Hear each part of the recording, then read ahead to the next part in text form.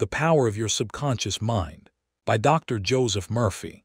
If you're ready for more wisdom, please like this video and subscribe before we start. Chapter 1. The treasure house within you. Infinite riches are all around you if you will open your mental eyes and behold the treasure house of infinity within you. There is a gold mine within you from which you can extract everything you need to live life gloriously, joyously, and abundantly.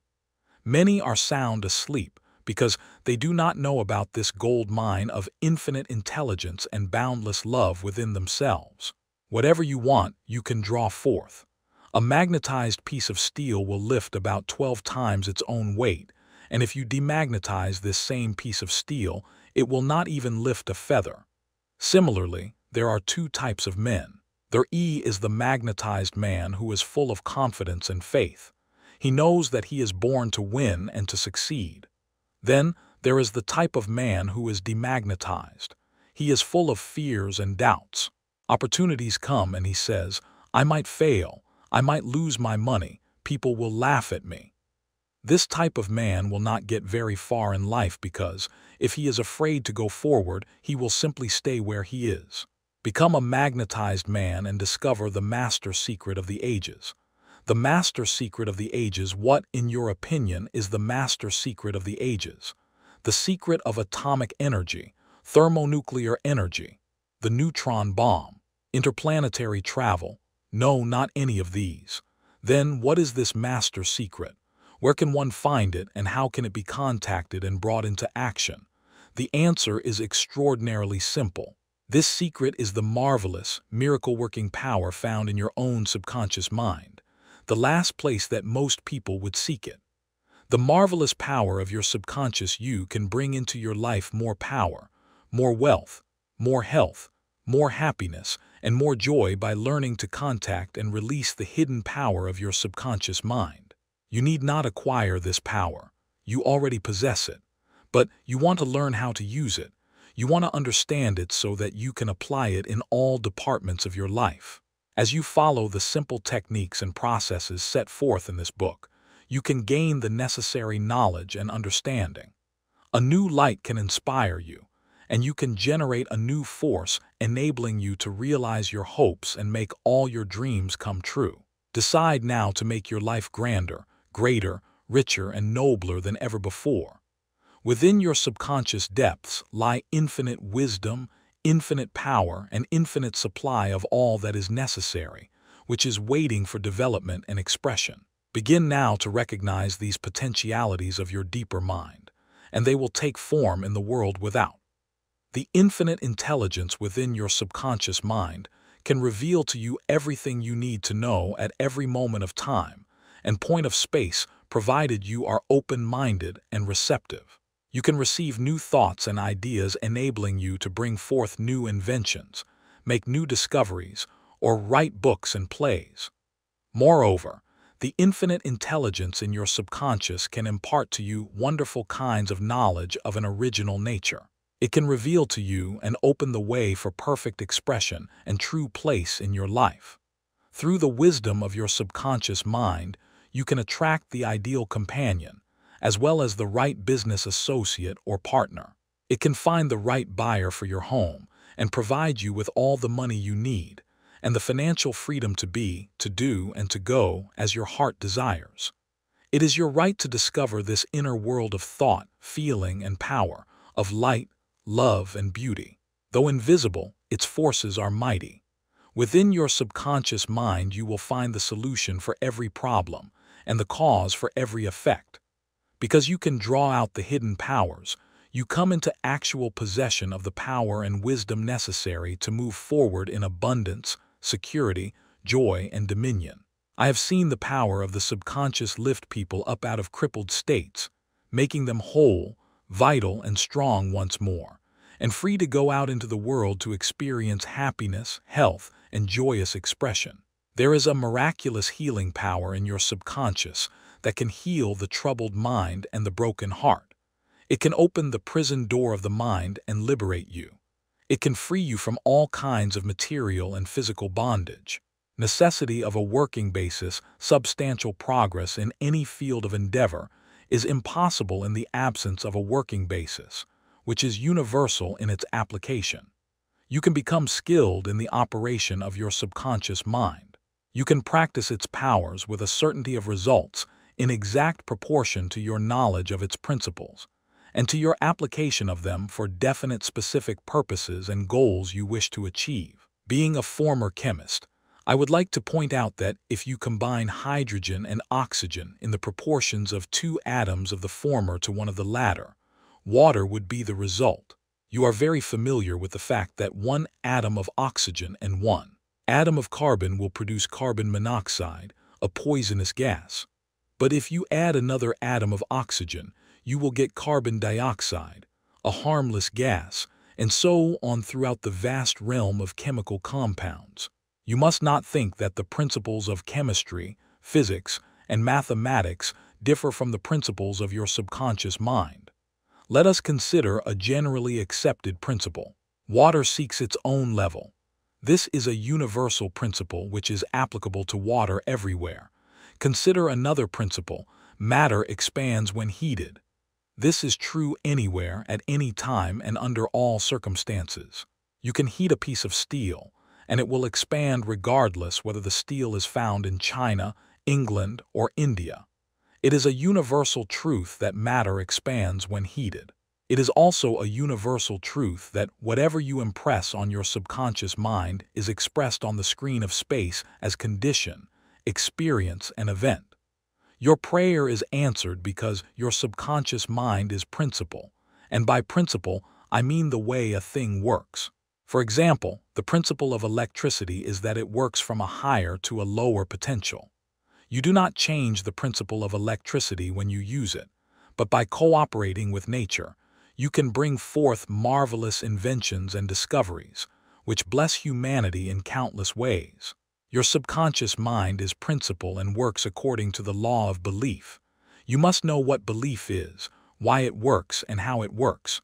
Your Bible says in a simple, clear, and beautiful way, "Whosoever shall say unto this mountain, Be thou removed, and be thou cast into the sea, and shall not doubt in his heart, but shall believe that those things which he saith shall come to pass, he shall have whatsoever he saith." Mark 11:23. The law of your mind is the law of belief. This means to believe in the way your mind works, to believe in belief itself. The belief of your mind is the thought of your mind. That is simple, just that and nothing else. All your experiences, events, conditions, and acts are the reactions of your subconscious mind to your thoughts. Remember, it is not the thing believed in, but the belief in your own mind, which brings about the result. Cease believing in the false beliefs, opinions, superstitions, and fears of mankind. Begin to believe in the eternal verities and truths of life, which never change. Then you will move onward, upward, and Godward. Whoever reads this book and applies the principles of the subconscious mind herein set forth will be able to pray scientifically and effectively for himself and for others. Your prayer is answered according to the universal law of action and reaction. Thought is incipient action. The reaction is the response from your subconscious mind, which corresponds with the nature of your thought. Busy your mind with the concepts of harmony, health, peace, and goodwill, and wonders will happen in your life. The duality of mind: you have only one mind, but your mind possesses 2 distinctive characteristics. The line of demarcation between the two is well known to all thinking men and women today. The 2 functions of your mind are essentially unlike. Each is endowed with separate and distinct attributes and powers. The nomenclature generally used to distinguish the 2 functions of your mind is as follows: the objective and subjective mind, the conscious and subconscious mind, the waking and sleeping mind, the surface self and the deep self, the voluntary mind and the involuntary mind, the male and the female, and many other terms. You will find the terms conscious and subconscious used to represent the dual nature of your mind throughout this book. The conscious and subconscious minds. An excellent way to get acquainted with the 2 functions of your mind is to look upon your own mind as a garden. You are a gardener, and you are planting seeds, thoughts, in your subconscious mind all day long, based on your habitual thinking. As you sow in your subconscious mind, so shall you reap in your body and environment. Begin now to sow thoughts of peace, happiness, right action, goodwill, and prosperity. Think quietly and with interest on these qualities and accept them fully in your conscious reasoning mind. Continue to plant these wonderful seeds, thoughts in the garden of your mind, and you will reap a glorious harvest. Your subconscious mind may be likened to the soil, which will grow all kinds of seeds, good or bad. Do men gather grapes of thorns or figs of thistles? Every thought is therefore a cause, and every condition is an effect. For this reason, it is essential that you take charge of your thoughts so as to bring forth only desirable conditions. When your mind thinks correctly, when you understand the truth, when the thoughts deposited in your subconscious mind are constructive, harmonious, and peaceful, the magic working power of your subconscious will respond and bring about harmonious conditions, agreeable surroundings, and the best of everything. When you begin to control your thought processes, you can apply the powers of your subconscious to any problem or difficulty.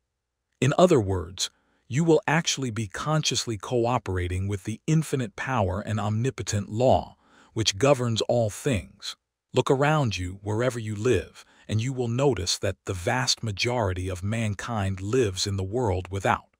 The more enlightened men are intensely interested in the world within. Remember, it is the world within, namely, your thoughts, feelings, and imagery that makes your world without. It is, therefore, the only creative power, and everything which you find in your world of expression has been created by you in the inner world of your mind consciously or unconsciously. Knowledge of the interaction of your conscious and subconscious minds will enable you to transform your whole life. In order to change external conditions, you must change the cause. Most men try to change conditions and circumstances by working with conditions and circumstances. To remove discord, confusion, lack, and limitation, you must remove the cause, and the cause is the way you are using your conscious mind. In other words, the way you are thinking and picturing in your mind. You are living in a fathomless sea of infinite riches. Your subconscious is very sensitive to your thoughts. Your thoughts form the mold or matrix through which the infinite intelligence, wisdom, vital forces, and energies of your subconscious flow. The practical application of the laws of your mind as illustrated in each chapter of this book will cause you to experience abundance for poverty, wisdom for superstition and ignorance, peace for pain, joy for sadness, light for darkness, harmony for discord, faith and confidence for fear, success for failure, and freedom from the law of averages. Certainly, there can be no more wonderful blessing than these from a mental, emotional, and material standpoint. Most of the great scientists, artists, poets, singers, writers, and inventors have a deep understanding of the workings of the conscious and subconscious minds. One time Caruso, the great operatic tenor, was struck with stage fright. He said his throat was paralyzed due to spasms caused by intense fear, which constricted the muscles of his throat. Perspiration poured copiously down his face. He was ashamed because in a few minutes he had to go out on the stage, yet he was shaking with fear and trepidation. He said, "They will laugh at me. I can't sing." Then he shouted in the presence of those behind the stage, "The little me wants to strangle the big me within." He said to the little me, "Get out of here, the big me wants to sing through me." By the big me, he meant the limitless power and wisdom of his subconscious mind, and he began to shout, get out, the big me is going to sing." His subconscious mind responded, releasing the vital forces within him. When the call came, he walked out on the stage and sang gloriously and majestically, enthralling the audience.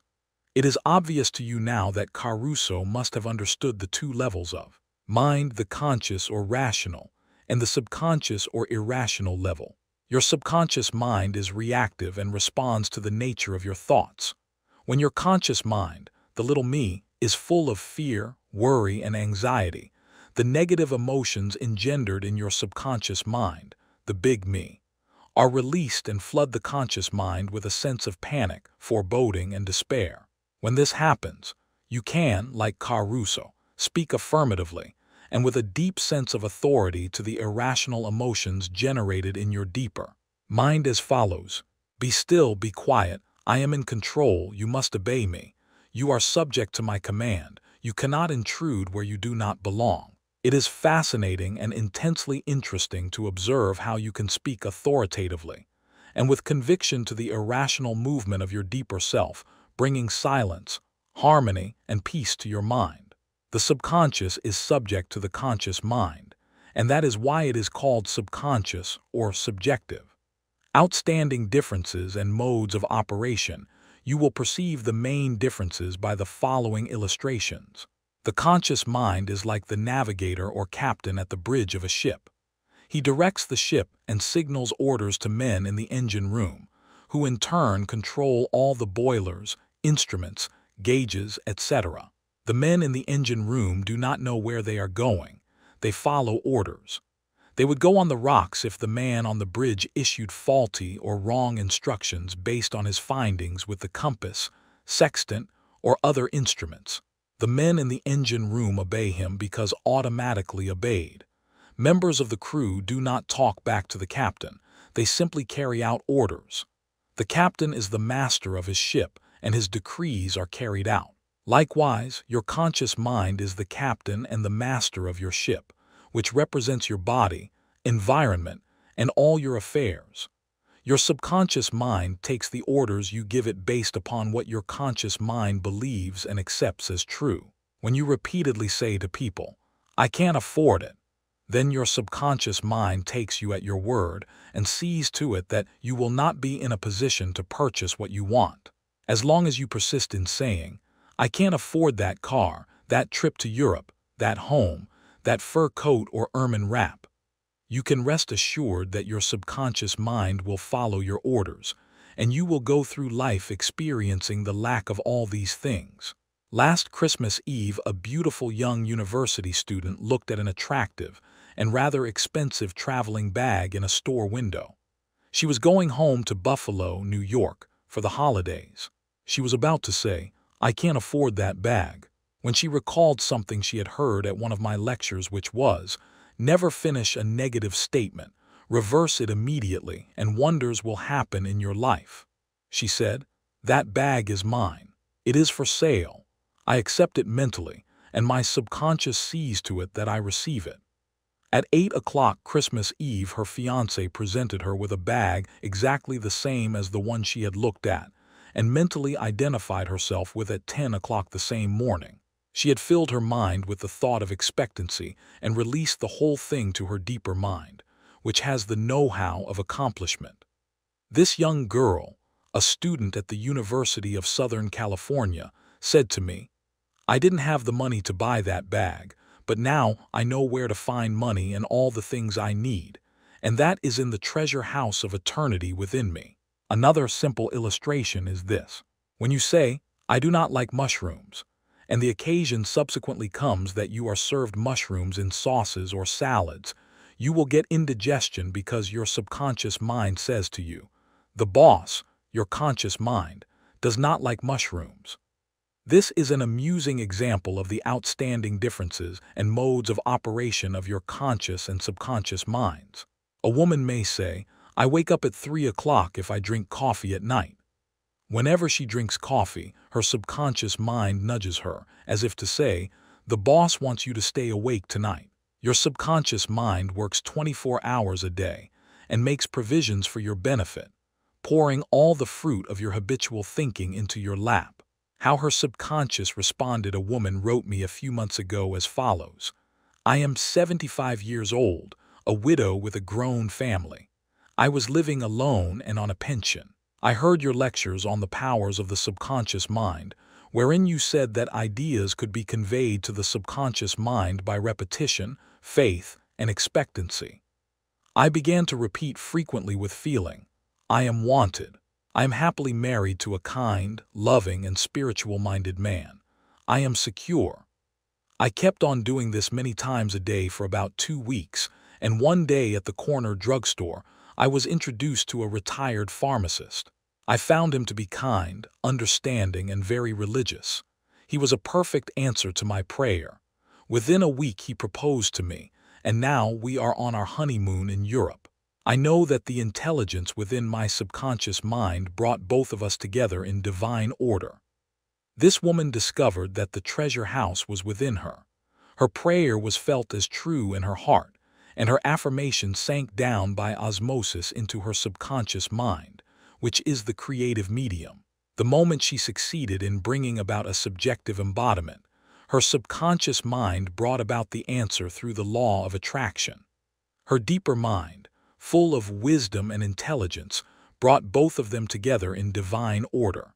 Be sure that you think on whatsoever things are true, whatsoever things are honest, whatsoever things are just, whatsoever things are pure, whatsoever things are lovely, whatsoever things are of good report. If there be any virtue and if there be any praise, think on these things. Phil. 4:8. Brief summary of ideas worth remembering. 1. The treasure house is within you. Look within for the answer to your heart's desire. 2. The great secret possessed by the great men of all ages was their ability to contact and release the powers of their subconscious mind. You can do the same. 3. Your subconscious has the answer to all problems. If you suggest to your subconscious prior to sleep, "I want to get up at 6 a.m., it will awaken you at that exact time. 4. Your subconscious mind is the builder of your body and can heal you. Lull yourself to sleep every night with the idea of perfect health, and your subconscious, being your faithful servant, will obey you. 5. Every thought is a cause and every condition is an effect. 6. If you want to write a book, write a wonderful play, give a better talk to your audience, convey the idea lovingly and feelingly to your subconscious mind, and it will respond accordingly. 7. You are like a captain navigating a ship. He must give the right orders, and likewise, you must give the right orders, thoughts, and images to your subconscious mind, which controls and governs all your experiences. 8. Never use the terms, "I can't afford it," or "I can't do this." Your subconscious mind takes you at your word and sees to it that you do not have the money or the ability to do what you want to do. Affirm, "I can do all things through the power of my subconscious mind." 9. The law of life is the law of belief. A belief is a thought in your mind. Do not believe in things to harm or hurt you. Believe in the power of your subconscious to heal, inspire, strengthen, and prosper you. According to your belief is it done unto you. 10. Change your thoughts and you change your destiny. Chapter 2. How your own mind works. You have a mind and you should learn how to use it. There are two levels of your mind, the conscious or rational level and the subconscious or irrational level. You think with your conscious mind, and whatever you habitually think sinks down into your subconscious mind, which creates according to the nature of your thoughts. Your subconscious mind is the seat of your emotions and is the creative mind. If you think good, good will follow. If you think evil, evil will follow. This is the way your mind works. The main point to remember is once the subconscious mind accepts an idea, it begins to execute it. It is an interesting and subtle truth that the law of the subconscious mind works for good and bad ideas alike. This law, when applied in a negative way, is the cause of failure, frustration, and unhappiness. However, when your habitual thinking is harmonious and constructive, you experience perfect health, success, and prosperity. Peace of mind and a healthy body are inevitable when you begin to think and feel in the right way. Whatever you claim mentally and feel as true, your subconscious mind will accept and bring forth into your experience. The only thing necessary for you to do is to get your subconscious mind to accept your idea, and the law of your own subconscious mind will bring forth the health, peace, or the position you desire. You give the command or decree, and your subconscious will faithfully reproduce the idea impressed upon it. The law of your mind is this. You will get a reaction or response from your subconscious mind, according to the nature of the thought or idea you hold in your conscious mind. Psychologists and psychiatrists point out that when thoughts are conveyed to your subconscious mind, impressions are made in the brain cells. As soon as your subconscious accepts any idea, it proceeds to put it into effect immediately. It works by association of ideas and uses every bit of knowledge that you have gathered in your lifetime to bring about its purpose. It draws on the infinite power, energy, and wisdom within you. It lines up all the laws of nature to get its way. Sometimes it seems to bring about an immediate solution to your difficulties, but at other times it may take days, weeks, or longer. Its ways are past finding out. Conscious and subconscious terms differentiated, you must remember that these are not two minds. They are merely two spheres of activity within one mind. Your conscious mind is the reasoning mind. It is that phase of mind which chooses. For example, you choose your books, your home, and your partner in life. You make all your decisions with your conscious mind. On the other hand, without any conscious choice on your part, your heart is kept functioning automatically, and the process of digestion, circulation, and breathing are carried on by your subconscious mind through processes independent of your conscious control. Your subconscious mind accepts what is impressed upon it or what you consciously believe. It does not reason things out like your conscious mind, and it does not argue with you controversially. Your subconscious mind is like the soil, which accepts any kind of seed, good or bad. Your thoughts are active and might be likened unto seeds. Negative, destructive thoughts continue to work negatively in your subconscious mind, and in due time will come forth into outer experience which corresponds with them. Remember, your subconscious mind does not engage in proving whether your thoughts are good or bad, true or false, but it responds according to the nature of your thoughts or suggestions.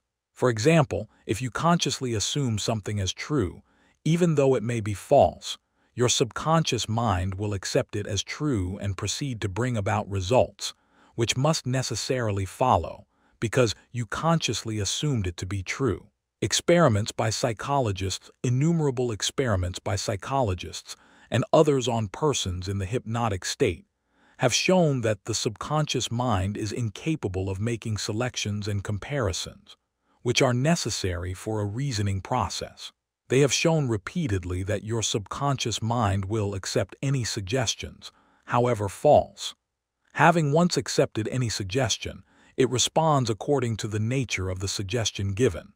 To illustrate the amenability of your subconscious mind to suggestion, if a practiced hypnotist suggests to one of his subjects that he is Napoleon Bonaparte, or even a cat or a dog, he will act out the part with inimitable accuracy. His personality becomes changed for the time being. He believes himself to be whatever the operator tells him he is. A skilled hypnotist may suggest to one of his students in the hypnotic state that his back itches, to another that his nose is bleeding, to another that he is a marble statue, to another that he is freezing and the temperature is below zero. Each one will follow out the line of his particular suggestion, totally oblivious to all his surroundings, which do not pertain to his idea. These simple illustrations portray clearly the difference between your conscious reasoning mind and your subconscious mind, which is impersonal, non-selective, and accepts as true whatever your conscious mind believes to be true. Hence, the importance of selecting thoughts, ideas, and premises, which bless, heal, inspire, and fill your soul with joy. The terms objective and subjective mind clarified. Your conscious mind is sometimes referred to as your objective mind because it deals with outward objects. The objective mind takes cognizance of the objective world. Its media of observation are your 5 physical senses. Your objective mind is your guide and director in your contact with your environment. You gain knowledge through your 5 senses. Your objective mind learns through observation, experience, and education. As previously pointed out, the greatest function of the objective mind is that of reasoning. Suppose you are one of the thousands of tourists who come to Los Angeles annually. You would come to the conclusion that it is a beautiful city based upon your observation of the parks, pretty gardens, majestic buildings, and lovely homes. This is the working of your objective mind. Your subconscious mind is oftentimes referred to as your subjective mind. Your subjective mind takes cognizance of its environment by means independent of the 5 senses. Your subjective mind perceives by intuition. It is the seat of your emotion and the storehouse of memory. Your subjective mind performs its highest functions when your objective senses are in abeyance. In a word, it is that intelligence which makes itself manifest when the objective mind is suspended or in a sleepy, drowsy state. Your subjective mind sees without the use of the natural organs of vision. It has the capacity of clairvoyance and clairaudience. Your subjective mind can leave your body, travel to distant lands, and bring back information oftentimes of the most exact and truthful character. Through your subjective mind you can read the thoughts of others, read the contents of sealed envelopes and closed safes. Your subjective mind has the ability to apprehend the thoughts of others without the use of the ordinary objective means of communication. It is of the greatest importance that we understand the interaction of the objective and subjective mind in order to learn the true art of prayer. The subconscious cannot reason like your conscious mind. Subconscious mind cannot argue controversially. Hence, if you give it wrong suggestions, it will accept them as true and will proceed to bring them to pass as conditions, experiences, and events. All things that have happened to you are based on thoughts impressed on your subconscious mind through belief. If you have conveyed erroneous concepts to your subconscious mind, the sure method of overcoming them is by the repetition of constructive, harmonious thoughts, frequently repeated, which your subconscious mind accepts, thus forming new and healthy habits of thought and life. For your subconscious mind is the seat of habit. The habitual thinking of your conscious mind establishes deep grooves in your subconscious mind. This is very favorable for you if your habitual thoughts are harmonious, peaceful, and constructive. If you have indulged in fear, worry, and other destructive forms of thinking, the remedy is to recognize the omnipotence of your subconscious mind and decree freedom, happiness, and perfect health. Your subconscious mind, being creative and one with your divine source, will proceed to create the freedom and happiness which you have earnestly decreed. The tremendous power of suggestion, you must realize by now that your conscious mind is the watchman at the gate, and its chief function is to protect your subconscious mind from false impressions. You are now aware of one of the basic laws of mind. Your subconscious mind is amenable to suggestion. As you know, your subconscious mind does not make comparisons or contrasts, neither does it reason and think things out for itself. This latter function belongs to your conscious mind. It simply reacts to the impressions given to it by your conscious mind. It does not show a preference for one course of action over another. The following is a classic example of the tremendous power of suggestion. Suppose you approach a timid-looking passenger on board ship and say to him something like this: "You look very ill. How pale you are. I feel certain you are going to be seasick. Let me help you to your cabin." The passenger turns pale. Your suggestion of seasickness associates itself with his own fears and forebodings. He accepts your aid down to the berth, and there your negative suggestion, which was accepted by him, is realized. Different reactions to the same suggestion.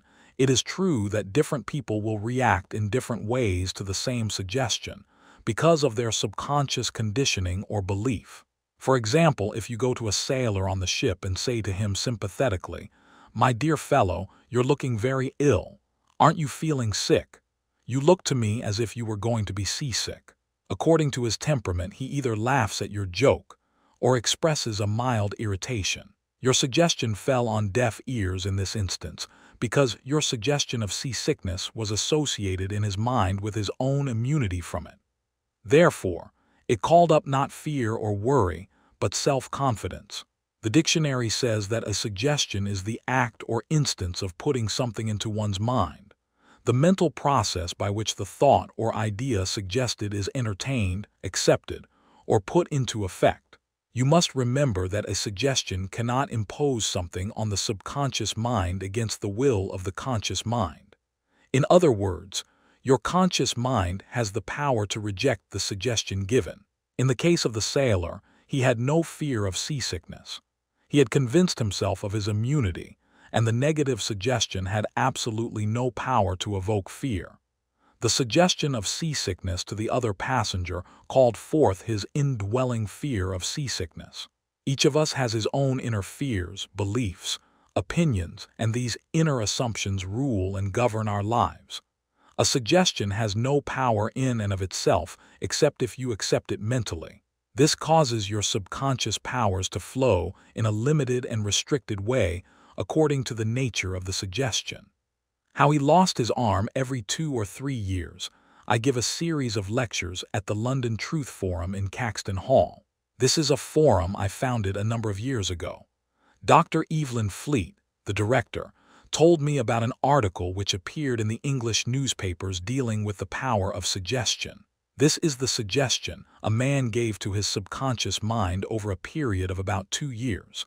I would give my right arm to see my daughter cured.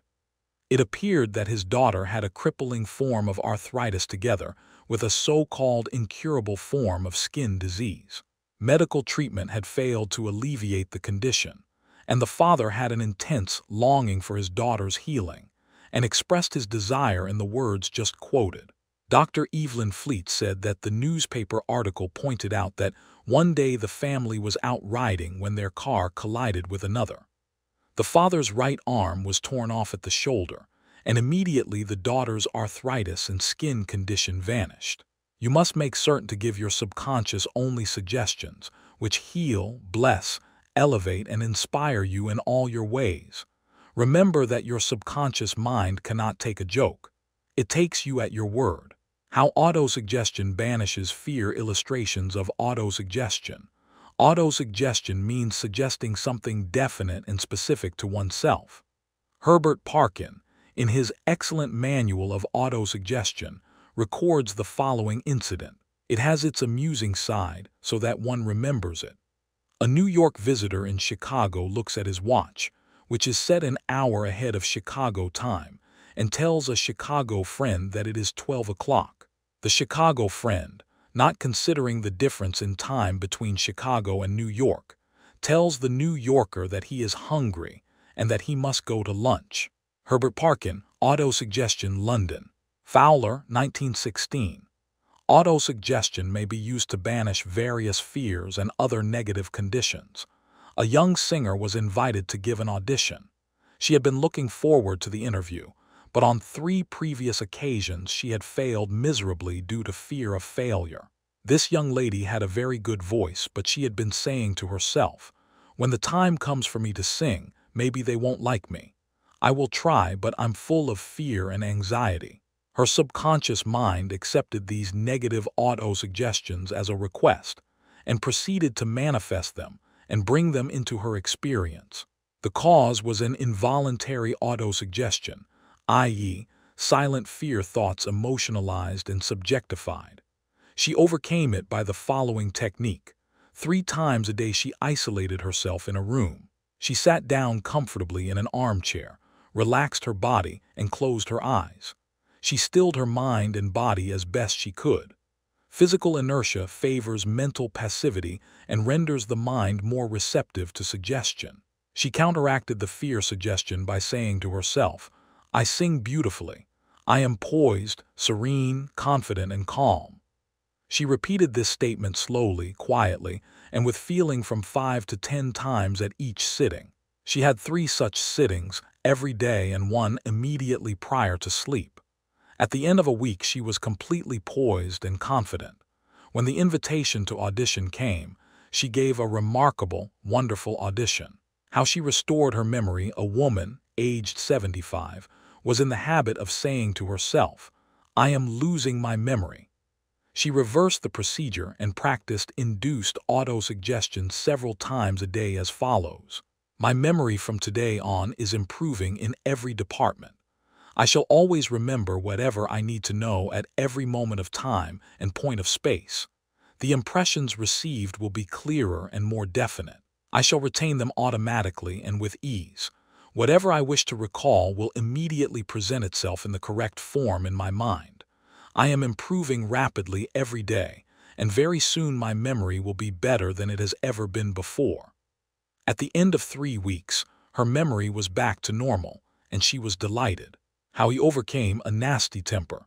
Many men who complained of irritability and bad temper proved to be very susceptible to autosuggestion and obtained marvelous results by using the following statements 3 or 4 times a day: morning, noon, and at night prior to sleep for about a month. Henceforth, I shall grow more good-humored. Joy, happiness, and cheerfulness are now becoming my normal states of mind. Every day I am becoming more and more lovable and understanding. I am now becoming the center of cheer and goodwill to all those about me, infecting them with good humor. This happy, joyous, and cheerful mood is now becoming my normal, natural state of mind. I am grateful. The constructive and destructive power of suggestion. Some illustrations and comments on heterosuggestion. Heterosuggestion means suggestions from another person. In all ages, the power of suggestion has played a part in the life and thought of man in every period of time and in each country of the earth. In many parts of the world, it is the controlling power in religion. Suggestion may be used to discipline and control ourselves, but it can also be used to take control and command over others who do not know the laws of mind. In its constructive form, it is wonderful and magnificent. In its negative aspects, it is one of the most destructive of all the response patterns of the mind, resulting in patterns of misery, failure, suffering, sickness, and disaster. Have you accepted any of these? From infancy on, the majority of us have been given many negative suggestions. Not knowing how to thwart them, we unconsciously accepted them. Here are some of the negative suggestions. You can't, you'll never amount to anything. You mustn't, you'll fail, you haven't got a chance, you're all wrong, it's no use. It's not what you know but who you know. The world is going to the dogs. What's the use? Nobody cares. It's no use trying so hard. You're too old now. Things are getting worse and worse. Life is an endless grind. Love is for the birds. You just can't win. Pretty soon you'll be bankrupt. Watch out. You'll get the virus. You can't trust a soul, etc. Unless, as an adult, you use constructive autosuggestion, which is a reconditioning therapy. The impressions made on you in the past can cause behavior patterns that cause failure in your personal and social life. Autosuggestion is a means releasing you from the mass of negative verbal conditioning that might otherwise distort your life pattern, making the development of good habits difficult. You can counteract negative suggestions. Pick up the paper any day, and you can read dozens of items that could sow the seeds of futility, fear, worry, anxiety, and impending doom. If accepted by you, these thoughts of fear could cause you to lose the will for life.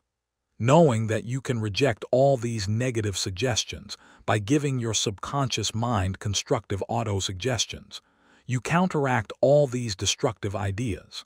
Check regularly on the negative suggestions that people make to you. You do not have to be influenced by destructive heterosuggestion.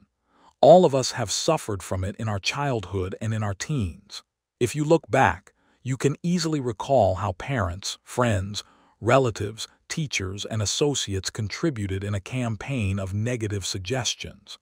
Study the things said to you, and you will discover much of it was in the form of propaganda. The purpose of much of what was said was to control you or instill fear into you. This heterosuggestion process goes on in every home, office, factory, and club. You will find that many of these suggestions are for the purpose of making you think, feel, and act as others want you to, and in ways that are to their advantage. How suggestion killed a man here is an illustration of heterosuggestion. A relative of mine went to a crystal gazer in India who told him that he had a bad heart and predicted that he would die at the next new moon. He began to tell all members of his family about this prediction, and he arranged his will. This powerful suggestion entered into his subconscious mind because he accepted it completely. My relative also told me that this crystal gazer was believed to have some strange occult powers, and he could do harm or good to a person. He died as predicted, not knowing that he was the cause of his own death. I suppose many of us have heard similar stupid, ridiculous, superstitious stories. Let us look at what happened in the light of our knowledge of the way the subconscious mind works. Whatever the conscious, reasoning mind of man believes, the subconscious mind will accept and act upon. My relative was happy, healthy, vigorous, and robust when he went to see the fortune teller. She gave him a very negative suggestion, which he accepted. He became terrified and constantly dwelt upon the fact that he was going to die at the next new moon. He proceeded to tell everyone about it, and he prepared for the end. The activity took place in his own mind, and his own thought was the cause. He brought about his own so-called death, or rather destruction of the physical body, by his fear and expectation of the end. The woman who predicted his death had no more power than the stones and sticks in the field. Her suggestion had no power to create or bring about the end she suggested. If he had known the laws of his mind, he would have completely rejected the negative suggestion and refused to give her words any attention, knowing in his heart that he was governed and controlled by his own thought and feeling. Like 10 arrows aimed at a battleship, her prophecy could have been completely neutralized and dissipated without hurting him. The suggestions of others in themselves have absolutely no power whatever over you except the power that you give them through your own thoughts. You have to give your mental consent, you have to entertain the thought. Then it becomes your thought and you do the thinking. Remember, you have the capacity to choose. Choose life, choose love, choose health. The power of an assumed major premise your mind works like a syllogism. This means that whatever major premise your conscious mind assumes to be true determines the conclusion your subconscious mind comes to in regard to any particular question or problem in your mind. If your premise is true, the conclusion must be true, as in the following example. Every virtue is laudable. Kindness is a virtue. Therefore, kindness is laudable. Another example is as follows. All formed things change and pass away. The pyramids of Egypt are formed things. Therefore, someday the pyramids will pass away. The first statement is referred to as the major premise, and the right conclusion must necessarily follow the right premise. A college professor, who attended some of my Science of Mind lectures in May 1962 at Town Hall, New York, said to me, "Everything in my life is topsy-turvy, and I have lost health, wealth, and friends. Everything I touch turns out wrong." I explained to him that he should establish a major premise in his thinking, that the infinite intelligence of his subconscious mind was guiding, directing, and prospering him spiritually, mentally, and materially. Then his subconscious mind would automatically direct him wisely in his investments, decisions, and also heal his body and restore his mind to peace and tranquility. This professor formulated an overall picture of the way he wanted his life to be, and this was his major premise. Infinite intelligence leads and guides me in all my ways. Perfect health is mine, and the law of harmony operates in my mind and body. Beauty, love, peace, and abundance are mine. The principle of right action and divine order govern my entire life. I know my major premise is based on the eternal truths of life, and I know, feel, and believe that my subconscious mind responds according to the nature of my conscious mind thinking. He wrote me as follows.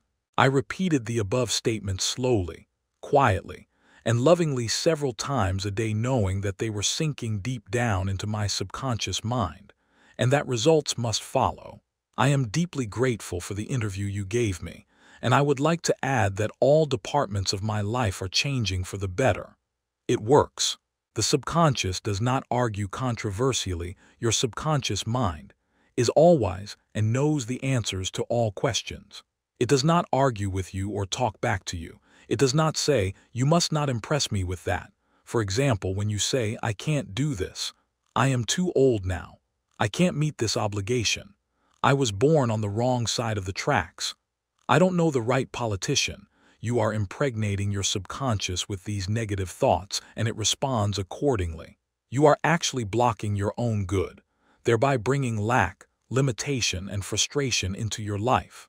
When you set up obstacles, impediments, and delays in your conscious mind, you are denying the wisdom and intelligence resident in your subconscious mind. You are actually saying in effect that your subconscious mind cannot solve your problem. This leads to mental and emotional congestion, followed by sickness and neurotic tendencies. To realize your desire and overcome your frustration, affirm boldly several times a day. The infinite intelligence which gave me this desire leads, guides, and reveals to me the perfect plan for the unfolding of my desire. I know the deeper wisdom of my subconscious is now responding, and what I feel and claim within is expressed in the without. There is a balance, equilibrium, and equanimity. If you say, "There is no way out, I am lost. There is no way out of this dilemma. I am stymied and blocked," you will get no answer or response from your subconscious mind. If you want the subconscious to work for you, give it the right request and attain its cooperation. It is always working for you. It is controlling your heartbeat this minute and also your breathing. It heals a cut on your finger, and its tendency is lifeward, forever seeking to take care of you and preserve you. Your subconscious has a mind of its own, but it accepts your patterns of thought and imagery. When you are seeking an answer to a problem, your subconscious will respond, but it expects you to come to a decision and to a true judgment in your conscious mind. You must acknowledge the answer is in your subconscious mind. However, if you say, "I don't think there is any way out, I am all mixed up and confused, why don't I get an answer?" you are neutralizing your prayer. Like the soldier marking time, you do not get anywhere. Still the wheels of your mind, relax, let go, and quietly affirm, "My subconscious knows the answer. It is responding to me now. I give thanks because I know the infinite intelligence of my subconscious knows all things and is revealing the perfect answer to me now. My real conviction is now setting free the majesty and glory of my subconscious mind. I rejoice that it is so." Review of highlights. 1. Think good and good follows. Think evil and evil follows. You are what you think all day long. 2. Your subconscious mind does not argue with you. It accepts what your conscious mind decrees. If you say, "I can't afford it," it may be true, but do not say it. Select a better thought, decree, "I'll buy it. I accept it in my mind." 3. You have the power to choose. Choose health and happiness. You can choose to be friendly or you can choose to be unfriendly. Choose to be cooperative, joyous, friendly, lovable, and the whole world will respond. This is the best way to develop a wonderful personality. 4. Your conscious mind is the watchman at the gate. Its chief function is to protect your subconscious mind from false impressions. Choose to believe that something good can happen and is happening now. Your greatest power is your capacity to choose. Choose happiness and abundance. 5. The suggestions and statements of others have no power to hurt you. The only power is the movement of your own thought. You can choose to reject the thoughts or statements of others and affirm the good. You have the power to choose how you will react. 6. Watch what you say. You have to account for every idle word. Never say, "I will fail, I will lose my job, I can't pay the rent." Your subconscious cannot take a joke. It brings all these things to pass. 7. Your mind is not evil. No force of nature is evil. It depends how you use the powers of nature. Use your mind to bless, heal, and inspire all people everywhere. 8. Never say, "I can't." Overcome that fear by substituting the following: "I can do all things through the power of my own subconscious mind." 9. Begin to think from the standpoint of the eternal truths and principles of life, and not from the standpoint of fear, ignorance, and superstition. Do not let others do your thinking for you. Choose your own thoughts and make your own decisions. 10. You are the captain of your soul, subconscious mind, and the master of your fate. Remember, you have the capacity to choose. Choose life, choose love, choose health, choose happiness. 11. Whatever your conscious mind assumes and believes to be true, your subconscious mind will accept and bring to pass. Believe in good fortune, divine guidance, right action, and all the blessings of life. Chapter 3. The miracle-working power of your subconscious. The power of your subconscious is enormous.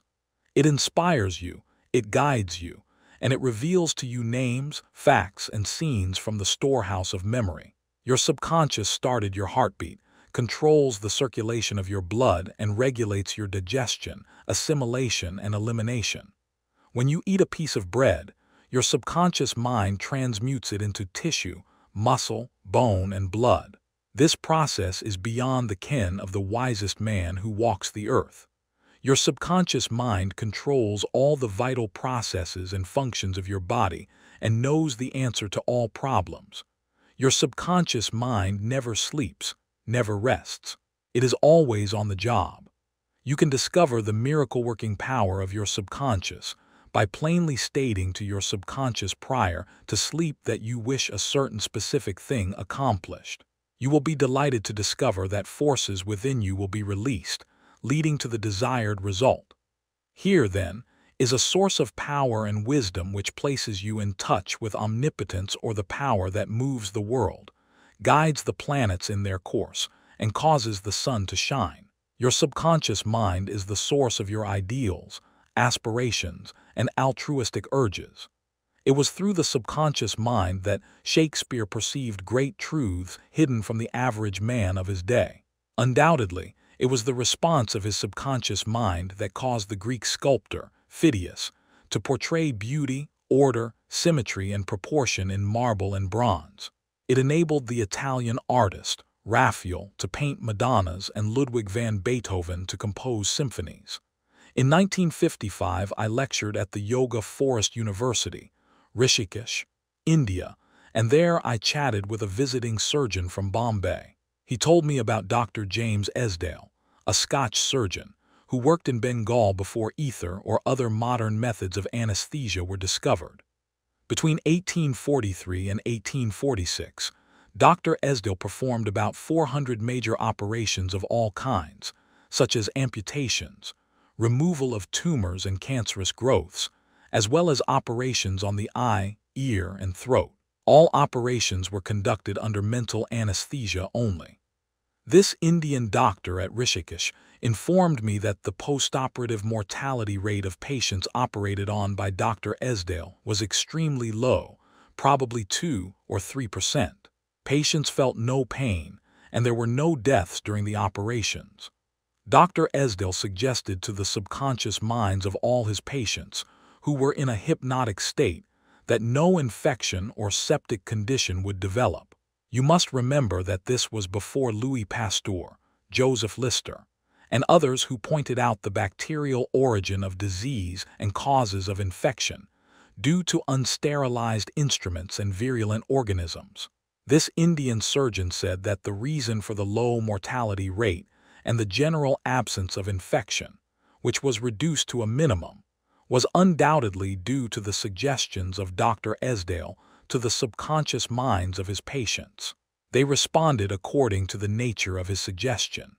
It is simply wonderful when you conceive how a surgeon, over 120 years ago, discovered the miraculous, wonder-working powers of the subconscious mind. Doesn't it cause you to be seized with a sort of mystic awe when you stop and think of the transcendental powers of your subconscious mind?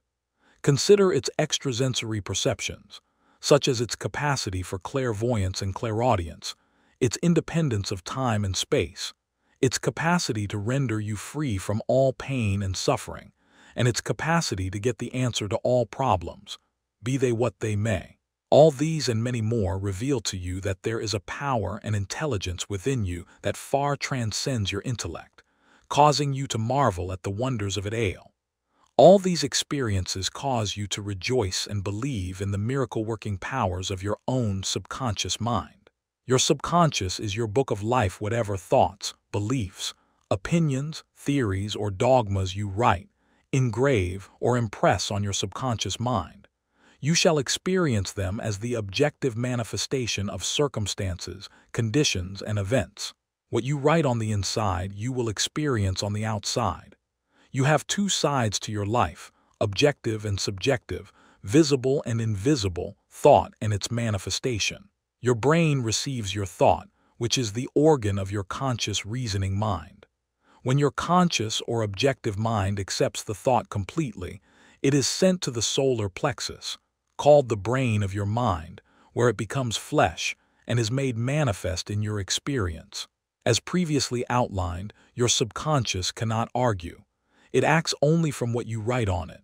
It accepts your verdict or the conclusions of your conscious mind as final. This is why you are always writing on the book of life, because your thoughts become your experiences. The American essayist, Ralph Waldo Emerson, said, "Man is what he thinks all day long. What is impressed in the subconscious is expressed." William James, the father of American psychology, said that the power to move the world is in your subconscious mind. Your subconscious mind is one with infinite intelligence and boundless wisdom. It is fed by hidden springs and is called the law of life. Whatever you impress upon your subconscious mind, the latter will move heaven and earth to bring it to pass.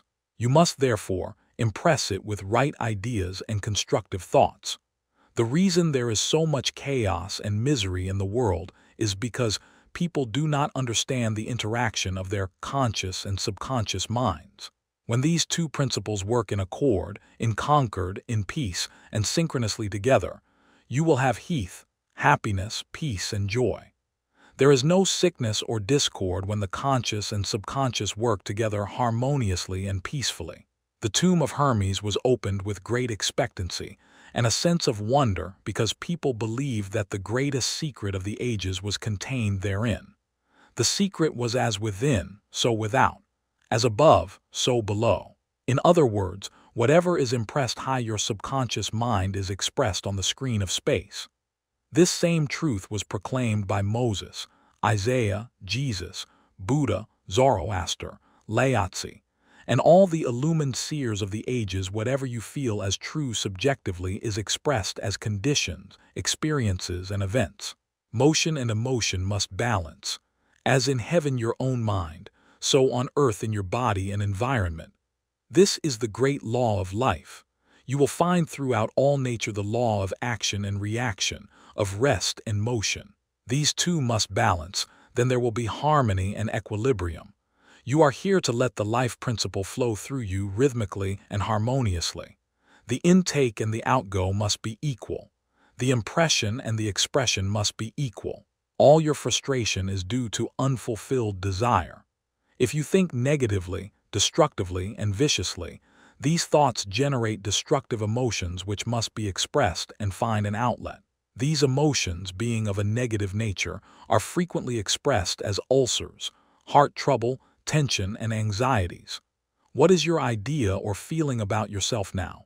Every part of your being expresses that idea. Your vitality, body, financial status, friends, and social status represent a perfect reflection of the idea you have of yourself. This is the real meaning of what is impressed in your subconscious mind, and which is expressed in all phases of your life. We injure ourselves by the negative ideas which we entertain. How often have you wounded yourself by getting angry, fearful, jealous, or vengeful? These are the poisons that enter your subconscious mind. You were not born with these negative attitudes. Feed your subconscious mind life-giving thoughts, and you will wipe out all the negative patterns lodged therein. As you continue to do this, all the past will be wiped out and remembered no more. The subconscious heals a malignancy of the skin. A personal healing will ever be the most convincing evidence of the healing power of the subconscious mind. Over 40 years ago, I resolved a malignancy of the skin through prayer. Medical therapy had failed to check the growth, and it was getting progressively worse. A clergyman with a deep psychological knowledge explained to me the inner meaning of the 139th Psalm, wherein it says, "In thy book all my members were written, which in continuance were fashioned, when as yet there was none of them." He explained that the term book meant my subconscious mind, which fashioned and molded all my organs from an invisible cell. He also pointed out that inasmuch as my subconscious mind made my body, it could also recreate it and heal it according to the perfect pattern within it. This clergyman showed me his watch and said, "This had a maker, and the watchmaker had to have the idea first in mind before the watch became an objective reality, and if the watch was out of order, the watchmaker could fix it." My friend reminded me that the subconscious intelligence which created my body was like a watchmaker, and it also knew exactly how to heal, restore, and direct all the vital functions and processes of my body, but that I had to give it the perfect idea of health. This would act as cause, and the effect would be a healing. I prayed in a very simple way as follows. My body and all its organs were created by the infinite intelligence in my subconscious mind. It knows how to heal me. Its wisdom fashioned all my organs, tissues, muscles, and bones. This infinite healing presence within me is now transforming every atom of my being, making me whole and perfect now. I give thanks for the healing I know is taking place now. Wonderful are the works of the creative intelligence within me. I prayed aloud for about 5 minutes 2 or 3 times a day, repeating the above simple prayer. In about 3 months, my skin was whole and perfect. As you can see, all I did was give life-giving patterns of wholeness, beauty, and perfection to my subconscious mind, thereby obliterating the negative images and patterns of thought lodged in my subconscious mind, which were the cause of all my trouble. Nothing appears on your body except when the mental equivalent is first in your mind, and as you change your mind by drenching it with incessant affirmatives, you change your body. This is the basis of all healing. Marvelous are thy works, and that my soul's subconscious mind knoweth right well. Psalm 139:14. How the subconscious controls all functions of the body while you are awake or sound asleep upon your bed. The ceaseless, tireless action of your subconscious mind controls all the vital functions of your body without the help of your conscious mind. For example, while you are asleep, your heart continues to beat rhythmically, your lungs do not rest, and the process of inhalation and exhalation, whereby your blood absorbs fresh air, goes on just the same as when you are awake. Your subconscious controls your digestive processes and glandular secretions, as well as all the other mysterious operations of your body. The hair on your face continues to grow whether you are asleep or awake. Scientists tell us that the skin secretes much more perspiration during sleep than during the waking hours. Your eyes, ears, and other senses are active during sleep. For instance, many of our great scientists have received answers to perplexing problems while they were asleep. They saw the answers in a dream. Oftentimes, your conscious mind interferes with the normal rhythm of the heart, lungs, and functioning of the stomach and intestines by worry, anxiety, fear, and depression. These patterns of thought interfere with the harmonious functioning of your subconscious mind. When mentally disturbed, the best procedure is to let go, relax, and still the wheels of your thought processes. Speak to your subconscious mind, telling it to take over in peace, harmony, and divine order. You will find that all the functions of your body will become normal again. Be sure to speak to your subconscious mind with authority and conviction, and it will conform to your command. Your subconscious seeks to preserve your life and restore you to health at all costs. It causes you to love your children, which also illustrates an instinctive desire to preserve all life. Let us suppose you accidentally ate some bad food. Your subconscious mind would cause you to regurgitate it. If you inadvertently took some poison, your subconscious powers would proceed to neutralize it. If you completely entrusted yourself to its wonder-working power, you would be entirely restored to health. How to get the subconscious to work for you? The first thing to realize is that your subconscious mind is always working. It is active night and day, whether you act upon it or not. Your subconscious is the builder of your body, but you cannot consciously perceive or hear that inner silent process. Your business is with your conscious mind and not your subconscious mind. Just keep your conscious mind busy with the expectation of the best, and make sure the thoughts you habitually think are based on whatsoever things are lovely, true, just, and of good report.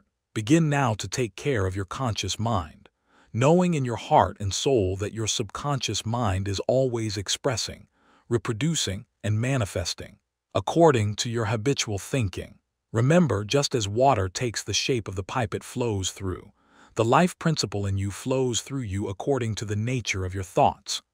Claim that the healing presence in your subconscious is flowing through you as harmony, health, peace, joy, and abundance.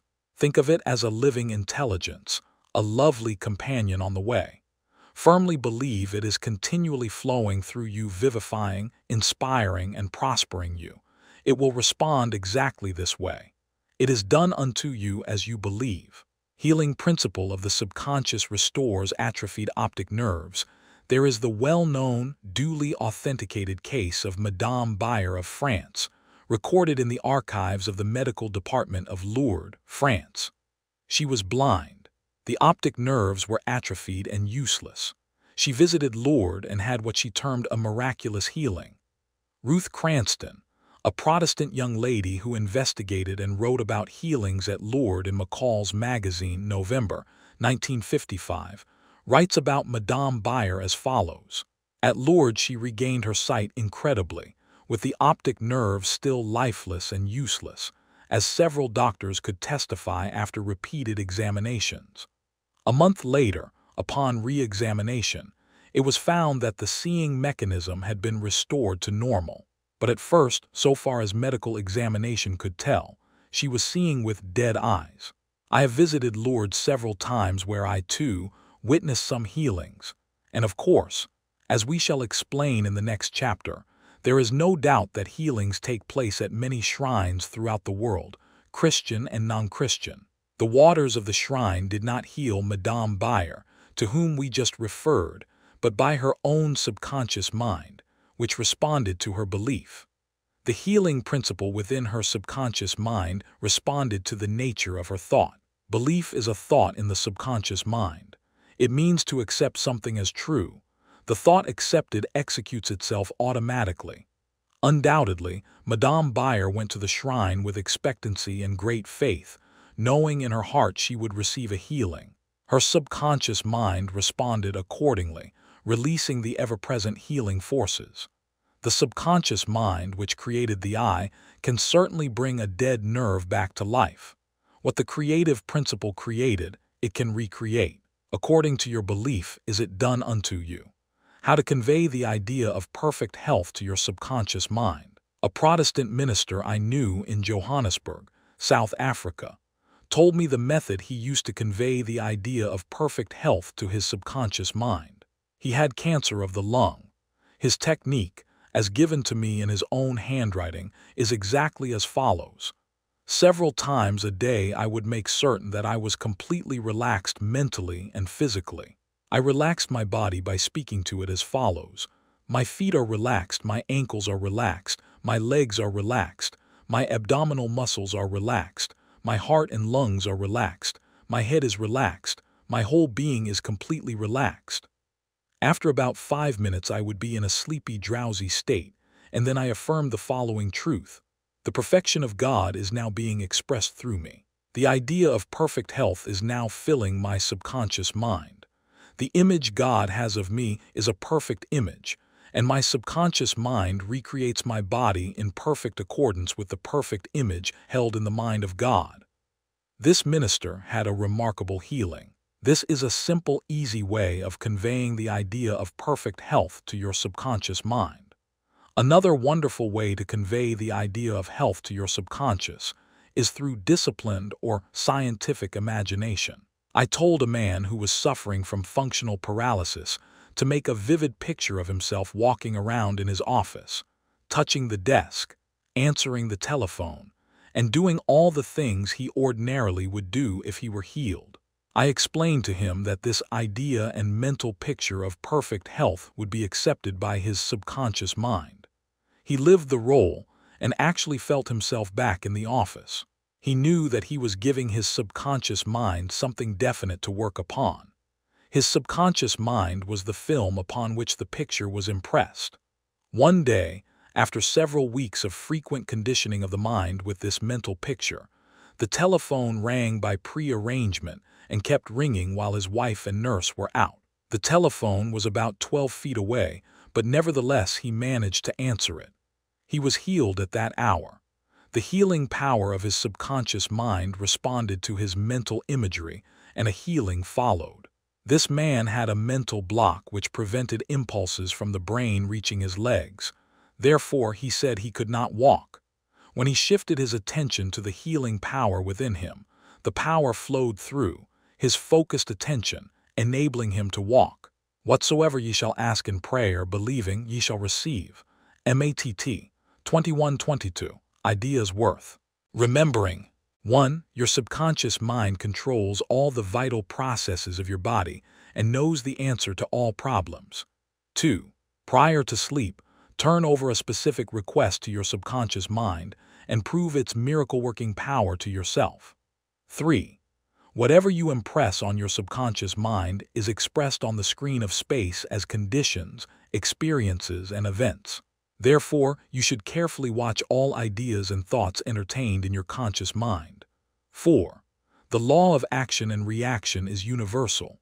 Your thought is action, and the reaction is the automatic response of your subconscious mind to your thought. Watch your thoughts. 5. All frustration is due to unfulfilled desires. If you dwell on obstacles, delays, and difficulties, your subconscious mind responds accordingly and you are blocking your own good. 6.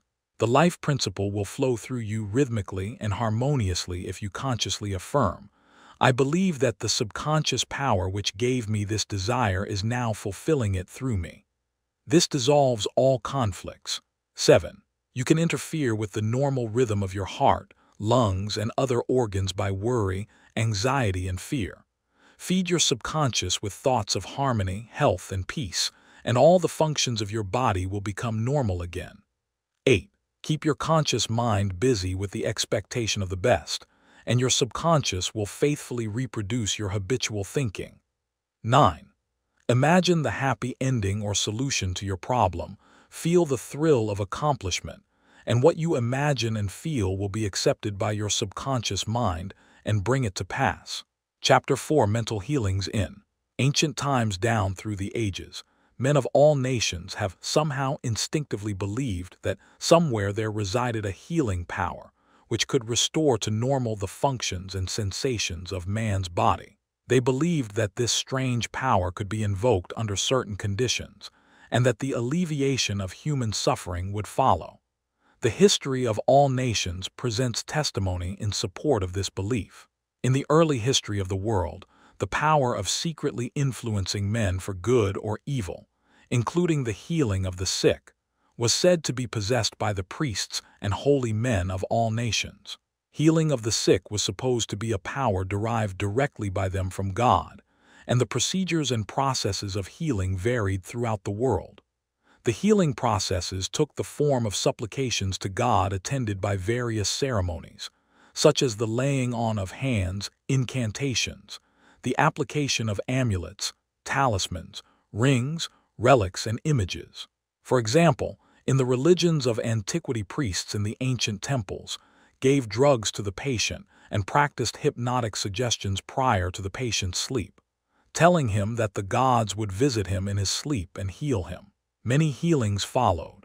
Obviously, all this was the work of potent suggestions to the subconscious mind. After the performance of certain mysterious rites, the devotees of Hecate would see the goddess during sleep, provided that before going to sleep they had prayed to her according to weird and fantastic instructions. They were told to mix lizards with resin, frankincense, and myrrh, and pound all this together in the open air under the crescent moon. Healings were reported in many cases following this grotesque procedure. It is obvious that these strange procedures, as mentioned in the illustrations given, favored suggestion and acceptance by the subconscious mind of these people, by making a powerful appeal to their imagination. Actually, in all these healings, the subconscious mind of the subject was the healer. In all ages, unofficial healers have obtained remarkable results in cases where authorized medical skill has failed. This gives cause for thought. How do these healers in all parts of the world affect their cures? The answer to all these healings is due to the blind belief of the sick person, which released the healing power resident in his subconscious mind. Many of the remedies and methods employed were rather strange and fantastic, which fired the imagination of the patients, causing an aroused emotional state. This state of mind facilitated the suggestion of health and was accepted both by the conscious and subconscious mind of the sick. This will be elaborated on further in the next chapter. Biblical accounts on the use of the subconscious powers. What things soever ye desire, when ye pray, believe that ye receive them, and ye shall have them. Mark 11:24. Note the difference in tenses. The inspired writer tells us to believe and accept as true the fact that our desire has already been accomplished and fulfilled, that it is already completed, and that its realization will follow as a thing in the future. The success of this technique depends on the confident conviction that the thought, the idea, the picture is already a fact in mind. In order for anything to have substance in the realm of mind, it must be thought of as actually existing there. Here, in a few cryptic words, is a concise and specific direction for making use of the creative power of thought by impressing upon the subconscious the particular thing which you desire. Your thought, idea, plan, or purpose is as real on its own plane as your hand or your heart. In following the biblical technique, you completely eliminate from your mind all consideration of conditions, circumstances, or anything which might imply adverse contingencies. You are planting a seed concept in the mind, which, if you leave it undisturbed, will infallibly germinate into external fruition. The prime condition which Jesus insisted upon was faith. Over and over again you read in the Bible, according to your faith is it done unto you. If you plant certain types of seeds in the ground, you have faith they will grow after their kind. This is the way of seeds, and trusting the laws of growth and agriculture, you know that the seeds will come forth after their kind. Faith, as mentioned in the Bible, is a way of thinking, an attitude of mind, an inner certitude, knowing that the idea you fully accept in your conscious mind will be embodied in your subconscious mind and made manifest. Faith is, in a sense, accepting as true what your reason and senses deny, i.e., a shutting out of the little, rational, analytical, conscious mind, and embracing an attitude of complete reliance on the inner power of your subconscious mind. A classical instance of Bible technique is recorded in Matthew 9:28-30. And when he was come into the house, the blind men came to him. And Jesus saith unto them, Believe ye that I am able to do this? They said unto him, Yea, Lord. Then touched he their eyes, saying, According to your faith be it unto you. And their eyes were opened. And Jesus straitly charged them, saying, See that no man know it. In the words, according to your faith be it unto you, you can see that Jesus was actually appealing to the cooperation of the subconscious mind of the blind men. Their faith was their great expectancy, their inner feeling, their inner conviction that something miraculous would happen, and that their prayer would be answered, and it was. This is the time-honored technique of healing, utilized alike by all healing groups throughout the world regardless of religious affiliation. In the words, see that no man know it, Jesus enjoins the newly healed patients not to discuss their healing, because they might be subjected to the skeptical and derogatory criticisms of the unbelieving. This might tend to undo the benefits they had received at the hand of Jesus by depositing thoughts of fear, doubt, and anxiety in the subconscious mind. For with authority and power he commandeth the unclean spirits, and they came out. Luke 4:36. When the sick came to Jesus to be healed, they were healed by their faith together with his faith and understanding of the healing power of the subconscious mind. Whatever he decreed, he felt inwardly to be true. He and the people needing help were in the one universal subjective mind, and his silent inner knowing and conviction of the healing power changed the negative destructive patterns in the patient's subconscious. The resultant healings were the automatic response to the internal mental change. His command was his appeal to the subconscious mind of the patients, plus his awareness, feeling, and absolute trust in the response of the subconscious mind to the words which he spoke with authority. Miracles at various shrines throughout the world. It is an established fact that cures have taken place at various shrines throughout the world, such as in Japan, India, Europe, and America. I have visited several of the famous shrines in Japan. At the world-famous shrine called Daibutsu is a gigantic divinity of bronze where Buddha is seated with folded hands, and the head is inclined in an attitude of profound contemplative ecstasy. It is 42 feet in height and is called the Great Buddha. Here I saw young and old making offerings at its feet. Money, fruit, rice, and oranges were offered. Candles were lit, incense was burned, and prayers of petition recited. The guide explained the chant of a young girl as she murmured a prayer, bowed low, and placed 2 oranges as an offering. She also lit a candle. He said she had lost her voice, and it was restored at the shrine. She was thanking Buddha for restoring her voice. She had the simple faith that Buddha would give her back her singing voice if she followed a certain ritual, fasted, and made certain offerings. All this helped to kindle faith and expectancy, resulting in a conditioning of her mind to the point of belief. Her subconscious mind responded to her belief. To illustrate further the power of imagination and blind belief, I will relate the case of a relative of mine who had tuberculosis. His lungs were badly diseased. His son decided to heal his father. He came home to Perth, Western Australia, where his father lived, and said to him that he had met a monk who had returned from one of the healing shrines in Europe. This monk sold him a piece of the true cross. He said that he gave the monk the equivalent of $500 for it.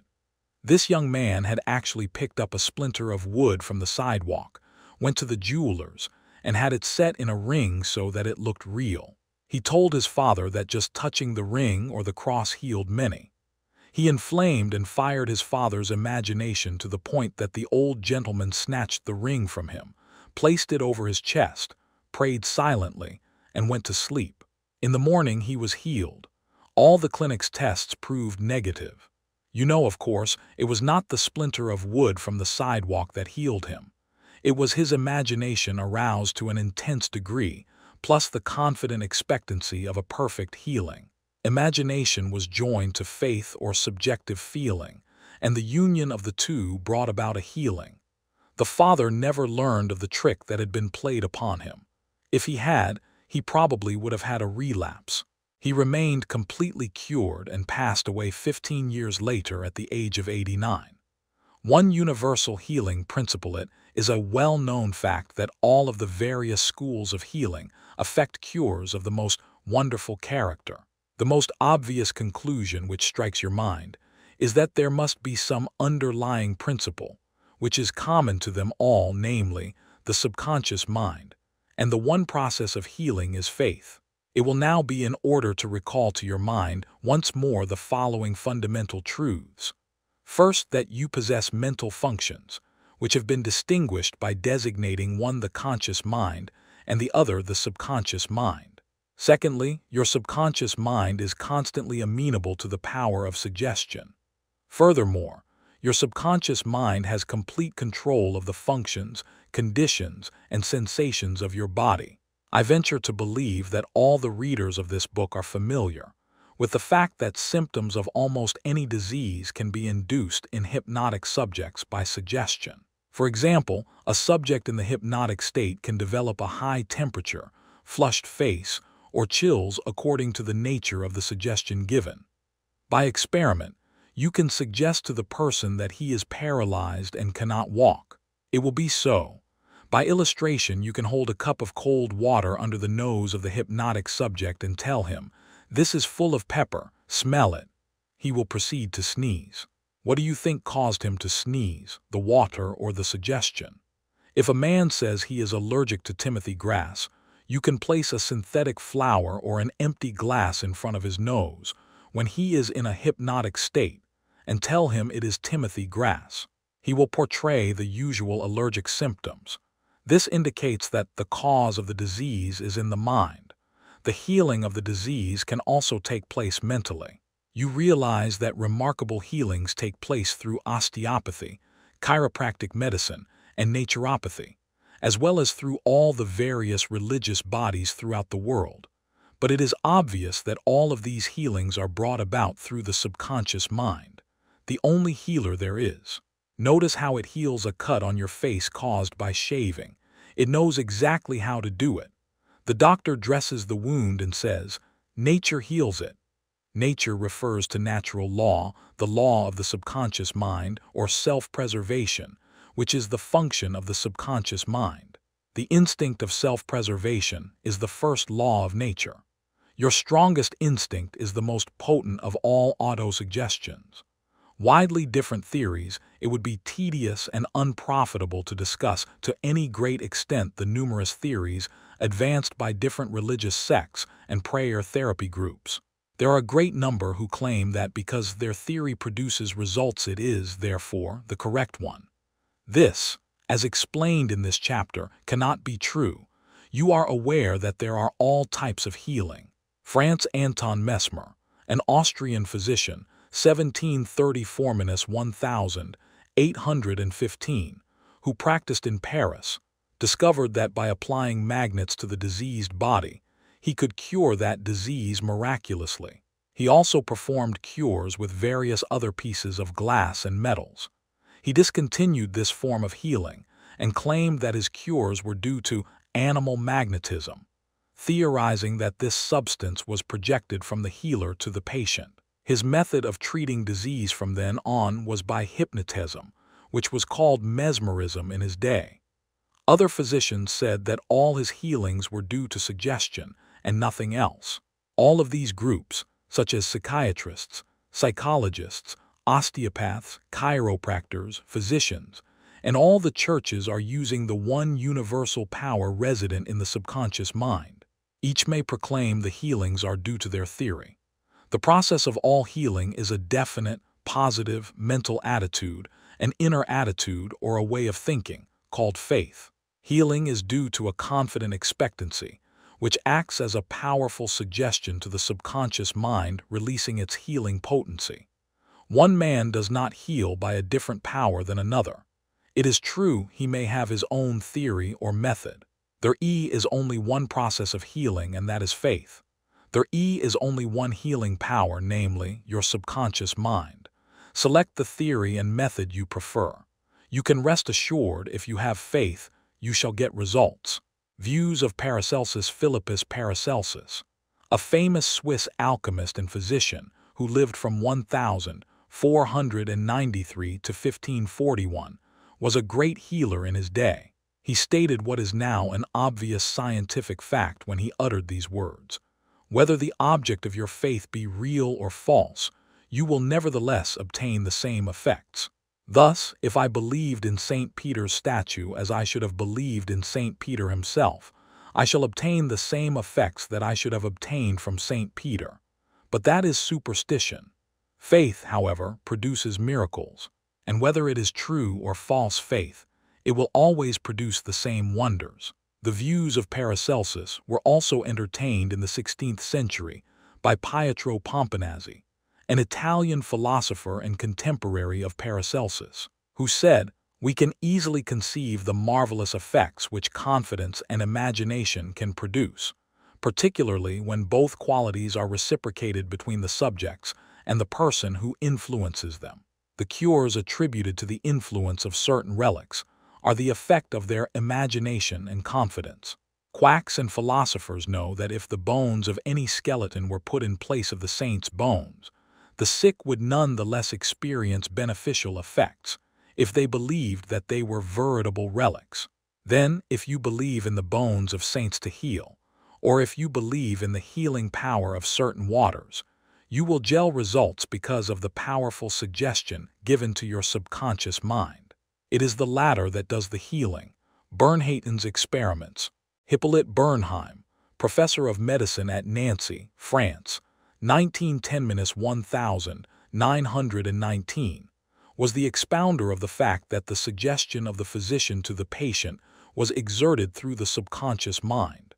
Bernheim, in his Suggestive Therapeutics, page 197, tells a story of a man with paralysis of the tongue which had yielded to no form of treatment. His doctor told the patient that he had a new instrument with which he promised to heal him. He introduced a pocket thermometer into the patient's mouth. The patient imagined it to be the instrument which was to save him. In a few moments he cried out joyfully that he could once more move his tongue freely. Among our cases, continues Bernheim, facts of the same sort will be found. A young girl came into my office, having suffered from complete loss of speech for nearly 4 weeks. After making sure of the diagnosis, I told my students that loss of speech sometimes yielded instantly to electricity, which might act simply by its suggestive influence. I sent for the induction apparatus. I applied my hand over the larynx and moved a little and said, "Now you can speak aloud." In an instant I made her saw a, then B, then Maria. She continued to speak distinctly. The loss of voice had disappeared. Here Bernheim is showing the power of faith and expectancy on the part of the patient, which acts as a powerful suggestion to the subconscious mind. Producing a blister by suggestion. Bernheim states that he produced a blister on the back of a patient's neck by applying a postage stamp and suggesting to the patient that it was a fly plaster. This has been confirmed by the experiments and experiences of many doctors in many parts of the world, which leave no doubt that structural change are a possible result of oral suggestion to patients. The cause of bloody stigmata. In Hudson's Law of Psychic Phenomena, page 153, he states, hemorrhages and bloody stigmata may be induced in certain subjects by means of suggestion. Dr. M. Burrow put a subject into the somnambulistic condition and gave him the following suggestion. At 4 o'clock this afternoon, after the hypnosis, you will come into my office, sit down in the armchair, cross your arms upon your breast, and your nose will begin to bleed. At the hour appointed, the young man did as directed. Several drops of blood came from the left nostril. On another occasion, the same investigator traced the patient's name on both his forearms with the dull point of an instrument. Then, when the patient was in the somnambulistic condition, he said, "At 4 o'clock this afternoon you will go to sleep, and your arms will bleed along the lines which I have traced, and your name will appear written on your arms in letters of blood." He was watched at 4 o'clock and seen to fall asleep. On the left arm the letters stood out in bright relief, and in several places there were drops of blood. The letters were still visible 3 months afterward, although they had gradually grown faint. These facts demonstrate at once the correctness of the 2 fundamental propositions previously stated, namely, the constant amenability of the subconscious mind to the power of suggestion and the perfect control, which the subconscious mind exercises over the functions, sensations, and conditions of the body. All the foregoing phenomena dramatize vividly abnormal conditions induced by suggestion, and are conclusive proof that as a man thinketh in his heart's subconscious mind, so is he. Healing points in review. 1. Remind yourself frequently that the healing power is in your own subconscious mind. 2. Know that faith is like a seed planted in the ground. It grows after its kind. Plant the idea seed in your mind, water and fertilize it with expectancy, and it will manifest. 3. The idea you have for a book, new invention, or play is real in your mind. This is why you can believe you have it now. Believe in the reality of your idea, plan, or invention, and as you do, it will become manifest. 4. In praying for another, know that your silent inner knowing of wholeness, beauty, and perfection can change the negative patterns of the other's subconscious mind and bring about wonderful results. 5. The miraculous healings you hear about at various shrines are due to imagination and blind faith which act on the subconscious mind, releasing the healing power. 6. All disease originates in the mind. Nothing appears on the body unless there is a mental pattern corresponding to it. 7. The symptoms of almost any disease can be induced in you by hypnotic suggestion. This shows you the power of your thought. 8. There is only one process of healing, and that is faith. There is only one healing power, namely, your subconscious mind. 9. Whether the object of your faith is real or false, you will get results. Your subconscious mind responds to the thought in your mind. Look upon faith as a thought in your mind, and that will suffice. Chapter 5. Mental Healings. In modern times, everyone is definitely concerned with the healing of bodily conditions and human affairs. What is it that heals? Where is this healing power? These are questions asked by everyone. The answer is that this healing power is the subconscious mind of each person, and a changed mental attitude on the part of the sick person releases this healing power. No mental or religious science practitioner, psychologist, psychiatrist, or medical doctor ever healed a patient. There is an old saying, "The doctor dresses the wound, but God heals it." The psychologist or psychiatrist proceeds to remove the mental blocks in the patient so that the healing principle may be released, restoring the patient to health. Likewise, the surgeon removes the physical block, enabling the healing currents to function normally. No physician, surgeon, or mental science practitioner claims he healed the patient. The one healing power is called by many names: nature, life, God, creative intelligence, and subconscious power. As previously outlined, there are many different methods used to remove the mental, emotional, and physical blocks which inhibit the flow of the healing life principle animating all of us. The healing principle resident in your subconscious mind can and will, if properly directed by you or some other person, heal your mind and body of all disease. This healing principle is operative in all men regardless of creed, color, or race. You do not have to belong to some particular church in order to use and participate in this healing process. Your subconscious will heal the burn or cut on your hand, even though you profess to be an atheist or agnostic. The modern mental therapeutic procedure is based on the truth that the infinite intelligence and power of your subconscious mind responds according to your faith. The mental science practitioner or minister follows the injunction of the Bible, i.e., he goes into his closet and shuts the door, which means he stills his mind, relaxes, lets go, and thinks of the infinite healing presence within him. He closes the door of his mind to all outside distractions as well as appearances, and then he quietly and knowingly turns over his request or desire to his subconscious mind, realizing that the intelligence of his mind will answer him according to his specific needs. The most wonderful thing to know is this: imagine the end desired and feel its reality. Then the infinite life principle will respond to your conscious choice and your conscious request.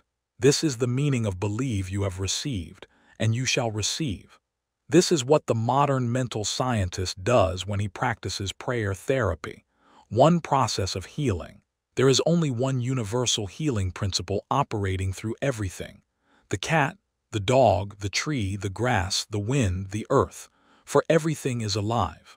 This life principle operates through the animal, vegetable, and mineral kingdoms as instinct and the law of growth. Man is consciously aware of this life principle, and he can consciously direct it to bless himself in countless ways. There are many different approaches, techniques, and methods in using the universal power, but there is only one process of healing, which is faith. For according to your faith is it done unto you. The law of belief. All religions of the world represent forms of belief, and these beliefs are explained in many ways. The law of life is belief. What do you believe about yourself, life, and the universe? It is done unto you, as you believe. Belief is a thought in your mind, which causes the power of your subconscious to be distributed into all phases of your life according to your thinking habits. You must realize the Bible is not talking about your belief in some ritual, ceremony, form, institution, man, or formula. It is talking about belief itself. The belief of your mind is simply the thought of your mind. If thou canst believe, all things are possible to him that believeth. Mark 9:23. It is foolish to believe in something to hurt or harm you. Remember, it is not the thing believed in that hurts or harms you, but the belief or thought in your mind which creates the result. All your experiences, all your actions, and all the events and circumstances of your life are but the reflections and reactions to your own thought. Prayer therapy is the combined function of the conscious and subconscious mind. Scientifically directed prayer therapy is the synchronized, harmonious, and intelligent function of the conscious and subconscious levels of mind, specifically directed for a definite purpose. In scientific prayer or prayer therapy, you must know what you are doing and why you are doing it. You trust the law of healing. Prayer therapy is sometimes referred to as mental treatment, and another term is scientific prayer. In prayer therapy, you consciously choose a certain idea, mental picture, or plan which you desire to experience. You realize your capacity to convey this idea or mental image to your subconscious by feeling the reality of the state assumed. As you remain faithful in your mental attitude, your prayer will be answered. Prayer therapy is a definite mental action for a definite specific purpose. Let us suppose that you decide to heal a certain difficulty by prayer therapy. You are aware that your problem or sickness, whatever it may be, must be caused by negative thoughts charged with fear and lodged in your subconscious mind, and that if you can succeed in cleansing your mind of these thoughts, you will get a healing. You therefore turn to the healing power within your own subconscious mind and remind yourself of its infinite power and intelligence and its capacity to heal all conditions. As you dwell on these truths, your fear will begin to dissolve, and the recollection of these truths also corrects the erroneous beliefs. You give thanks for the healing that you know will come, and then you keep your mind off the difficulty until you feel guided after an interval to pray again. While you are praying, you absolutely refuse to give any power to the negative conditions or to admit for a second that the healing will not come. This attitude of mind brings about the harmonious union of the conscious and subconscious mind, which releases the healing power. Faith healing, what it means, and how blind faith works, what is popularly termed faith healing, is not the faith mentioned in the Bible, which means knowledge of the interaction of the conscious and subconscious mind. A faith healer is one who heals without any real scientific understanding of the powers and forces involved. He may claim that he has a special gift of healing, and the sick person's blind belief in him or his powers may bring results. The voodoo doctor in South Africa and other parts of the world may heal by incantations, or touching the so-called bones of saints, or anything else may heal a person, which cause the patients to honestly believe in the method or process. Any method which causes you to move from fear and worry to faith and expectancy will heal. There are many persons, each of whom claims that because his personal theory produces results, it is, therefore, the correct one. This, as already explained in this chapter, cannot be true. To illustrate how blind faith works, you will recall our discussion of the Swiss physician, Franz Anton Mesmer. In 1776, he claimed many cures when he stroked diseased bodies with artificial magnets. Later on, he threw away his magnets and evolved the theory of animal magnetism. This he held to be a fluid which pervades the universe, but is most active in the human organism. He claimed that this magnetic fluid, which was going forth from him to his patients, healed them. People flocked to him, and many wonderful cures were effected. Mesmer moved to Paris, and while there the government appointed a commission composed of physicians and members of the Academy of Science, of which Benjamin Franklin was a member, to investigate his cures. The report admitted the leading facts claimed by Mesmer, but held that there was no evidence to prove the correctness of his magnetic fluid theory, and said the effects were due to the imagination of the patients. Soon after this, Mesmer was driven into exile and died in 1815. Shortly afterwards, Dr. Braid of Manchester undertook to show that magnetic fluid had nothing to do with the production of the healings of Dr. Mesmer. Dr. Braid discovered that patients could be thrown into hypnotic sleep by suggestion, during which many of the well-known phenomena ascribed to magnetism by Mesmer could be produced. You can readily see that all these cures were undoubtedly brought about by the active imagination of the patients together, with a powerful suggestion of health to their subconscious minds. All this could be termed blind faith, as there was no understanding in those days as to how the cures were brought about. Subjective faith, and what it means, you will recall the proposition, which need not be repeated at length, that the subjective or subconscious mind of an individual is as amenable to the control of his own conscious or objective mind as it is by the suggestions of another. It follows that whatever may be your objective belief, if you will assume to have faith actively or passively, your subconscious mind will be controlled by the suggestion, and your desire will be fulfilled. The faith required in mental healings is a purely subjective faith, and it is attainable upon the cessation of active opposition on the part of the objective or conscious mind. In the healing of the body it is, of course, desirable to secure the concurrent faith of both the conscious and subconscious mind. However, it is not always essential if you will enter into a state of passivity and receptivity by relaxing the mind and the body and getting into a sleepy state. In this drowsy state, your passivity becomes receptive to subjective impression.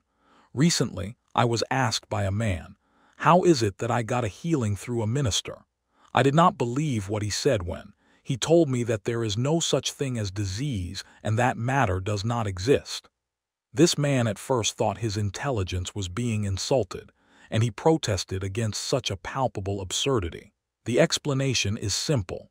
He was quieted by soothing words and told to get into a perfectly passive condition, to say nothing and think of nothing for the time being. His minister also became passive and affirmed quietly, peacefully, and constantly for about 1/2 hour that this man would have perfect health, peace, harmony, and wholeness. He felt immense relief and was restored to health. It is easy to see that his subjective faith had been made manifest by his passivity under treatment, and the suggestions of perfect healthfulness by the minister were conveyed to his subconscious mind. The two subjective minds were then en rapport. The minister was not handicapped by antagonistic autosuggestions of the patient arising from objective doubt of the power of the healer or the correctness of the theory. In this sleepy, drowsy state, the conscious mind resistance is reduced to a minimum, and results followed. The subconscious mind of the patient, being necessarily controlled by such suggestion, exercised its functions in accordance therewith, and a healing followed. The meaning of absent treatment: suppose you learned that your mother was sick in New York City and you lived in Los Angeles. Your mother would not be physically present where you are, but you could pray for her. It is the Father within which doeth the work. The creative law of mind, subconscious mind, serves you and will do the work. Its response to you is automatic. Your treatment is for the purpose of inducing an inner realization of health and harmony in your mentality. This inner realization, acting through the subconscious mind, operates through your mother's subconscious mind, as there is but one creative mind.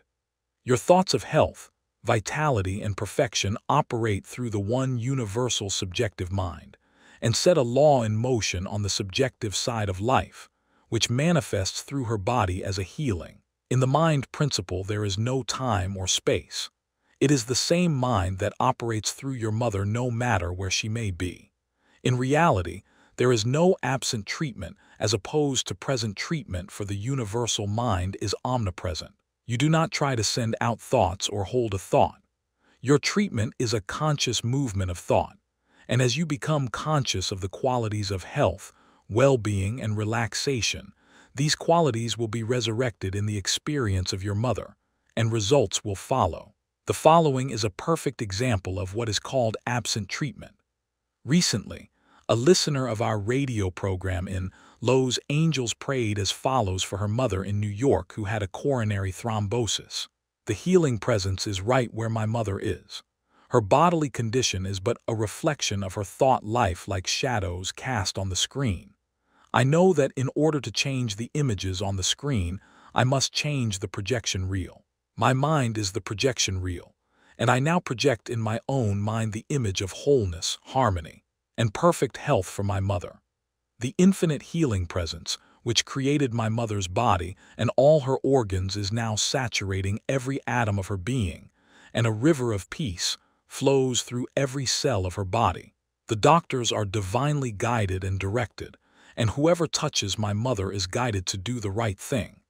I know that disease has no ultimate reality. If it had, no one could be healed.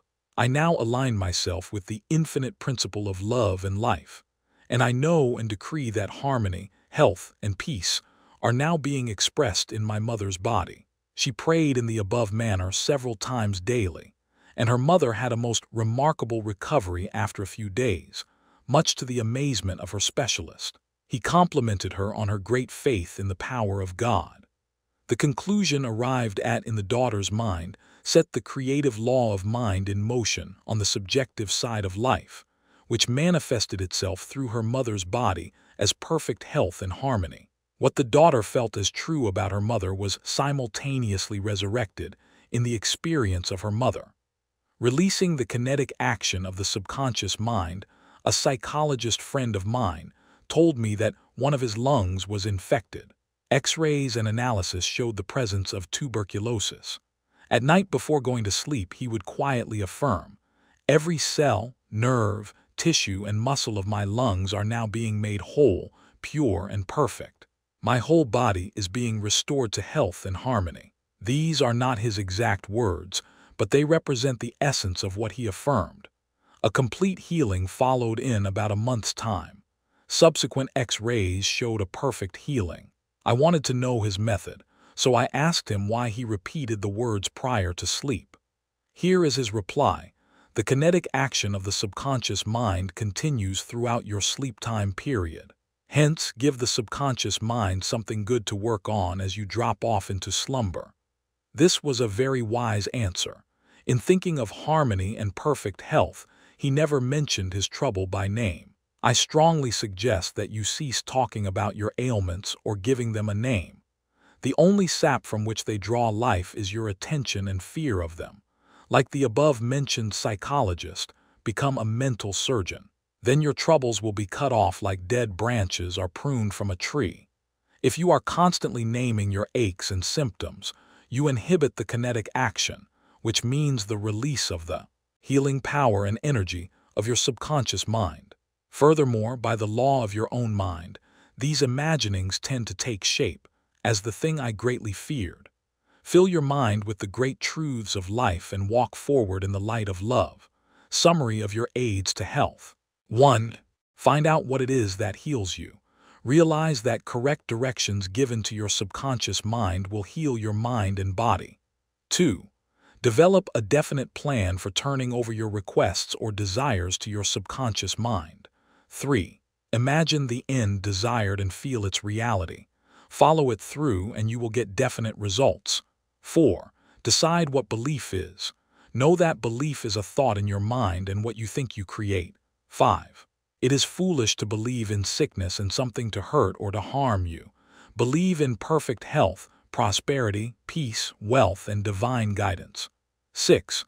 Great and noble thoughts upon which you habitually dwell become great acts. 7. Apply the power of prayer therapy in your life. Choose a certain plan, idea, or mental picture. Mentally and emotionally unite with that idea, and as you remain faithful to your mental attitude, your prayer will be answered. 8. Always remember, if you really want the power to heal, you can have it through faith, which means knowledge of the working of your conscious and subconscious mind. Faith comes with understanding. 9. Blind faith means that a person may get results in healing without any scientific understanding of the powers and forces involved. 10. Learn to pray for your loved ones who may be ill. Quiet your mind, and your thoughts of health, vitality, and perfection operating through the one universal subjective mind will be felt and resurrected in the mind of your loved one. Chapter 6. Practical Techniques in Mental Healings. An engineer has a technique and a process for building a bridge or an engine. Like the engineer, your mind also has a technique for governing, controlling, and directing your life. You must realize that methods and techniques are primary. In building the Golden Gate Bridge, the chief engineer understood mathematical principles, stresses, and strains. Secondly, he had a picture of the ideal bridge across the bay. The third step was his application of tried and proven methods by which the principles were implemented until the bridge took form and we drive on it. There also are techniques and methods by which your prayers are answered. If your prayer is answered, there is a way in which it is answered, and this is a scientific way. Nothing happens by chance. This is a world of law and order. In this chapter, you will find practical techniques for the unfolding and nurture of your spiritual life. Your prayers must not remain up in the air like a balloon. They must go somewhere and accomplish something in your life. When we come to analyze prayer, we discover there are many different approaches and methods. We will not consider in this book the formal, ritual prayers used in religious services. These have important place in group worship. We are immediately concerned with the methods of personal prayer as it is applied in your daily life and as it is used to help others. Prayer is the formulation of an idea concerning something we wish to accomplish. Prayer is the soul's sincere desire. Your desire is your prayer. It comes out of your deepest needs, and it reveals the things you want in life. Blessed are they that hunger and thirst after righteousness, for they shall be filled. That is really prayer, life's hunger and thirst for peace, harmony, health, joy, and all the other blessings of life. The passing over technique for impregnating the subconscious. This consists essentially in inducing the subconscious mind to take over your request as handed it by the conscious mind. This passing over is best accomplished in the reverie-like state. Know that in your deeper mind are infinite intelligence and infinite power. Just calmly think over what you want. See it coming into fuller fruition from this moment forward. Be like the little girl who had a very bad cough and a sore throat. She declared firmly and repeatedly, "It is passing away now. It is passing away now." It passed away in about an hour. Use this technique with complete simplicity and naivete. Your subconscious will accept your blueprint. If you are building a new home for yourself and family, you know that you would be intensely interested in regard to the blueprint for your home. You would see to it that the builders conform to the blueprint. You would watch the material and select only the best wood, steel, in fact, the best of everything. What about your mental home and your mental blueprint for happiness and abundance? All your experiences and everything that enters into your life depend upon the nature of the mental building blocks, which you use in the construction of your mental home. If your blueprint is full of mental patterns of fear, worry, anxiety, or lack, and if you are despondent, doubtful, and cynical, then the texture of the mental material you are weaving into your mind will come forth as more toil, care, tension, anxiety, and limitation of all kinds. The most fundamental and the most far-reaching activity in life is that which you build into your mentality every waking hour. Your word is silent and invisible. Nevertheless, it is real. You are building your mental home all the time, and your thought and mental imagery represent your blueprint. Hour by hour, moment by moment, you can build radiant health, success, and happiness by the thoughts you think, the ideas which you harbor, the beliefs that you accept, and the scenes that you rehearse in the hidden studio of your mind. This stately mansion, upon the construction of which you are perpetually engaged, is your personality, your identity in this plane, your whole life story on this earth. Get a new blueprint. Build silently by realizing peace, harmony, joy, and goodwill in the present moment. By dwelling upon these things and claiming them, your subconscious will accept your blueprint and bring all these things to pass. By their fruits ye shall know them. The science and art of true prayer. The term science means knowledge, which is coordinated, arranged, and systematized. Let us think of the science and art of true prayer as it deals with the fundamental principles of life and the techniques and processes by which they can be demonstrated in your life, as well as in the life of every human being when he applies them faithfully. The art is your technique or process, and the science behind it is the definite response of creative mind to your mental picture or thought. Ask, and it shall be given you. Seek, and ye shall find. Knock, and it shall be opened unto you. Matthew 7:7. Here you are told you shall receive that for which you ask. It shall be opened to you when you knock, and you shall find that for which you are searching. This teaching implies the definiteness of mental and spiritual laws. There is always a direct response from the infinite intelligence of your subconscious mind to your conscious thinking. If you ask for bread, you will not receive a stone. You must ask believing if you are to receive. Your mind moves from the thought to the thing. Unless there is first an image in the mind, it cannot move, for there would be nothing for it to move toward. Your prayer, which is your mental act must be accepted as an image in your mind before the power from your subconscious will play upon it and make it productive. You must reach a point of acceptance in your mind, an unqualified and undisputed state of agreement. This contemplation should be accompanied by a feeling of joy and restfulness in foreseeing the certain accomplishment of your desire. The sound basis for the art and science of true prayer is your knowledge and complete confidence that the movement of your conscious mind will gain a definite response from your subconscious mind, which is one with boundless wisdom and infinite power. By following this procedure, your prayers will be answered. The visualization technique, the easiest and most obvious way to formulate an idea, is to visualize it, to see it in your mind's eye as vividly as if it were alive. You can see with the naked eye only what already exists in the external world. In a similar way, that which you can visualize in your mind's eye already exists in the invisible realms of your mind. Any picture which you have in your mind is the substance of things hoped for and the evidence of things not seen. What you form in your imagination is as real as any part of your body. The idea and the thought are real and will one day appear in your objective world if you are faithful to your mental image. This process of thinking forms impressions in your mind. These impressions in turn become manifested as facts and experiences in your life. The builder visualizes the type of building he wants. He sees it as he desires it to be completed. His imagery and thought processes become a plastic mold from which the building will emerge, a beautiful or an ugly one, a skyscraper or a very low one. His mental imagery is projected as it is drawn on paper. Eventually, the contractor and his workers gather the essential materials, and the building progresses until it stands finished, conforming perfectly to the mental patterns of the architect. I use the visualization technique prior to speaking from the platform.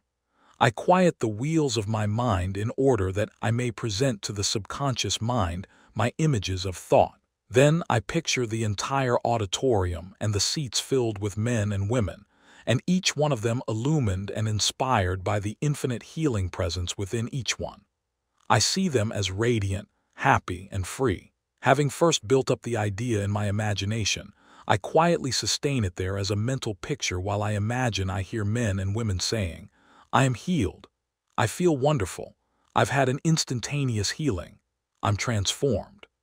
I keep this up for about 10 minutes or more, knowing and feeling that each person's mind and body are saturated with love, wholeness, beauty, and perfection. My awareness grows to the point where in my mind I can actually hear the voices of the multitude proclaiming their health and happiness. Then I release the whole picture and go onto the platform. Almost every Sunday some people stop and say that their prayers were answered. Mental movie method, the Chinese say, "A picture is worth 1,000 words." William James, the father of American psychology, stressed the fact that the subconscious mind will bring to pass any picture held in the mind and backed by faith. Act as though I am, and I will be. A number of years ago, I was in the Middle West lecturing in several states, and I desired to have a permanent location in the general area from which I could serve those who desired help. I traveled far, but the desire did not leave my mind. One evening, while in a hotel in Spokane, Washington, I relaxed completely on a couch, immobilized my attention, and in a quiet, passive manner imagined that I was talking to a large audience, saying in effect, "I am glad to be here. I have prayed for the ideal opportunity." I saw in my mind's eye the imaginary audience, and I felt the reality of it all. I played the role of the actor, dramatized this mental movie, and felt satisfied that this picture was being conveyed to my subconscious mind, which would bring it to pass in its own way. The next morning, on awakening, I felt a great sense of peace and satisfaction, and in a few days' time I received a telegram asking me to take over an organization in the Midwest, which I did, and I enjoyed it immensely for several years. The method outlined here appeals to many who have described it as the mental movie method.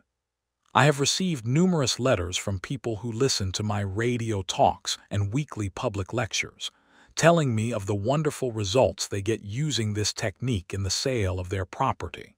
I suggest to those who have homes or property for sale that they satisfy themselves in their own mind that their price is right.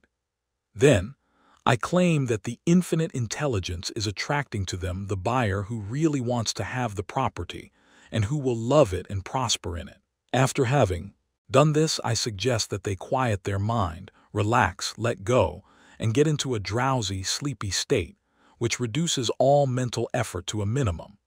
Then, they are to picture the check in their hands, rejoice in the check, give thanks for the check, and go off to sleep feeling the naturalness of the whole mental movie created in their own mind.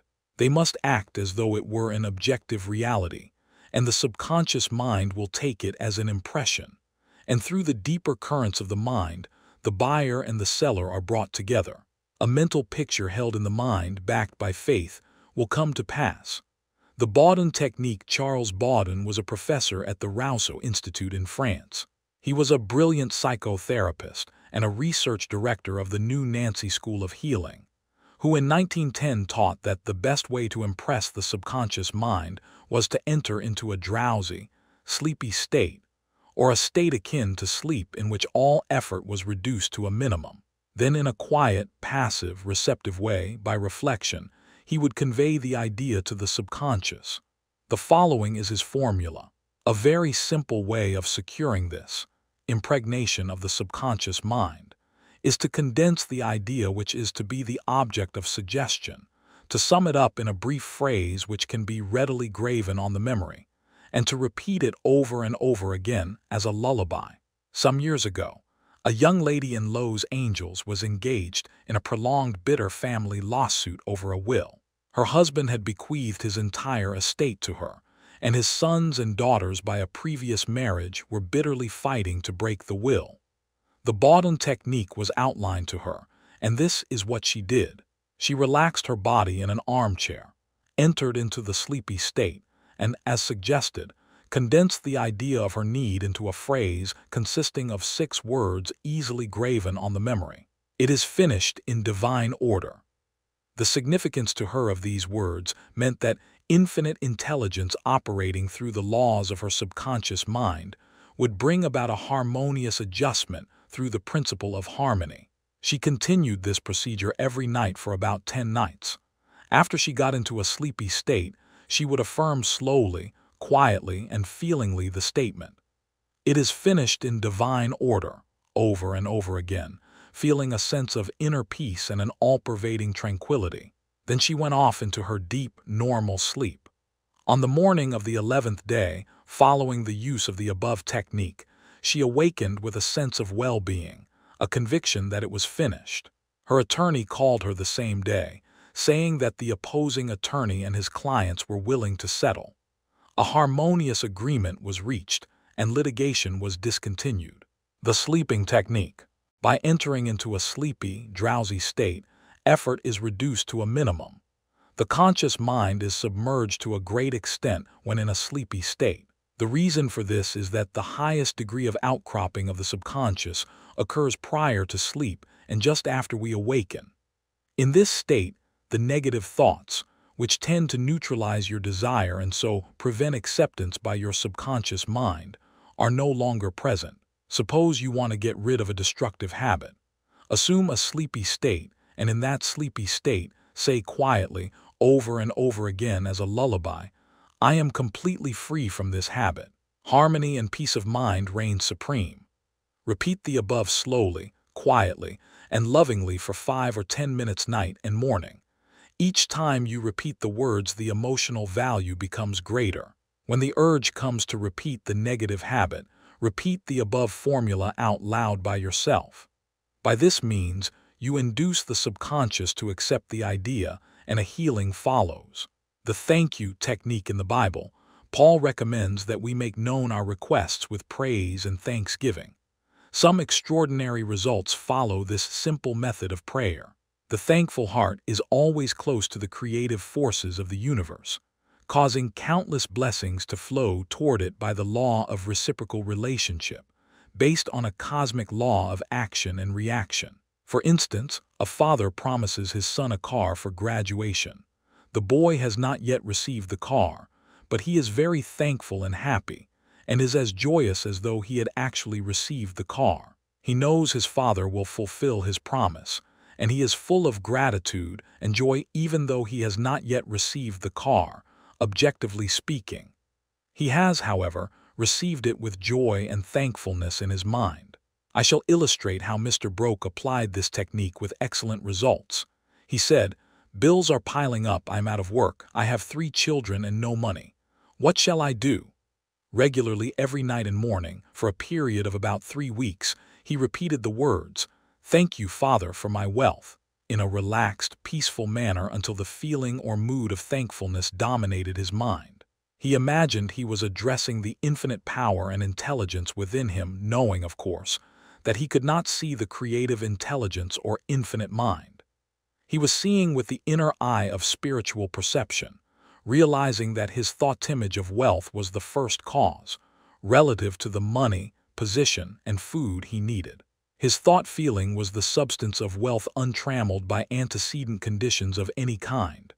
By repeating, "Thank you, Father," over and over again, his mind and heart were lifted up to the point of acceptance, and when fear, thoughts of lack, poverty, and distress came into his mind, he would say, "Thank you, Father," as often as necessary.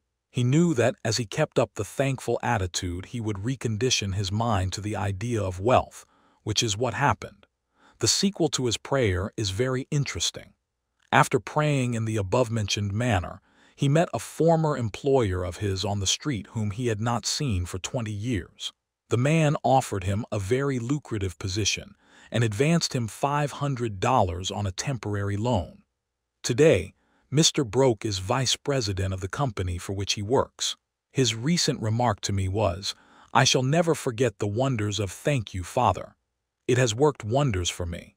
The affirmative method, the effectiveness of an affirmation, is determined largely by your understanding of the truth and the meaning back of the words. In praying, use not vain repetition. Therefore, the power of your affirmation lies in the intelligent application of definite and specific positives. For example, a boy adds 3 and 3 and puts down 7 on the blackboard. The teacher affirms with mathematical certainty that 3 and 3 are 6. Therefore, the boy changes his figures accordingly.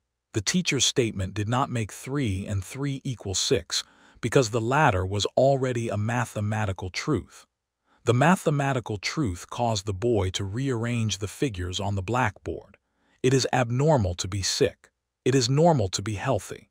Health is the truth of your being.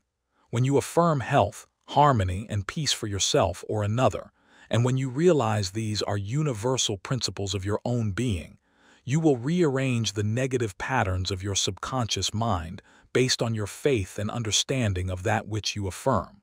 The result of the affirmative process of prayer depends on your conforming to the principles of life, regardless of appearances. Consider for a moment that there is a principle of mathematics and none of error. There is a principle of truth but none of dishonesty. There is a principle of intelligence but none of ignorance. There is a principle of harmony and none of discord. There is a principle of health but none of disease, and there is a principle of abundance but none of poverty. The affirmative method was chosen by the author for use on his sister, who was to be operated on for the removal of gallstones in a hospital in England. The condition described was based on the diagnosis of hospital tests and the usual X-ray procedures. She asked me to pray for her. We were separated geographically about 65 miles, but there is no time or space in the mind principle. Infinite mind or intelligence is present in its entirety at every point simultaneously. I withdrew all thought from the contemplation of symptoms and from the corporeal personality altogether. I affirmed as follows: "This prayer is for my sister Catherine. She is relaxed and at peace, poised, balanced, serene, and calm. The healing intelligence of her subconscious mind, which created her body, is now transforming every cell, nerve, tissue, muscle, and bone of her being according to the perfect pattern of all organs lodged in her subconscious mind. Silently, quietly, all distorted thought patterns in her subconscious mind are removed and dissolved, and the vitality, wholeness, and beauty of the life principle are made manifest in every atom of her being. She is now open and receptive to the healing currents, which are flowing through her like a river, restoring her to perfect health, harmony, and peace. All distortions and ugly images are now washed away by the infinite ocean of love and peace flowing through her, and it is so. I affirmed the above several times a day, and at the end of 2 weeks my sister had an examination, which showed a remarkable healing, and the X-ray proved negative. To affirm is to state that it is so, and as you maintain this attitude of mind as true, regardless of all evidence to the contrary, you will receive an answer to your prayer. Your thought can only affirm, for even if you deny something, you are actually affirming the presence of what you deny. Repeating an affirmation, knowing what you are saying and why you are saying it, leads the mind to that state of consciousness where it accepts that which you state as true. Keep on affirming the truths of life until you get the subconscious reaction, which satisfies. The argumentative method. This method is just what the word implies. It stems from the procedure of Dr. Phineas Parkhurst Quimby of Maine. Dr. Quimby, a pioneer in mental and spiritual healing, lived and practiced in Belfast, Maine, about 100 years ago. A book called The Quimby Manuscripts, published in 1921 by Thomas Y. Crowell Company, New York City, and edited by Horatio Dresser, is available in your library. This book gives newspaper accounts of this man's remarkable results in prayer treatment of the sick.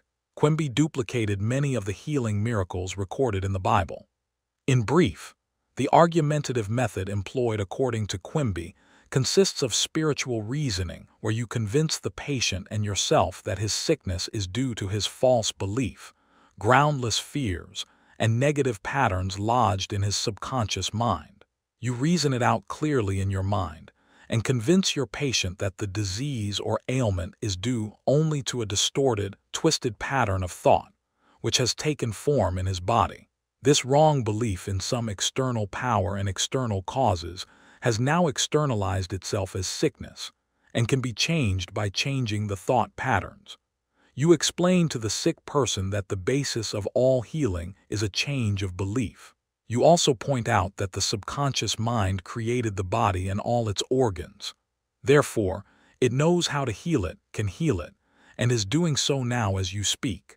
You argue in the courtroom of your mind that the disease is a shadow of the mind based on disease-soaked, morbid thought imagery. You continue to build up all the evidence you can muster on behalf of the healing power within, which created all the organs in the first place, and which has a perfect pattern of every cell, nerve, and tissue within it. Then you render a verdict in the courthouse of your mind in favor of yourself or your patient. You liberate the sick one by faith and spiritual understanding. Your mental and spiritual evidence is overwhelming. There being but one mind, what you feel as true will be resurrected in the experience of the patient. This procedure is essentially the argumentative method used by Dr. Quimby of Maine from 1849 to 1869. The absolute method is like modern sound wave therapy. Many people throughout the world practice this form of prayer treatment with wonderful results.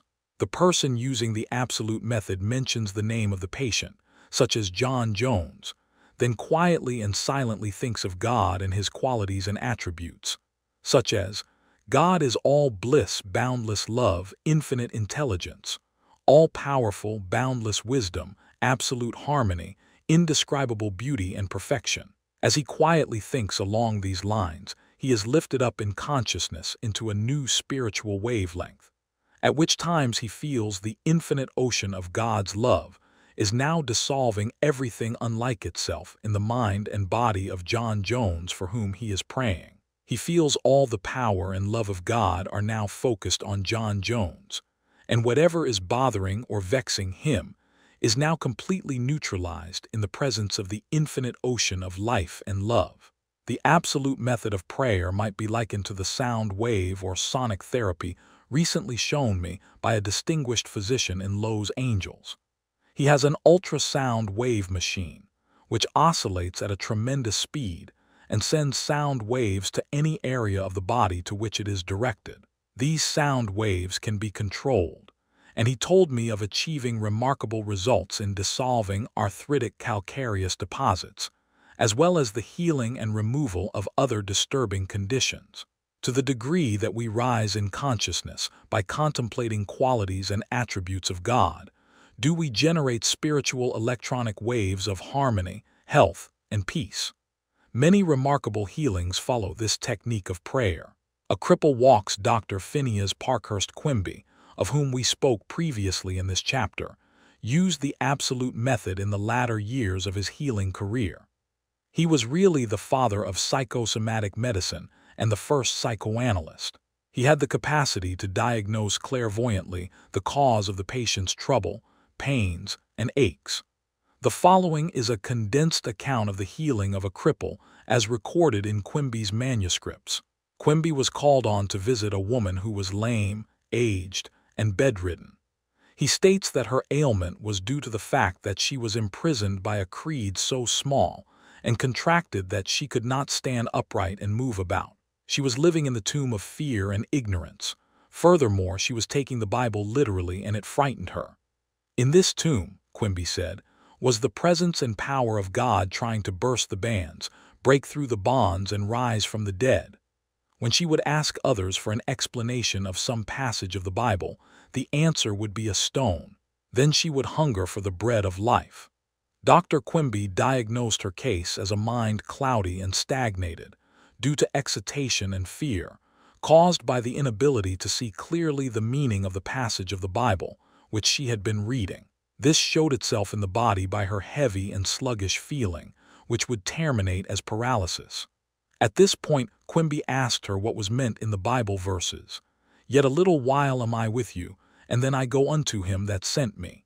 Ye shall seek me, and shall not find me, and where I am, thither ye cannot come." John 7:33-34. She replied that it meant Jesus went to heaven. Quimby explained what it really meant by telling her that being with her a little while meant his explanation of her symptoms, feelings, and their causes, i.e., he had compassion and sympathy for her momentarily, but he could not remain in that mental state. The next step was to go to him that sent us, which, as Quimby pointed out, was the creative power of God in all of us. Quimby immediately traveled in his mind and contemplated the divine ideal, i.e., the vitality, intelligence, harmony, and power of God functioning in the sick person. This is why he said to the woman, "Therefore, where I go you cannot come, for you are in your narrow, restricted belief, and I am in health." This prayer and explanation produced an instantaneous sensation, and a change came over her mind. She walked without her crutches. Quimby said it was one of the most singular of all his healings. She was, as it were, dead to error, and to bring her to life or truth was to raise her from the dead. Quimby quoted the resurrection of Christ and applied it to her own Christ or health. This produced a powerful effect on her. He also explained to her that the truth, which she accepted, was the angel or idea, which rolled away the stone of fear, ignorance, and superstition, thereby releasing the healing power of God, which made her whole. The decree method power goes into our word according to the feeling and faith behind it. When we realize the power that moves the world is moving on our behalf and is backing up our word, our confidence and assurance grow. You do not try and add power to power. Therefore, there must be no mental striving, coercion, force, or mental wrestling. A young girl used the decree method on a young man who was constantly phoning her, pressing her for dates, and meeting her at her place of business. She found it very difficult to get rid of him. She decreed as follows, "I release unto God. He is in his true place at all times. I am free and he is free. I now decree that my words go forth into infinite mind and it brings it to pass. It is so." She said he vanished and she has never seen him since, adding, "It was as though the ground swallowed him up. Thou shalt decree a thing, and it shall be established unto thee, and the light shall shine upon thy ways." Job 22:28. Serve yourself with scientific truth. 1. Be a mental engineer and use tried and proven techniques in building a grander and greater life. 2. Your desire is your prayer. Picture the fulfillment of your desire now and feel its reality, and you will experience the joy of the answered prayer. 3.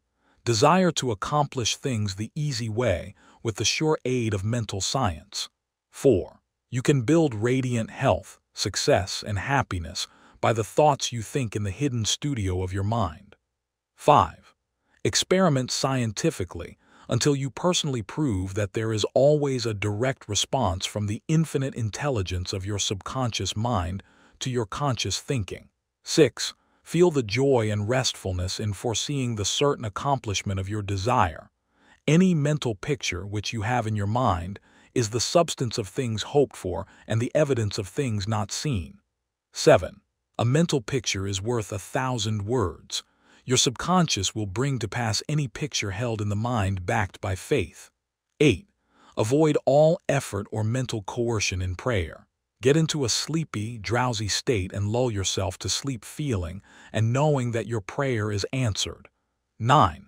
Remember that the thankful heart is always close to the riches of the universe. 10.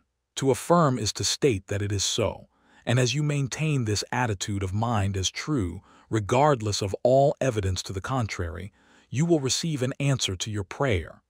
11.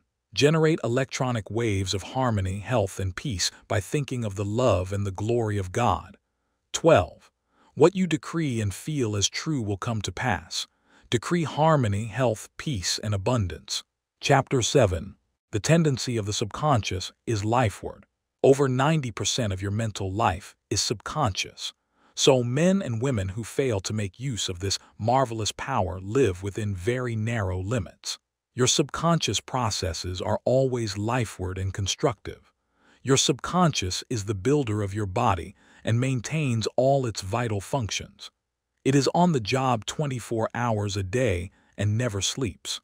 It is always trying to help and preserve you from harm. Your subconscious mind is in touch with infinite life and boundless wisdom, and its impulses and ideas are always lifeward. The great aspirations, inspirations, and visions for a grander and nobler life spring from the subconscious. Your profoundest convictions are those you cannot argue about rationally because they do not come from your conscious mind. They come from your subconscious mind. Your subconscious speaks to you in intuitions, impulses, hunches, intimations, urges, and ideas, and it is always telling you to rise, transcend, grow, advance, adventure, and move forward to greater heights. The urge to love, to save the lives of others comes from the depths of your subconscious. For example, during the Great San Francisco earthquake and fire of April 18, 1906, invalids and cripples who had been confined to bed for long periods of time rose up and performed some of the most amazing feats of bravery and endurance. The intense desire welled up within them to save others at all costs, and their subconscious responded accordingly. Great artists, musicians, poets, speakers, and writers tune in with their subconscious powers and become animated and inspired. For example, Robert Louis Stevenson, before he went to sleep, used to charge his subconscious with the task of evolving stories for him while he slept.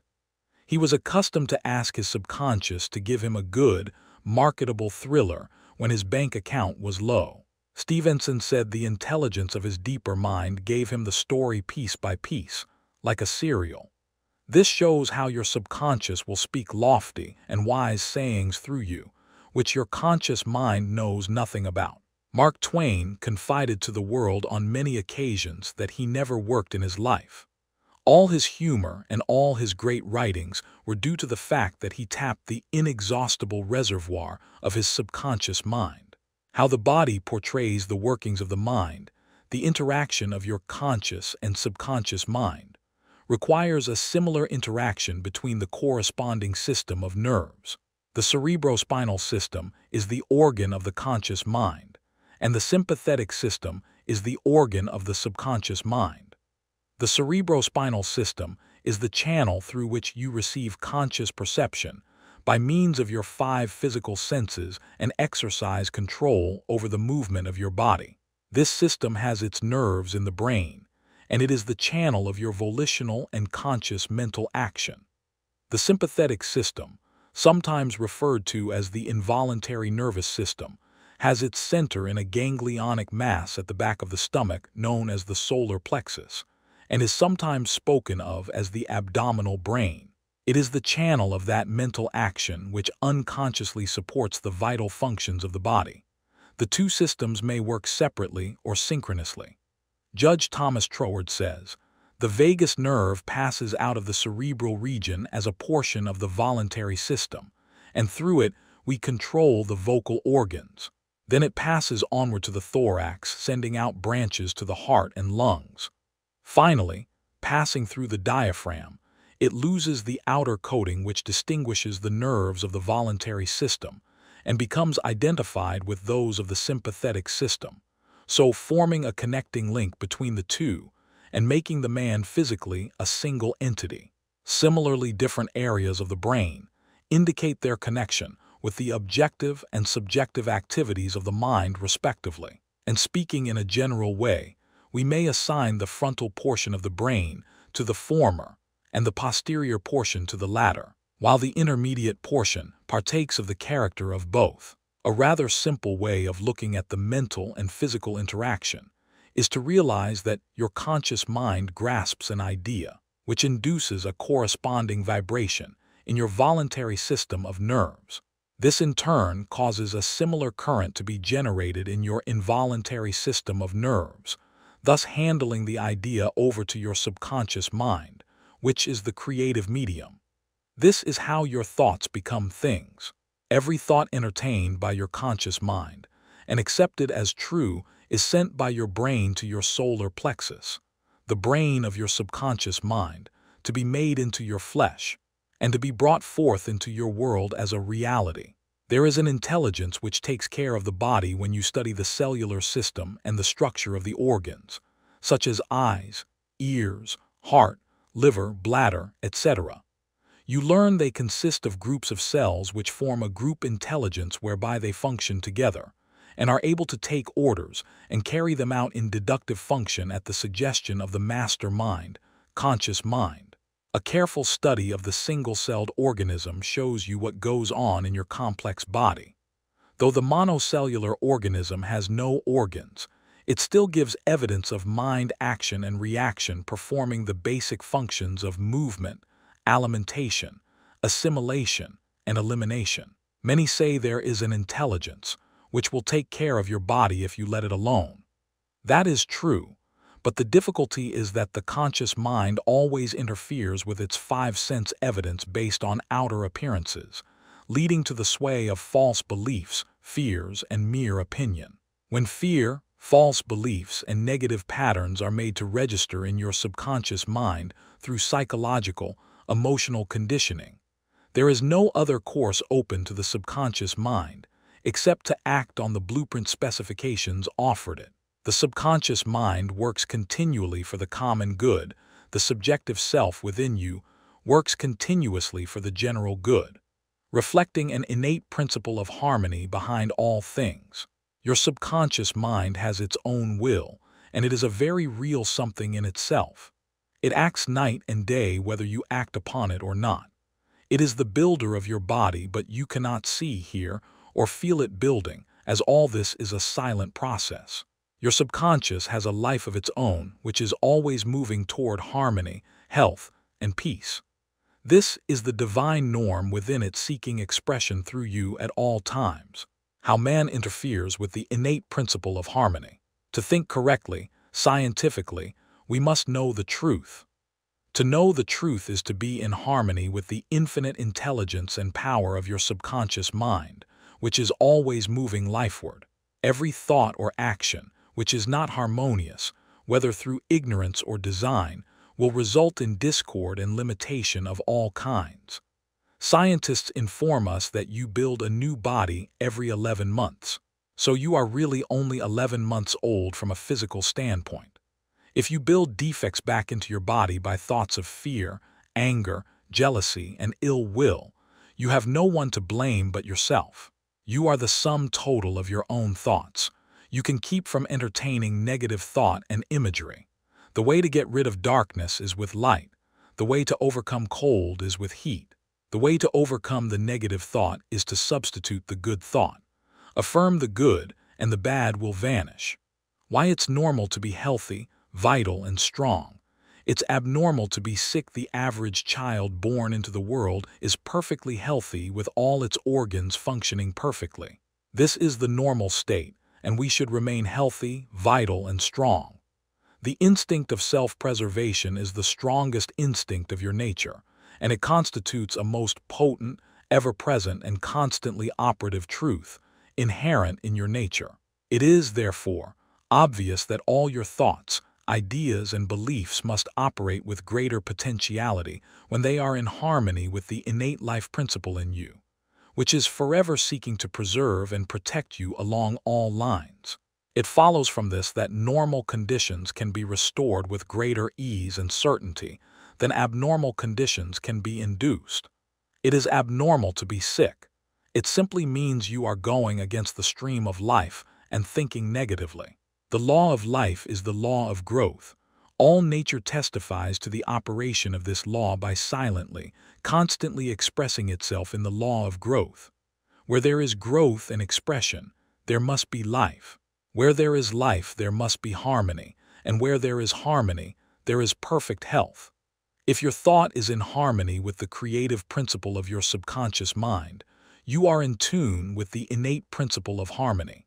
If you entertain thoughts which are not in accordance with the principle of harmony, these thoughts cling to you, harass you, worry you, and finally bring about disease, and if persisted in, possibly death. In the healing of disease, you must increase the inflow and distribution of the vital forces of your subconscious mind throughout your system. This can be done by eliminating thoughts of fear, worry, anxiety, jealousy, hatred, and every other destructive thought which tends to tear down and destroy your nerves and glands, body tissue which controls the elimination of all waste material. Pott's disease cured. In the Nautilus magazine of March, 1917, there appears an article about a boy suffering from Pott's disease, or tuberculosis of the spine, who had a remarkable healing. His name was Frederick Elias Andrews of Indianapolis, now minister of Unity School of Christianity, Kansas City, Missouri. His physician pronounced him incurable. He began to pray, and from a crooked, twisted cripple going about on hands and knees, he became a strong, straight, well-formed man. He created his own affirmation, mentally absorbing the qualities he needed. He affirmed over and over again many times a day, "I am whole, perfect, strong, powerful, loving, harmonious, and happy." He persevered and said that this prayer was the last utterance on his lips at night and the first in the morning. He prayed for others also by sending out thoughts of love and health. This attitude of mind and way of prayer returned to him multiplied many times. His faith and perseverance paid off with big dividends. When thoughts of fear, anger, jealousy, or envy drew his attention, he would immediately start his counteracting force of affirmation going in his mind. His subconscious mind responded according to the nature of his habitual thinking. This is the meaning of the statement in the Bible, "Go thy way, thy faith hath made thee whole." Mark 10:52. How faith in your subconscious powers makes you whole. A young man who came to my lectures on the healing power of the subconscious mind had severe eye trouble, which his doctor said necessitated an operation. He said to himself, "My subconscious made my eyes and it can heal me." Each night as he went to sleep, he entered into a drowsy, meditative state, the condition akin to sleep.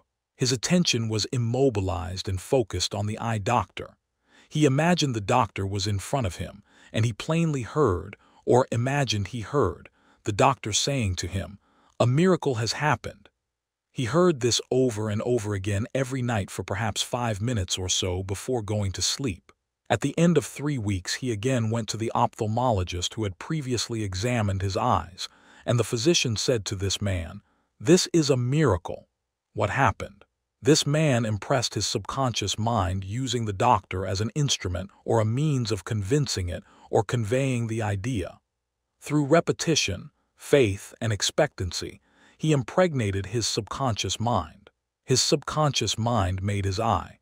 Within it was the perfect pattern, and immediately it proceeded to heal the eye.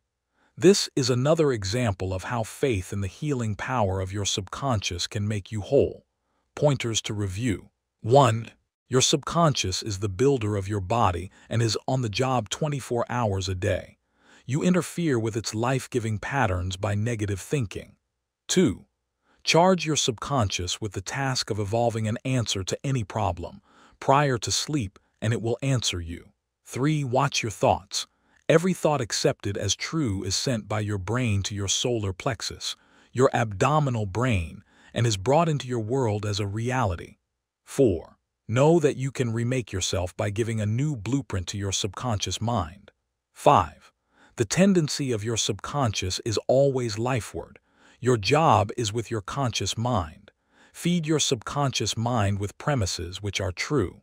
Your subconscious is always reproducing according to your habitual mental patterns. 6.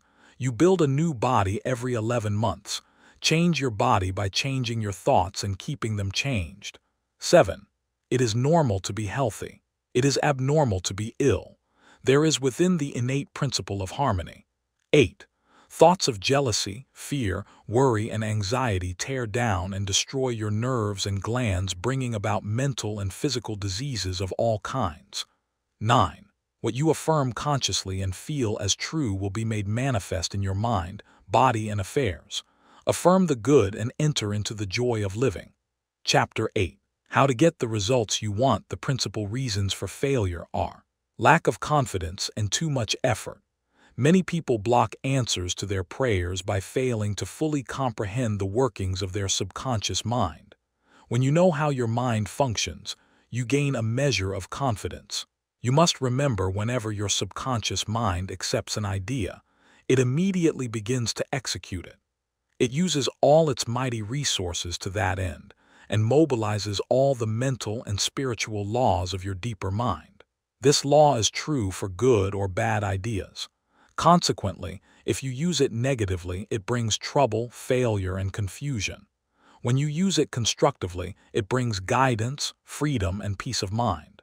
The right answer is inevitable when your thoughts are positive, constructive, and loving.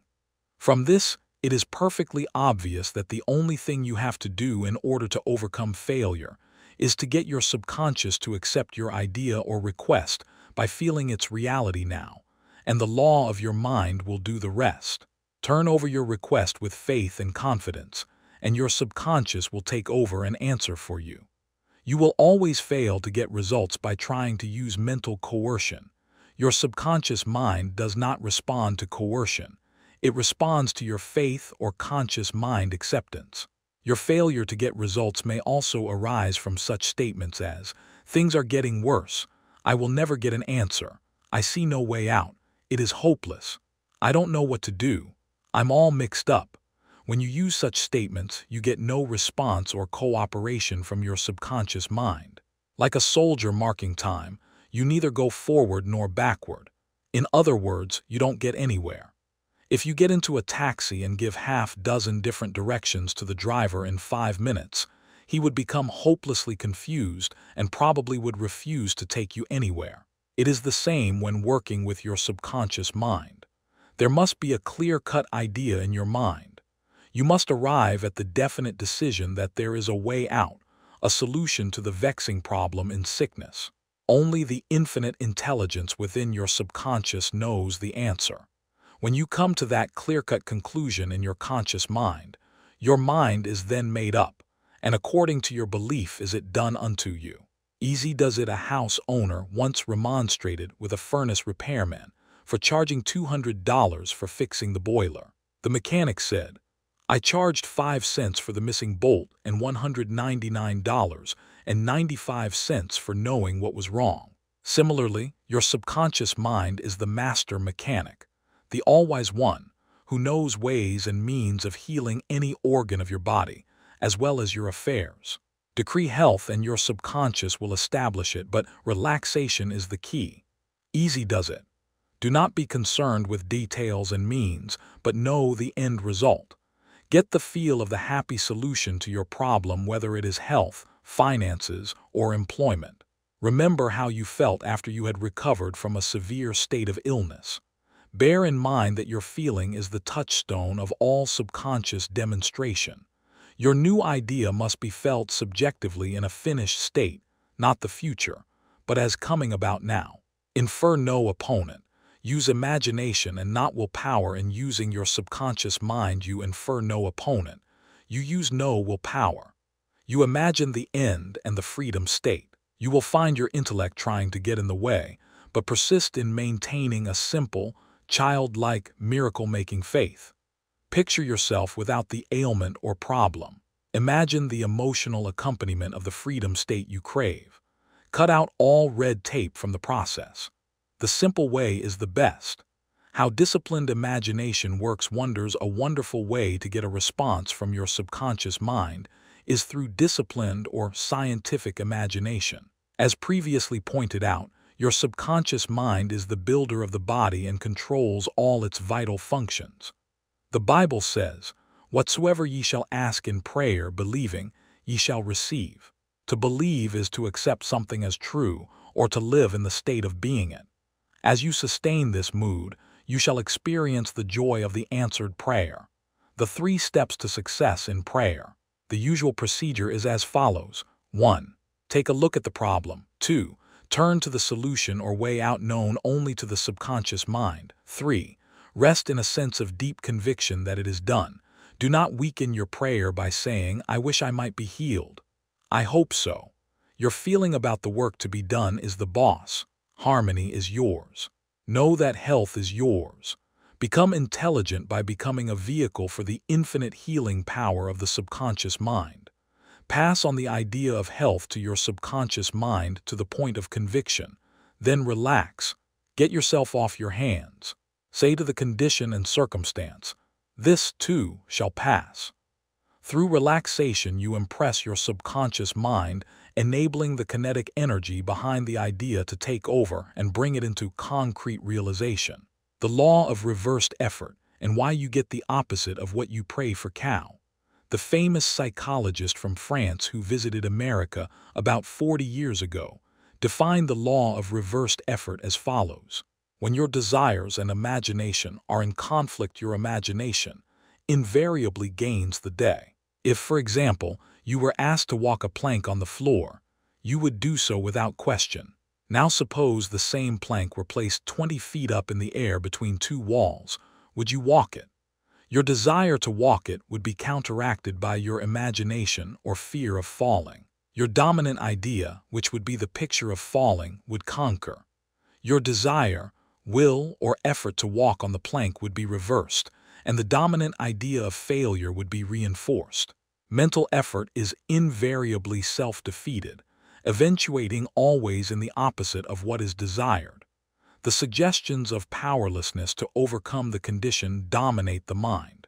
Your subconscious is always controlled by the dominant idea. Your subconscious will accept the stronger of 2 contradictory propositions. The effortless way is the better. If you say, "I want a healing but I can't get it. I try so hard. I force myself to pray. I use all the willpower I have," you must realize that your error lies in your effort. Never try to compel the subconscious mind to accept your idea by exercising willpower. Such attempts are doomed to failure, and you get the opposite of what you prayed for. The following is a rather common experience. Students, when taking examinations and reading through their papers, find that all their knowledge has suddenly deserted them. Their minds become appalling blanks, and they are unable to recall one relevant thought. The more they grit their teeth and summon the powers of the will, the further the answers seem to flee. But when they have left the examination room and the mental pressure relaxes, the answers they were seeking flow tantalizingly back into their minds.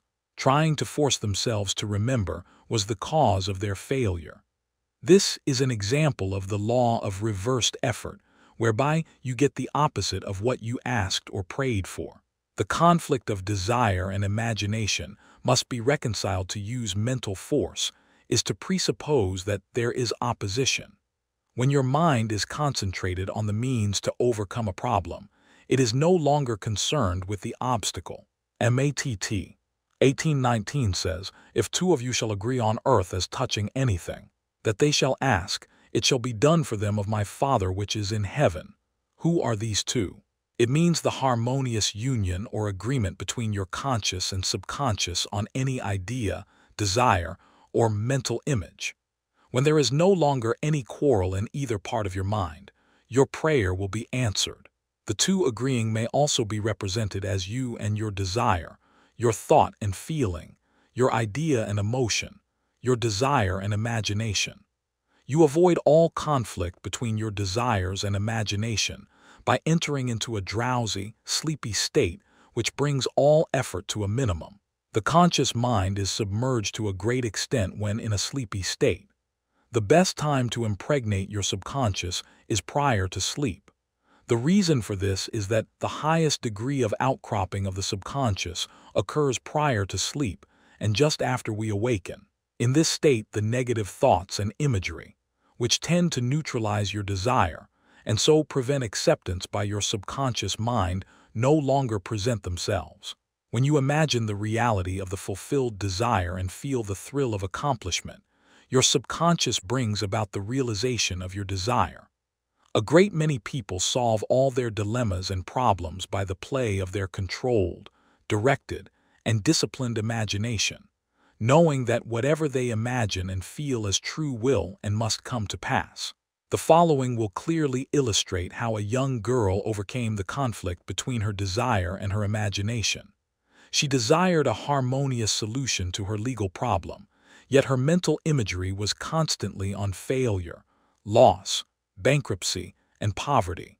It was a complicated lawsuit, and there was one postponement after another with no solution in sight. At my suggestion, she got into a sleepy, drowsy state each night prior to sleep, and she began to imagine the happy ending, feeling it to the best of her ability. She knew that the image in her mind had to agree with her heart's desire. Prior to sleep, she began to dramatize as vividly as possible her lawyer having an animated discussion with her regarding the outcome.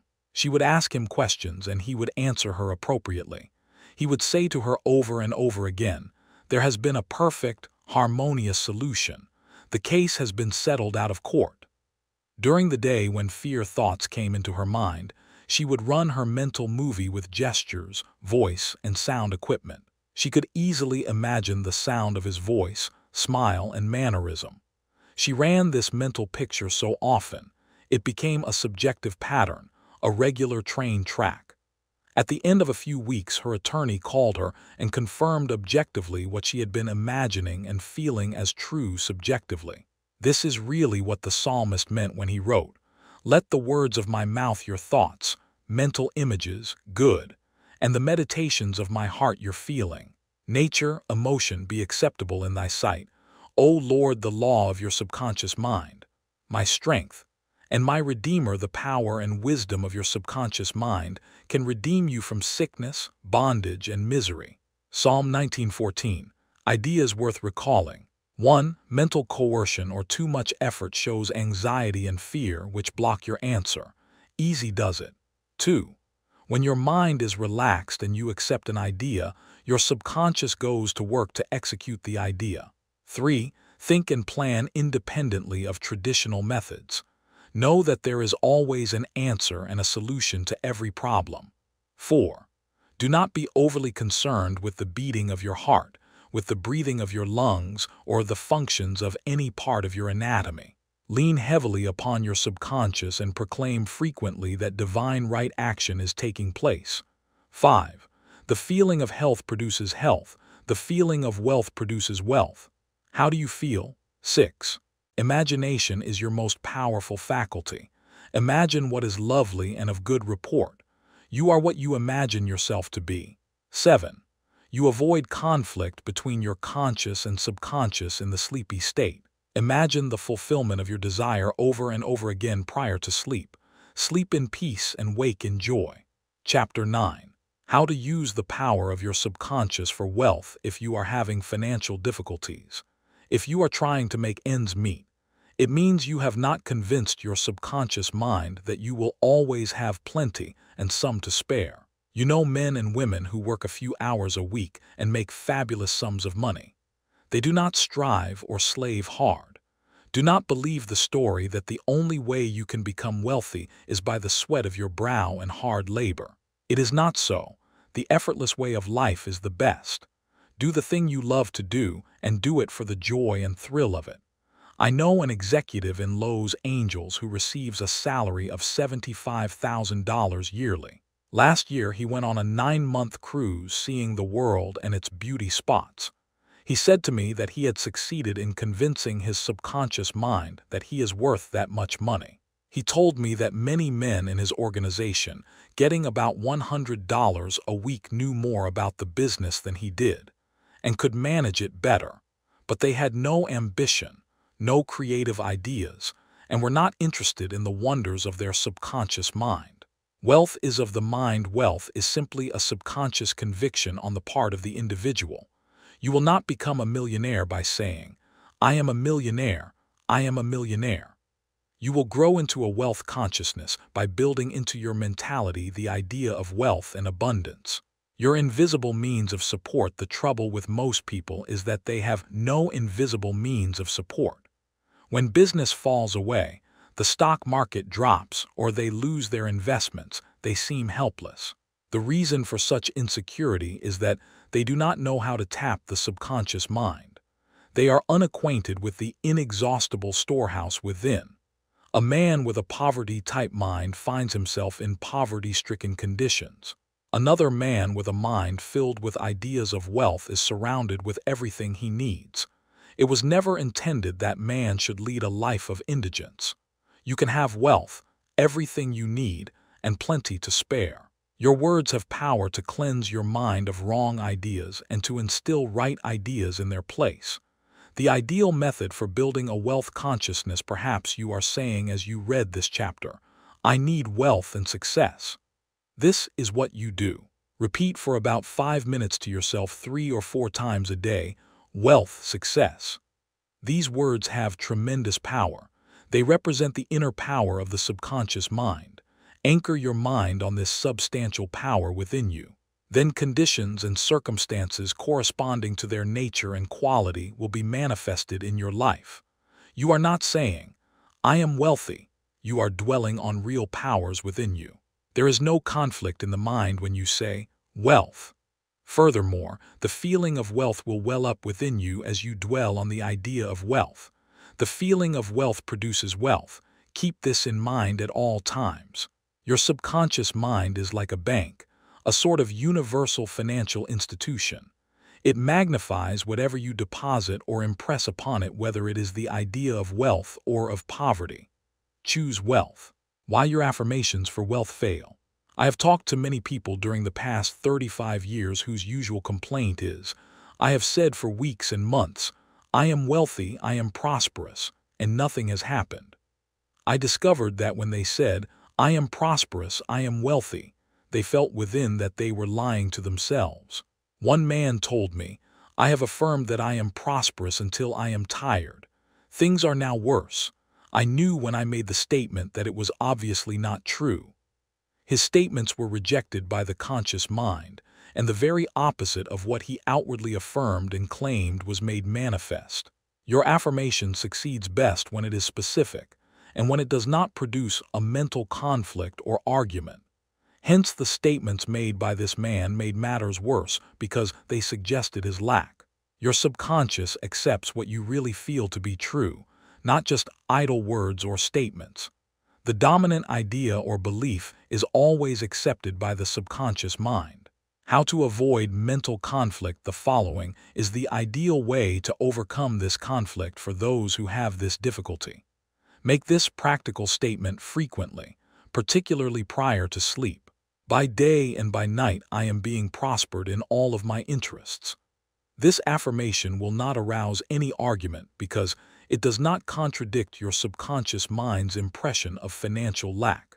I suggested to one businessman whose sales and finances were very low and who was greatly worried that he sit down in his office, become quiet, and repeat this statement over and over again. My sales are improving every day. This statement engaged the cooperation of the conscious and subconscious mind. Results followed.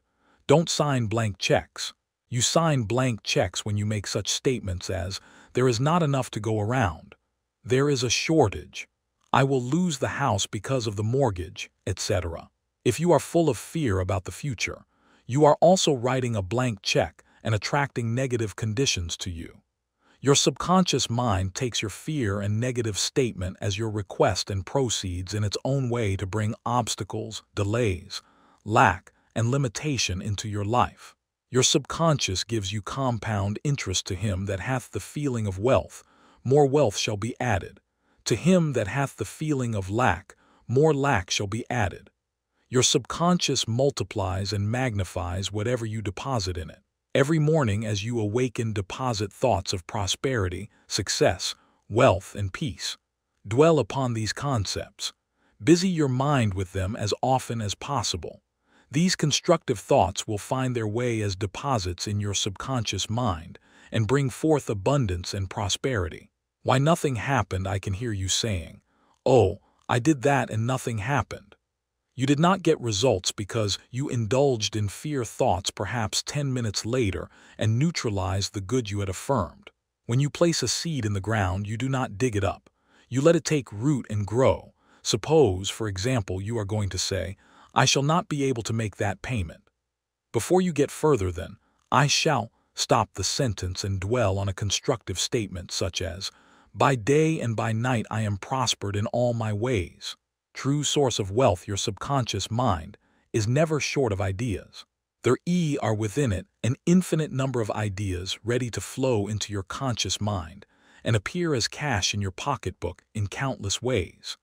This process will continue to go on in your mind regardless of whether the stock market goes up or down, or whether the pound sterling or dollar drops in value. Your wealth is never truly dependent on bonds, stocks, or money in the bank. These are really only symbols, necessary and useful, of course, but only symbols. The point I wish to emphasize is that if you convince your subconscious mind that wealth is yours and that it is always circulating in your life, you will always and inevitably have it, regardless of the form it takes.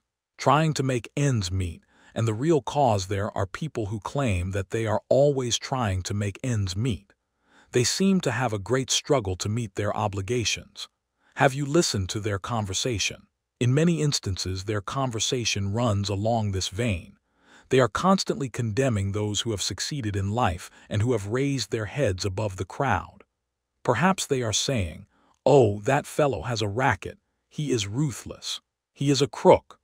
This is why they lack. They are condemning the thing they desire and want. The reason they speak critically of their more prosperous associates is because they are envious and covetous of the other's prosperity. The quickest way to cause wealth to take wings and fly away is to criticize and condemn others who have more wealth than you. A common stumbling block to wealth, there is one emotion, which is the cause of the lack of wealth in the lives of many. Most people learn this the hard way. It is envy. For example, if you see a competitor depositing large sums of money in the bank and you have only a meager amount to deposit, does it make you envious? The way to overcome this emotion is to say to yourself, isn't it wonderful? I rejoice in that man's prosperity. I wish for him greater and greater wealth.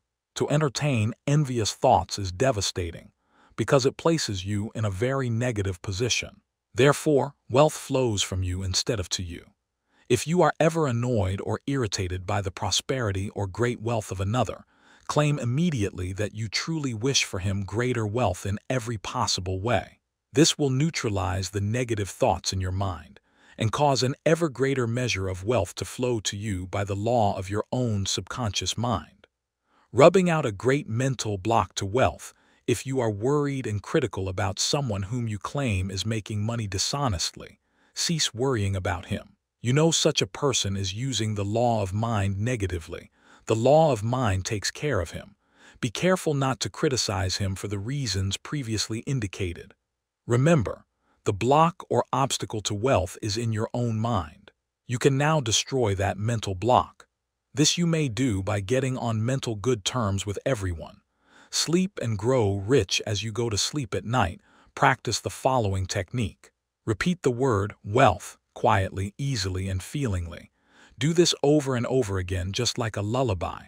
Lull yourself to sleep with the one word wealth. You should be amazed at the result. Wealth should flow to you in avalanches of abundance. This is another example of the magic power of your subconscious mind.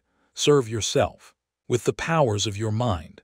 1. Decide to be wealthy the easy way, with the infallible aid of your subconscious mind. 2.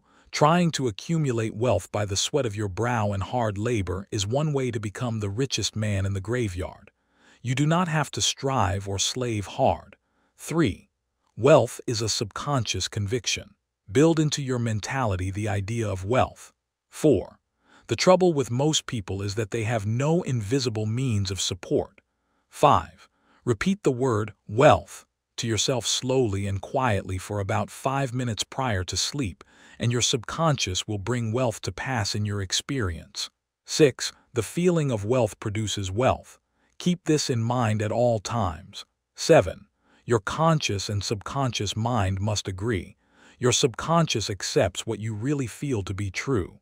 The dominant idea is always accepted by your subconscious mind. The dominant idea should be wealth, not poverty. 8. You can overcome any mental conflict regarding wealth by affirming frequently, "By day and by night I am being prospered in all of my interests." 9. Increase your sales by repeating this statement over and over again. "My sales are improving every day. I am advancing, progressing, and getting wealthier every day." 10. Stop writing blank checks such as, "There is not enough to go around," or "There is a shortage," etc. Such statements magnify and multiply your loss. 11. Deposit thoughts of prosperity, wealth, and success in your subconscious mind, and the latter will give you compound interest. 12. What you consciously affirm, you must not mentally deny a few moments later.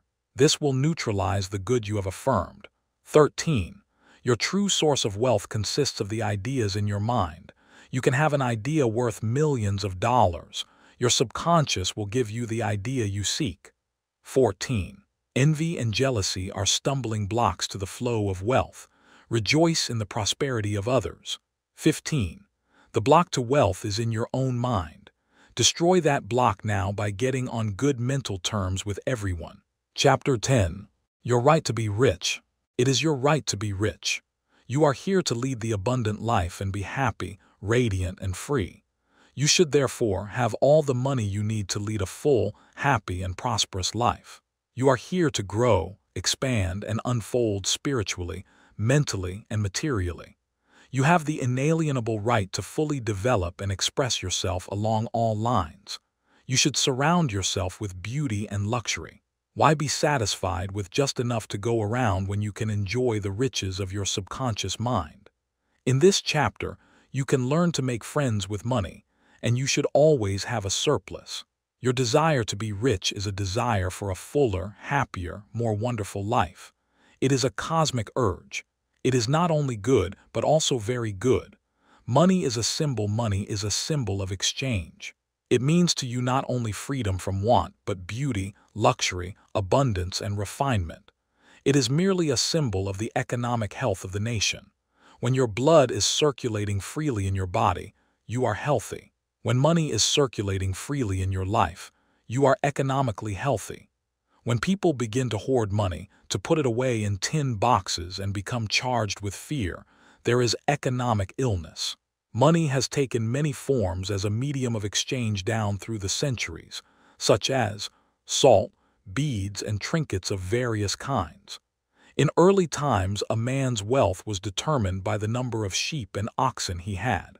Now we use currency and other negotiable instruments, as it is much more convenient to write a check than carry some sheep around with you to pay bills. How to walk the royal road to riches. Knowledge of the powers of your subconscious mind is the means to the royal road to riches of all kinds. spiritual, mental, or financial.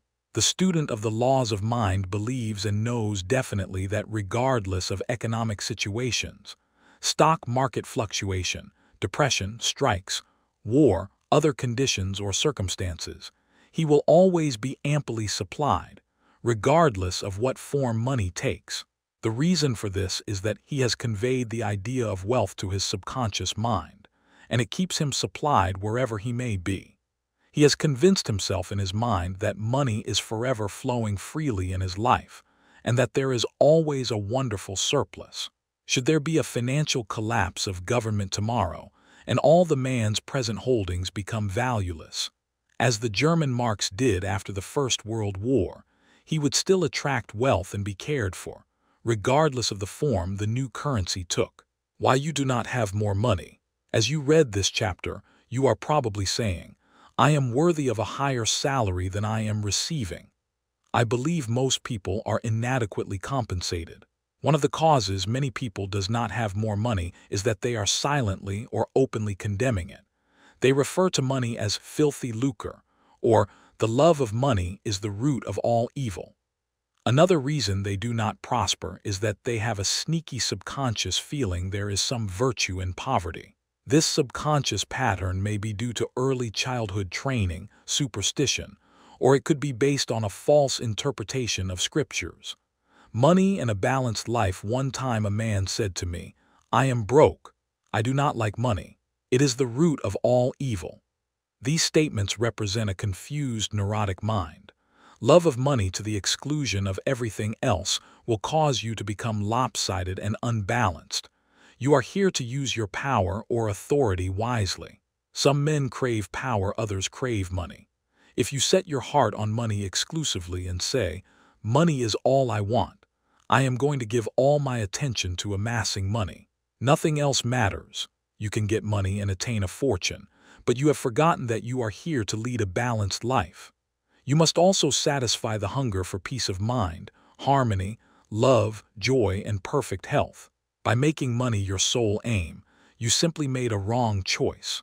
You thought that was all you wanted, but you found after all your efforts that it was not only the money you needed. You also desired true expression of your hidden talents, true place in life, beauty, and the joy of contributing to the welfare and success of others.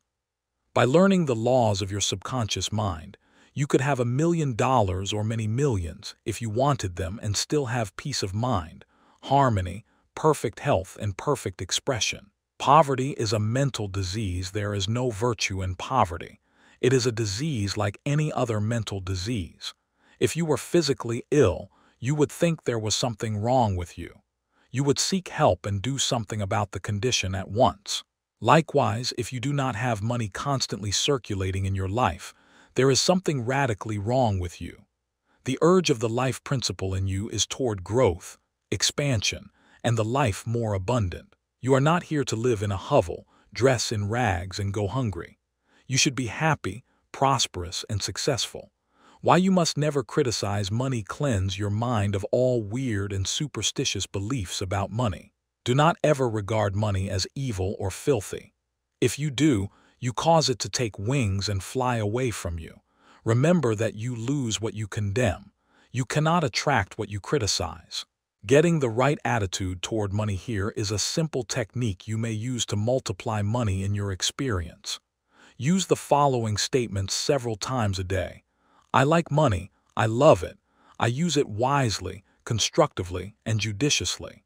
Money is constantly circulating in my life. I release it with joy, and it returns to me multiplied in a wonderful way. It is good and very good. Money flows to me in avalanches of abundance. I use it for good only, and I am grateful for my good and for the riches of my mind. How the scientific thinker looks at money. Suppose, for example, you found gold, silver, lead, copper, or iron in the ground.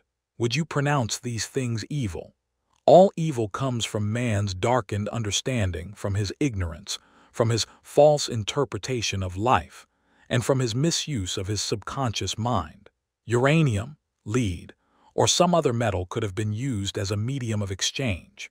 We use paper bills, checks, nickel, and silver. Surely these are not evil. Physicists and chemists know today that the only difference between one metal and another is the number and rate of motion of electrons revolving around a central nucleus. They can now change one metal into another through a bombardment of the atoms in the powerful cyclotron.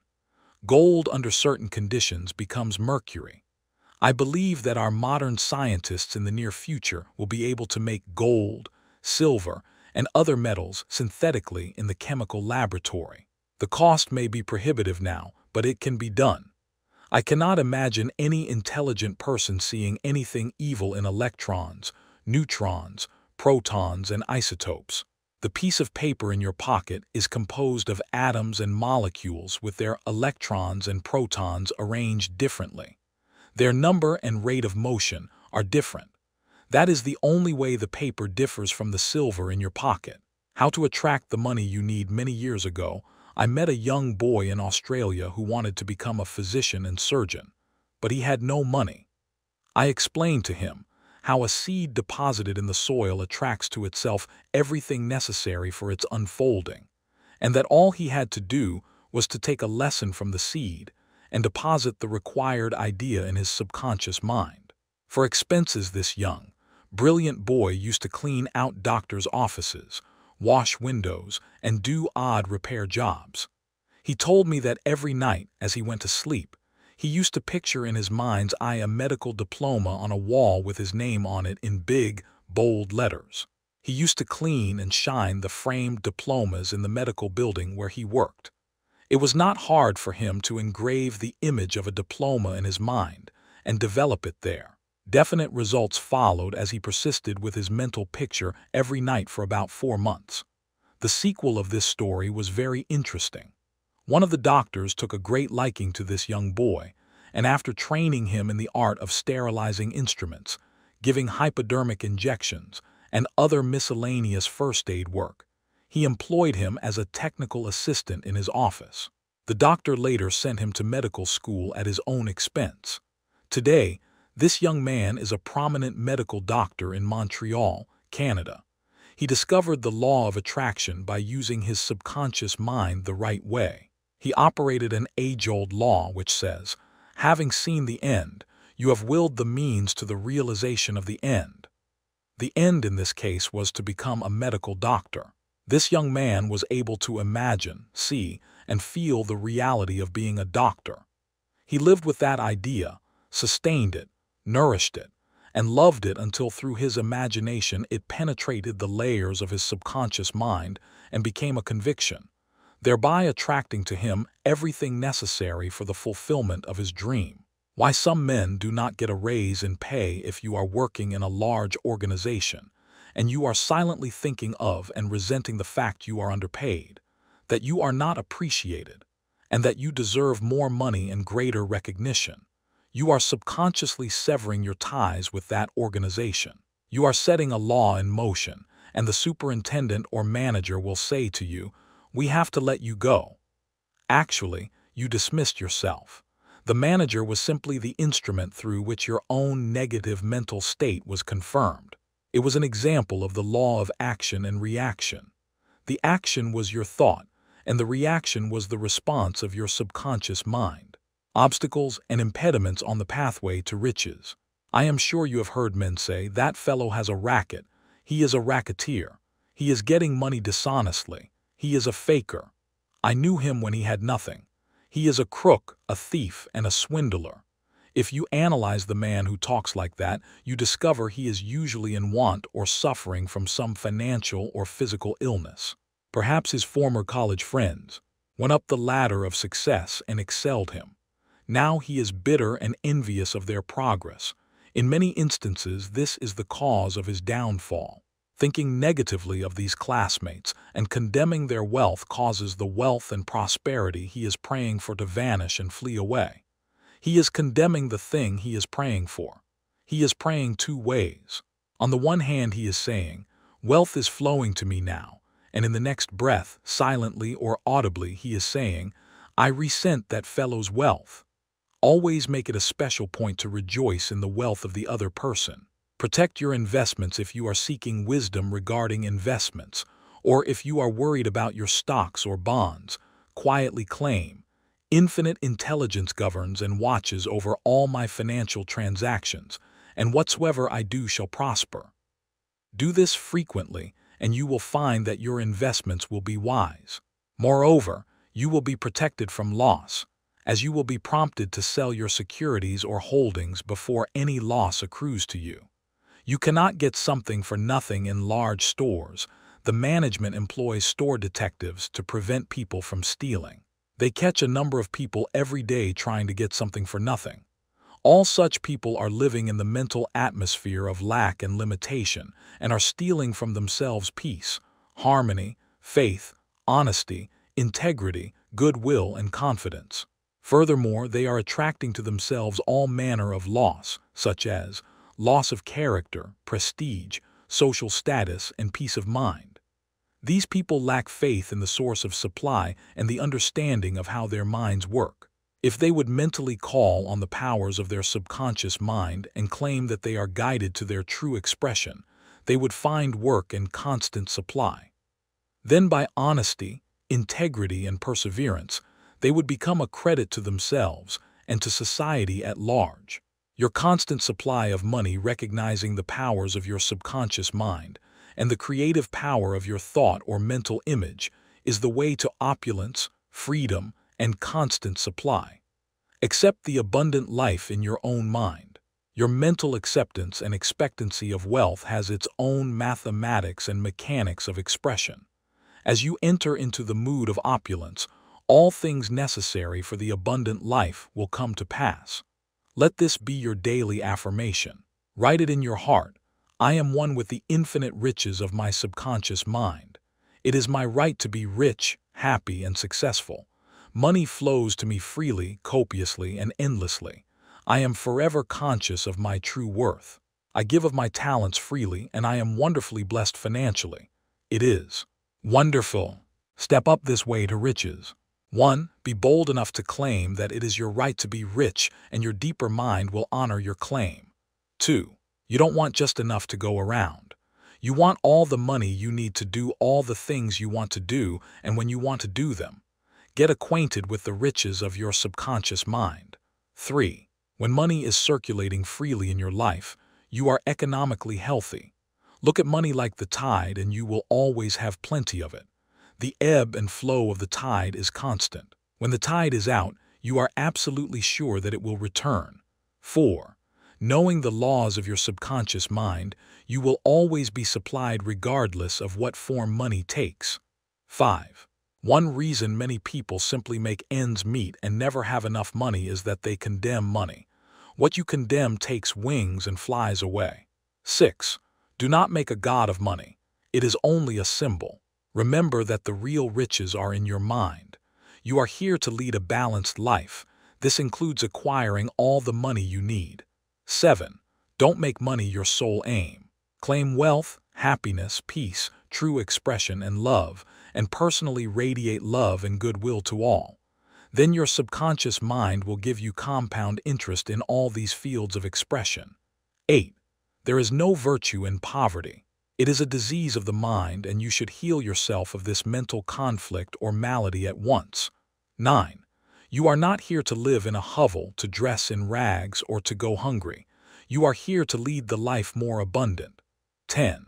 Never use the terms filthy lucre or I despise money. You lose what you criticize. There is nothing good or bad, but thinking of it in either light makes it so. 11. Repeat frequently, I like money. I use it wisely, constructively, and judiciously. I release it with joy, and it returns 1,000-fold. 12. Money is not evil any more so than copper, lead, tin, or iron which you may find in the ground. All evil is due to ignorance and misuse of the mind's powers. 13. To picture the end result in your mind causes your subconscious to respond and fulfill your mental picture. 14. Stop trying to get something for nothing. There is no such thing as a free lunch. You must give to receive. You must give mental attention to your goals, ideals, and enterprises, and your deeper mind will back you up. The key to wealth is application of the laws of the subconscious mind by impregnating it with the idea of wealth. Chapter 11. your subconscious mind as a partner in success means successful living. A long period of peace, joy, and happiness on this plane may be termed success. The eternal experience of these qualities is the everlasting life spoken of by Jesus. The real things of life, such as peace, harmony, integrity, security, and happiness, are intangible. They come from the deep self of man. Meditating on these qualities builds these treasures of heaven in our subconscious. It is where moth and rust do not consume, and where thieves do not break through and steal. Matt. 6:20. The 3 steps to success. Let us discuss 3 steps to success. The first step to success is to find out the thing you love to do, then do it. Success is in loving your work.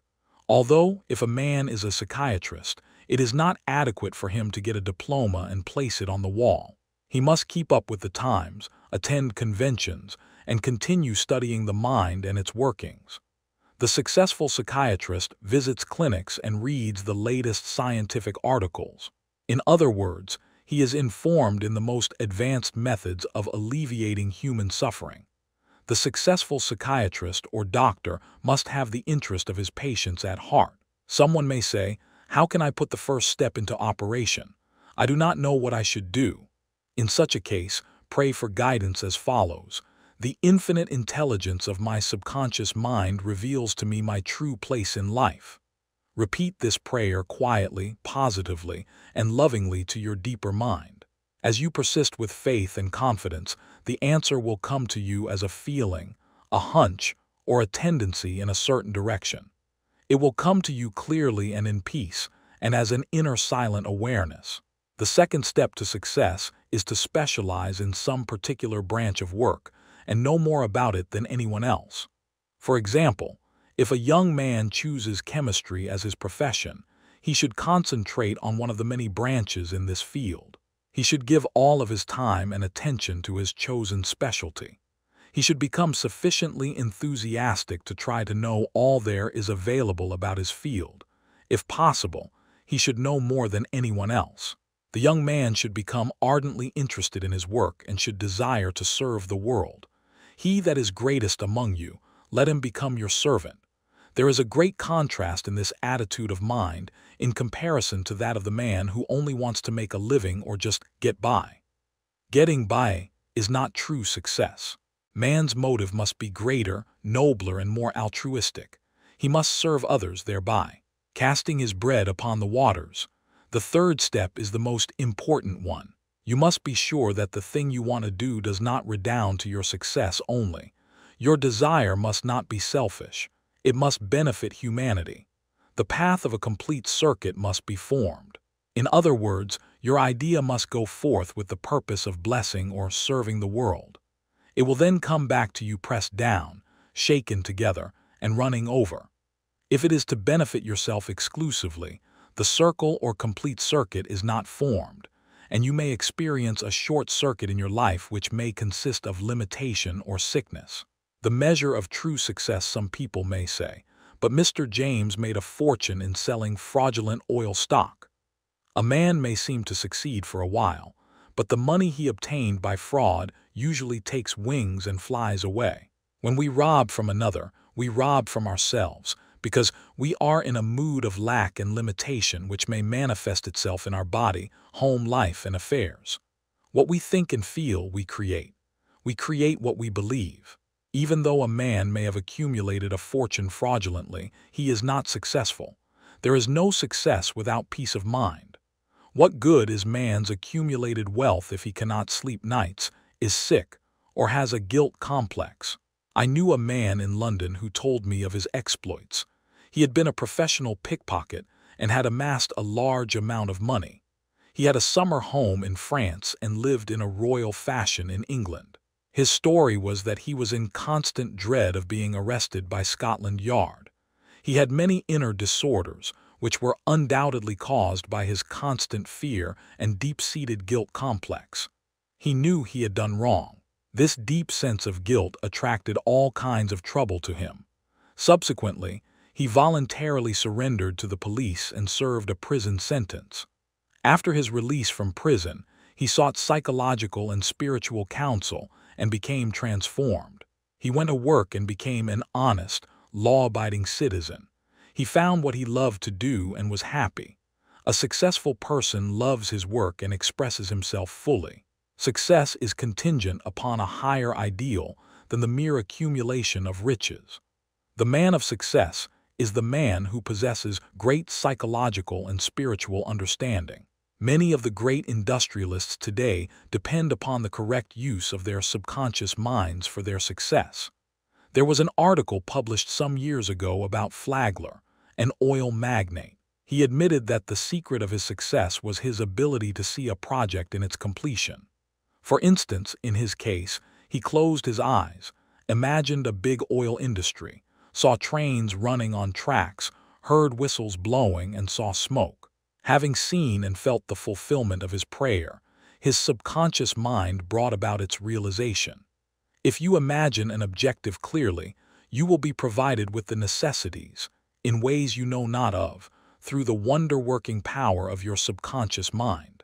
In considering the 3 steps to success, you must never forget the underlying power of the creative forces of your subconscious mind. This is the energy in back of all steps in any plan of success. Your thought is creative. Thought fused with feeling becomes a subjective faith or belief, and according to your belief is it done unto you. Matt. 9:29. Knowledge of a mighty force in you, which is capable of bringing to pass all your desires, gives you confidence and a sense of peace. Whatever your field of action may be, you should learn the laws of your subconscious mind. When you know how to apply the powers of your mind, and when you are expressing yourself fully and giving of your talents to others, you are on the sure path to true success. If you are about God's business, or any part of it, God, by his very nature, is for you, so who can be against you? With this understanding, there is no power in heaven or on earth to withhold success from you. How he made his dream come true, a movie actor told me that he had very little education, but he had a dream as a boy of becoming a successful movie actor. Out in the field mowing hay, driving the cows home, or even when milking them, he said, I would constantly imagine I saw my name in big lights at a large theater. I kept this up for years, until finally I ran away from home. I got extra jobs in the motion picture field, and the day finally came when I saw my name in great, big lights as I did when I was a boy. Then he added, I know the power of sustained imagination to bring success. His dream pharmacy became a reality 30 years ago. I knew a young pharmacist who was receiving $40 a week plus commission on sales. After 25 years, he said to me, I will get a pension and retire. I said to this young man, why don't you own your own store? Get out of this place. Raise your sights. Have a dream for your children. Maybe your son wants to be a doctor. Perhaps your daughter desires to be a great musician. His answer was that he had no money. He began to awaken to the fact that whatever he could conceive as true, he could give conception. The first step toward his goal was his awakening to the powers of his subconscious mind, which I briefly elaborated on for his benefit. His second step was his realization that if he could succeed in conveying an idea to his subconscious mind, the latter would somehow bring it to pass. He began to imagine that he was in his own store. He mentally arranged the bottles, dispensed prescriptions, and imagined several clerks in the store waiting on customers. He also visualized a big bank balance. Mentally, he worked in that imaginary store. Like a good actor, he lived the role. Act as though I am and I will be. This pharmacist put himself wholeheartedly into the act, living, moving, and acting on the assumption that he owned the store. The sequel was interesting. He was discharged from his position. He found new employment with a large chain store, became manager, and later on, district manager. He saved enough money in 4 years to provide a down payment on a drugstore of his own. He called it his dream pharmacy. It was, he said, exactly the store I saw in my imagination. He became a recognized success in his chosen field and was happy doing what he loved to do. Using the subconscious mind in business some years ago, I gave a lecture to a group of businessmen on the powers of imagination and the subconscious mind. In this lecture, I pointed out how Goethe used his imagination wisely when confronted with difficulties and predicaments. His biographers point out that he was accustomed to fill many hours quietly holding imaginary conversations. It is well known that his custom was to imagine one of his friends before him, in a chair, answering him in the right way. In other words, if he were concerned over any problems, he imagined his friend giving him the right or appropriate answer, accompanied with the usual gestures and tonal qualities of the voice, and he made the entire imaginary scene as real and as vivid as possible. One of the men present at this lecture was a young stockbroker. He proceeded to adopt the technique of Goethe. He began to have mental, imaginary conversations with a multimillionaire banker friend of his who used to congratulate him on his wise and sound judgment and compliment him on his purchase of the right stocks.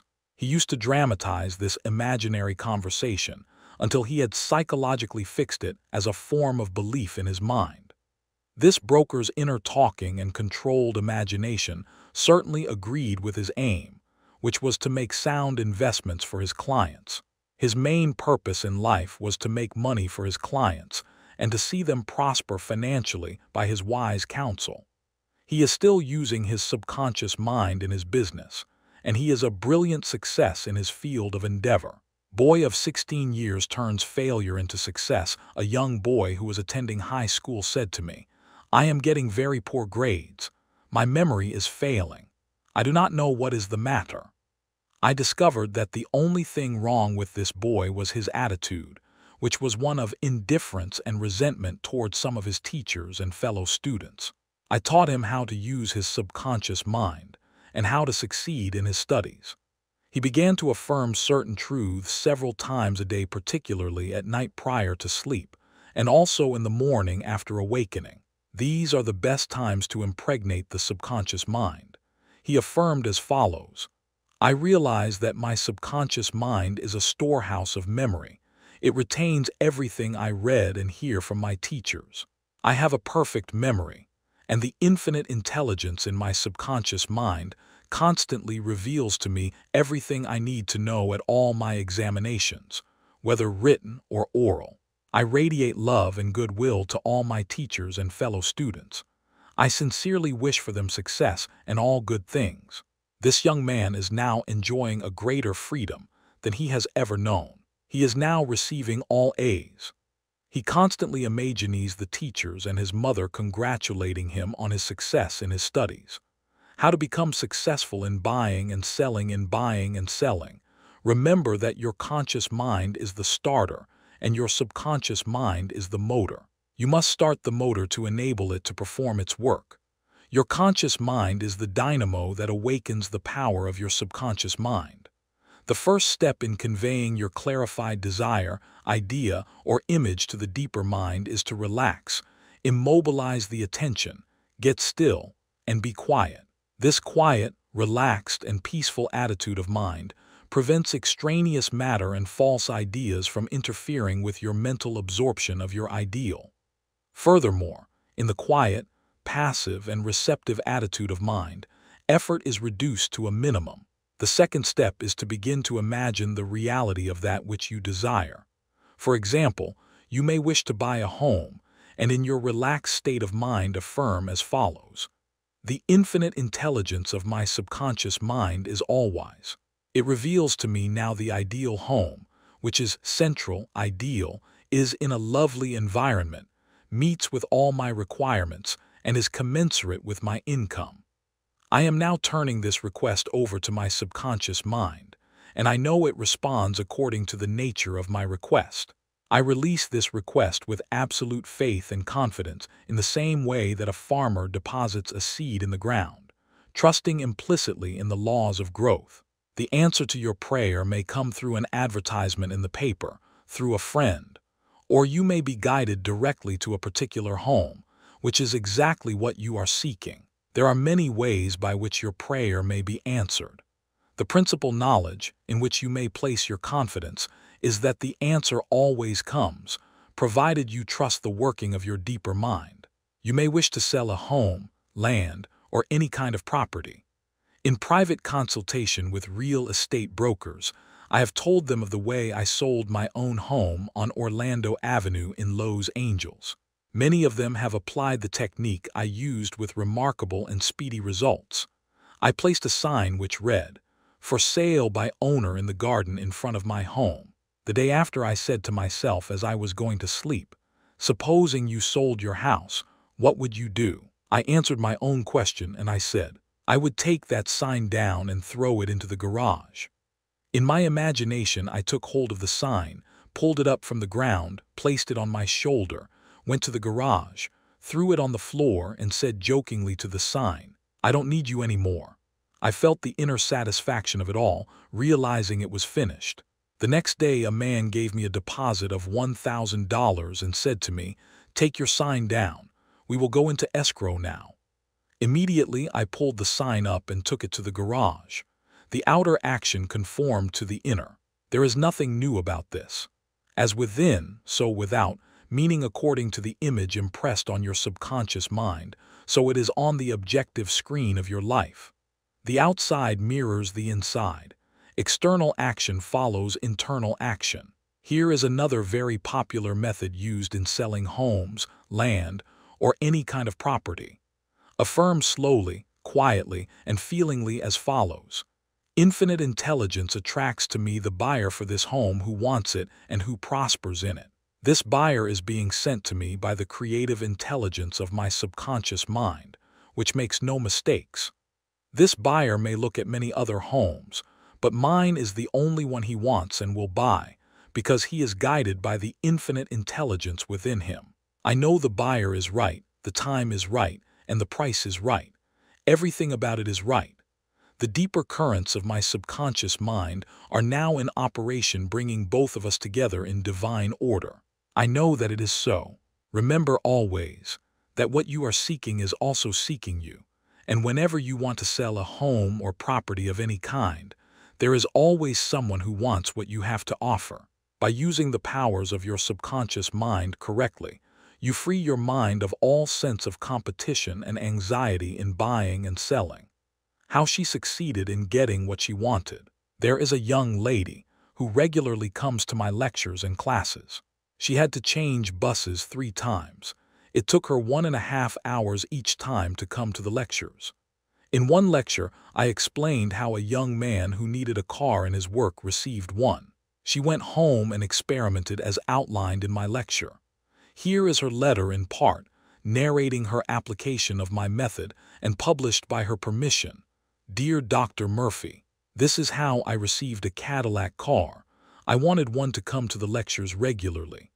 In my imagination, I went through the identical process I would go through if I were actually driving a car. I went to the showroom, and the salesman took me for a ride in one. I also drove it several blocks. I claimed the Cadillac car as my own over and over again. I kept the mental picture of getting into the car, driving it, feeling the upholstery, etc., consistently for over 2 weeks. Last week I drove to your lectures in a Cadillac. My uncle in Inglewood passed away and left me his Cadillac and his entire estate. A success technique employed by many outstanding executives and businessmen.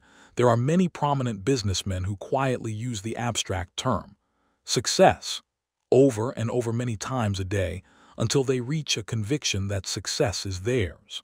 They know that the idea of success contains all the essential elements of success. Likewise, you can begin now to repeat the word success to yourself with faith and conviction. Your subconscious mind will accept it as true of you, and you will be under a subconscious compulsion to succeed. You are compelled to express your subjective beliefs, impressions, and convictions. What does success imply to you? You want, undoubtedly, to be successful in your home life and in your relationship with others. You wish to be outstanding in your chosen work or profession. You wish to possess a beautiful home and all the money you need to live comfortably and happily. You want to be successful in your prayer life and in your contact with the powers of your subconscious mind. You are a businessman also because you are in the business of living. Become a successful businessman by imagining yourself doing what you long to do and possessing the things you long to possess. Become imaginative. Mentally participate in the reality of the successful state. Make a habit of it.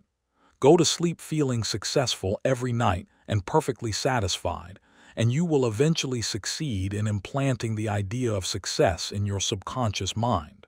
Believe you were born to succeed, and wonders will happen as you pray. Profitable pointers. 1. Success means successful living. When you are peaceful, happy, joyous, and doing what you love to do, you are successful. 2. Find out what you love to do and then do it. If you don't know your true expression, ask for guidance and the lead will come. 3. Specialize in your particular field and try to know more about it than anyone else. 4. A successful man is not selfish. His main desire in life is to serve humanity. 5. There is no true success without peace of mind. 6. A successful man possesses great psychological and spiritual understanding. 7. If you imagine an objective clearly, you will be provided with the necessities through the wonder-working power of your subconscious mind. 8. Your thought fused with feeling becomes a subjective belief, and according to your belief is it done unto you. 9. The power of sustained imagination draws forth the miracle-working powers of your subconscious mind. 10. If you are seeking promotion in your work, imagine your employer, supervisor, or loved one congratulating you on your promotion. Make the picture vivid and real. Hear the voice, see the gestures, and feel the reality of it all. Continue to do this frequently, and through frequent occupancy of your mind, you will experience the joy of the answered prayer. 11. Your subconscious mind is a storehouse of memory. For a perfect memory, affirm frequently, "The infinite intelligence of my subconscious mind reveals to me everything I need to know at all times, everywhere." 12. If you wish to sell a home or property of any kind, affirm slowly, quietly, and feelingly as follows: "Infinite intelligence attracts to me the buyer for this house or property who wants it and who prospers in it." Sustain this awareness, and the deeper currents of your subconscious mind will bring it to pass. 13. The idea of success contains all the elements of success. Repeat the word success to yourself frequently with faith and conviction, and you will be under a subconscious compulsion to succeed. Chapter 12. Scientists use the subconscious mind. Many scientists realize the true importance of the subconscious mind. Edison, Marconi, Kettering, Poincare, Einstein, and many others have used the subconscious mind. It has given them the insight and the know-how for all their great achievements in modern science and industry. Research has shown that the ability to bring into action the subconscious power has determined the success of all the great scientific and research workers. An instance of how a famous chemist, Friedrich von Stradonitz, used his subconscious mind to solve his problem is as follows. He had been working laboriously for a long time trying to rearrange the 6 carbon and the 6 hydrogen atoms of the benzene formula, and he was constantly perplexed and unable to solve the matter. Tired and exhausted, he turned the request over completely to his subconscious mind. Shortly afterward, as he was about to board a London bus, his subconscious presented his conscious mind with a sudden flash of a snake biting its own tail and turning around like a pinwheel. This answer from his subconscious mind gave him the long-sought answer of the circular rearrangement of the atoms that is known as the benzene ring. How a distinguished scientist brought forth his inventions. Nikola Tesla was a brilliant electrical scientist who brought forth the most amazing innovations. When an idea for a new invention came into his mind, he would build it up in his imagination, knowing that his subconscious mind would reconstruct and reveal to his conscious mind all the parts needed for its manufacture in concrete form. Through quietly contemplating every possible improvement, he spent no time in correcting defects and was able to give the technicians the perfect product of his mind. He said, "Invariably, my device works as I imagined it should." In 20 years, There has not been a single exception. How a famous naturalist solved his problem. Professor Agassiz, a distinguished American naturalist, discovered the indefatigable activities of his subconscious mind while he slept. His widow, in her biography of her famous husband, has reported the following. He had been for 2 weeks striving to decipher the somewhat obscure impression of a fossil fish on the stone slab in which it was preserved. Weary and perplexed, he put his work aside at last and tried to dismiss it from his mind. Shortly after, he waked, one night, persuaded that, while asleep, he had seen his fish with all the missing features perfectly restored. But when he tried to hold and make fast the image, it escaped him. Nevertheless, he went early to the Jardin des Plantes, thinking that on looking anew at the impression he should see something which would put him on the track of his vision. In vain. The blurred record was as black as ever. The next night he saw the fish again, but with no more satisfactory result. When he awoke, it disappeared from his memory as before. Hoping that the same experience might be repeated, on the third night he placed a pencil and paper beside his bed before going to sleep. Accordingly, toward morning the fish reappeared in his dream, confusedly at first, but at last with such distinctness that he had no longer any doubt as to its zoological characters. Still half dreaming, in perfect darkness, he traced these characters on the sheet of paper at the bedside. In the morning he was surprised to see in his nocturnal sketch features, which he thought it impossible the fossil itself should reveal. He hastened to the Jardin des Plantes, and, with his drawing as a guide, succeeded in chiseling away the surface of the stone under which portions of the fish proved to be hidden. When wholly exposed, it corresponded with his dream and his drawing, and he succeeded in classifying it with ease. An outstanding physician solved the problem of diabetes. Some years ago, I received a clipping from a magazine describing the origin of the discovery of insulin. This is the essence of the article as I recall it. About 40 years ago or more, Dr. Frederick Banting, a brilliant Canadian physician and surgeon, was concentrating his attention on the ravages of diabetes. At that time, medical science offered no effective method of arresting the disease. Dr. Banting spent considerable time experimenting and studying the international literature on the subject.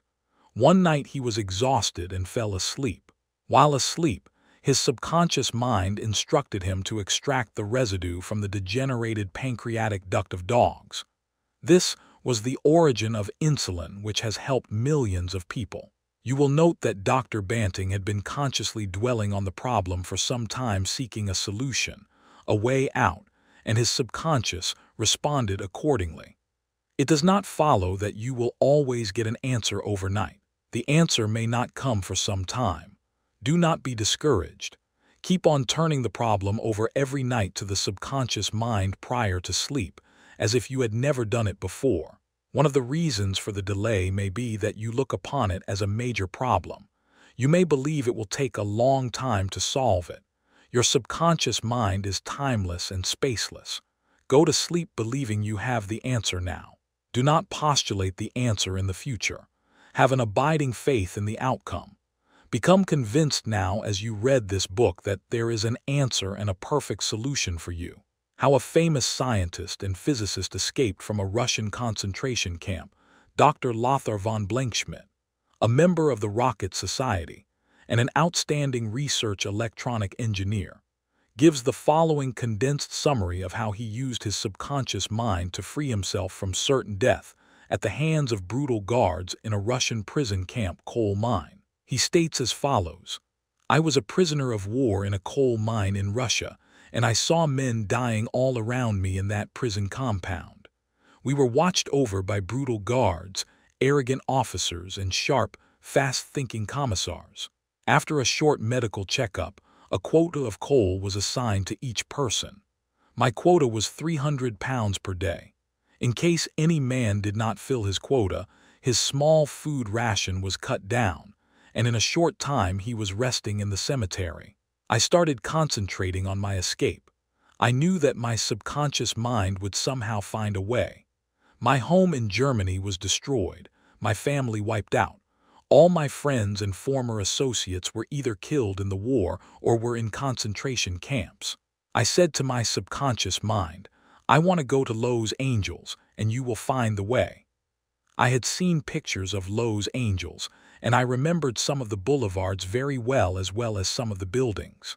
Every day and night, I would imagine I was walking down Wilshire Boulevard with an American girl whom I met in Berlin prior to the war. She is now my wife. In my imagination, we would visit the stores, ride buses, and eat in the restaurants. Every night I made it a special point to drive my imaginary American automobile up and down the boulevards of Los Angeles. I made all this vivid and real.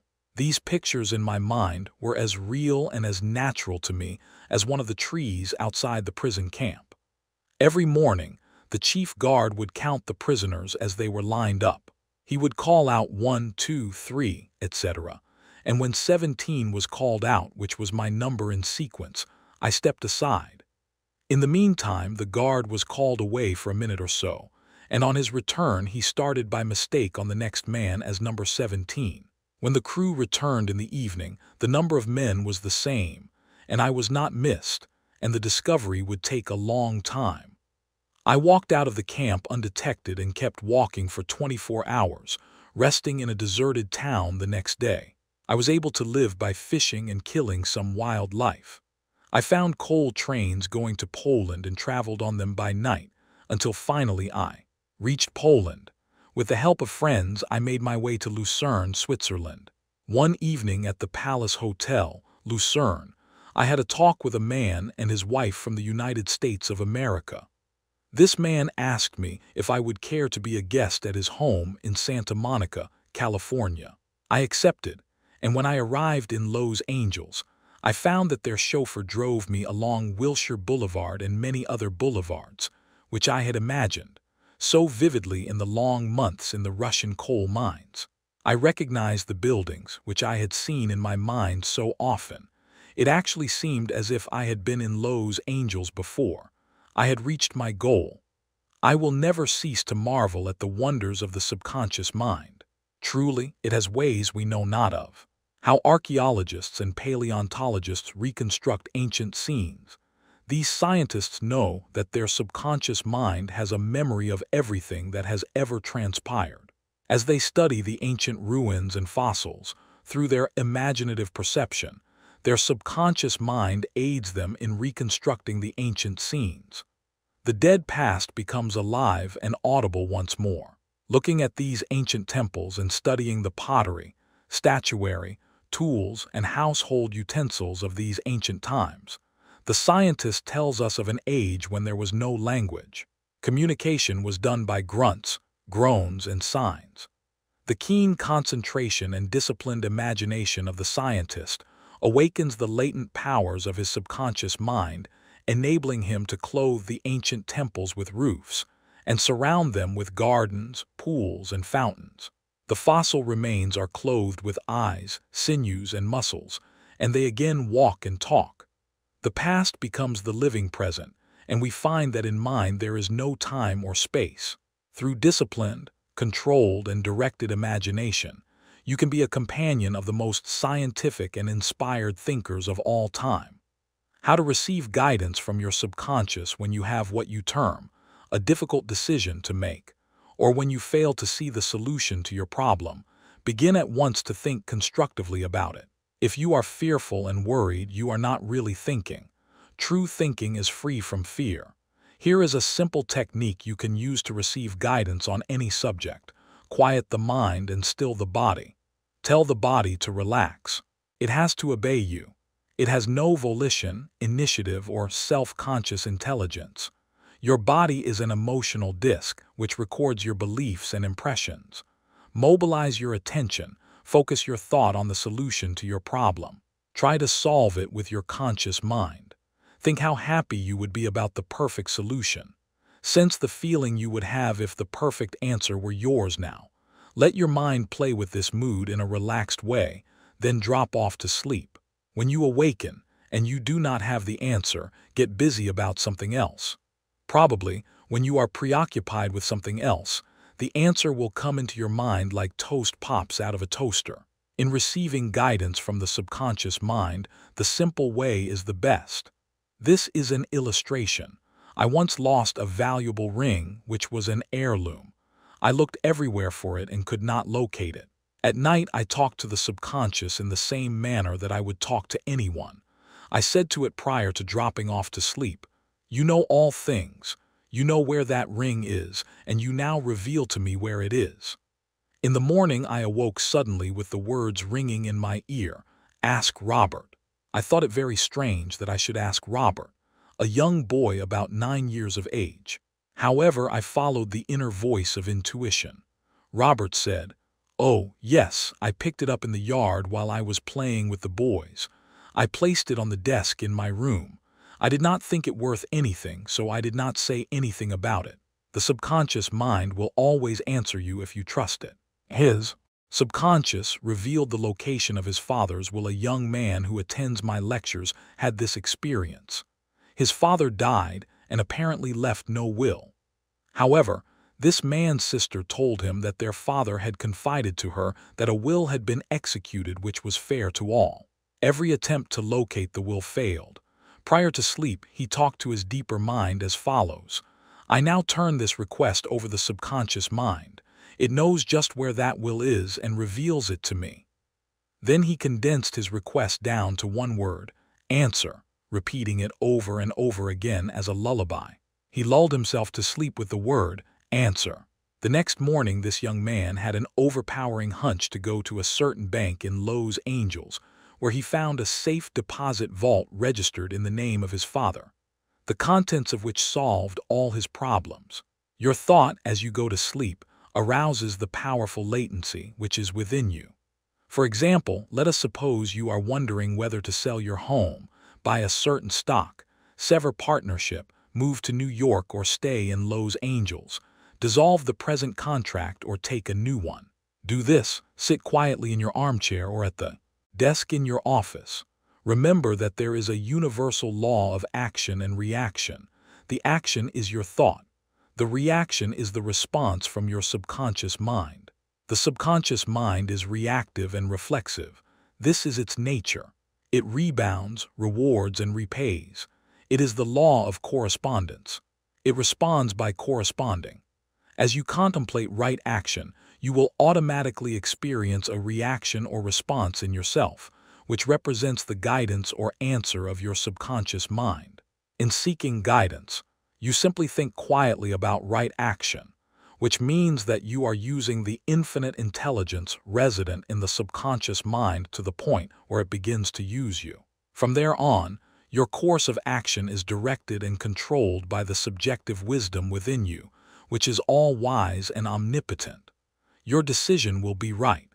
There will only be right action because you are under a subjective compulsion to do the right thing. I use the word compulsion because the law of the subconscious is compulsion. The secret of guidance or right action is to mentally devote yourself to the right answer until you find its response in you. The response is a feeling, an inner awareness, and an overpowering hunch whereby you know that you know. You have used the power to the point where it begins to use you. You cannot possibly fail or make one false step while operating under the subjective wisdom within you. You will find that all your ways are pleasantness and all your paths are peace. Highlights to recall. 1. Remember that the subconscious mind has determined the success and wonderful achievements of all great scientific workers. 2. By giving your conscious attention and devotion to the solution of a perplexing problem, your subconscious mind gathers all the necessary information and presents it full-blown to the conscious mind. 3. If you are wondering about the answer to a problem, try to solve it objectively. Get all the information you can from research and also from others. If no answer comes, turn it over to your subconscious mind prior to sleep, and the answer always comes. It never fails. 4. You do not always get the answer overnight. Keep on turning your request over to your subconscious until the day breaks and the shadows flee away. 5. You delay the answer by thinking it will take a long time or that it is a major problem. Your subconscious has no problem, it knows only the answer. 6. Believe that you have the answer now. Feel the joy of the answer and the way you would feel if you had the perfect answer. Your subconscious will respond to your feeling. 7. Any mental picture, backed by faith and perseverance, will come to pass through the miracle-working power of your subconscious. Trust it, believe in its power, and wonders will happen as you pray. 8.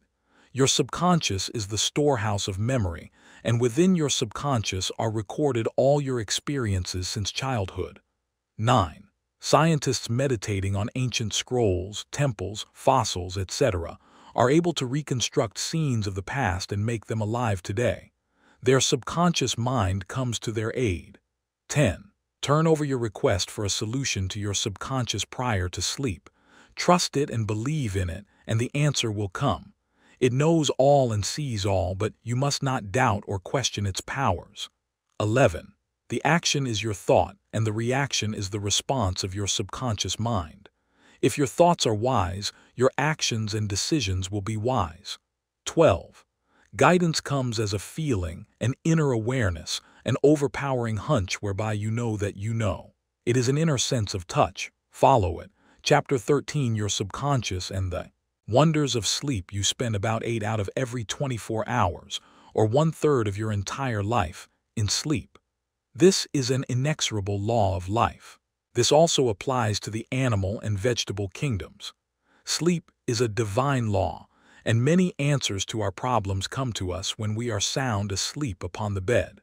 Many people have advocated the theory that you get tired during the day, that you go to sleep to rest the body, and that a reparative process takes place while you sleep. Nothing rests in sleep. Your heart, lungs, and all your vital organs function while you are asleep. If you eat prior to sleep, the food is digested and assimilated. Also, your skin secretes perspiration, and your nails and hair continue to grow. Your subconscious mind never rests or sleeps. It is always active, controlling all your vital forces. The healing process takes place more rapidly while you are asleep, as there is no interference from your conscious mind. Remarkable answers are given to you while you are asleep.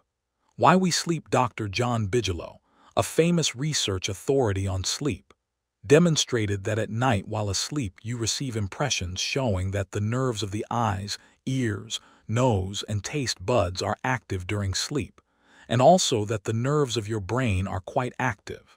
He says that the main reason we sleep is because the nobler part of the soul is united by abstraction to our higher nature, and becomes a participant in the wisdom and foreknowledge of the gods. Dr. Bigelow states also, the results of my studies have not only strengthened my convictions that the supposed exemption from customary toils and activities was not the final purpose of sleep, but have also made clearer to my mind the conviction that no part of a man's life deserves to be considered more indispensable to its symmetrical and perfect spiritual development than the while he is separated from the phenomenal world in sleep.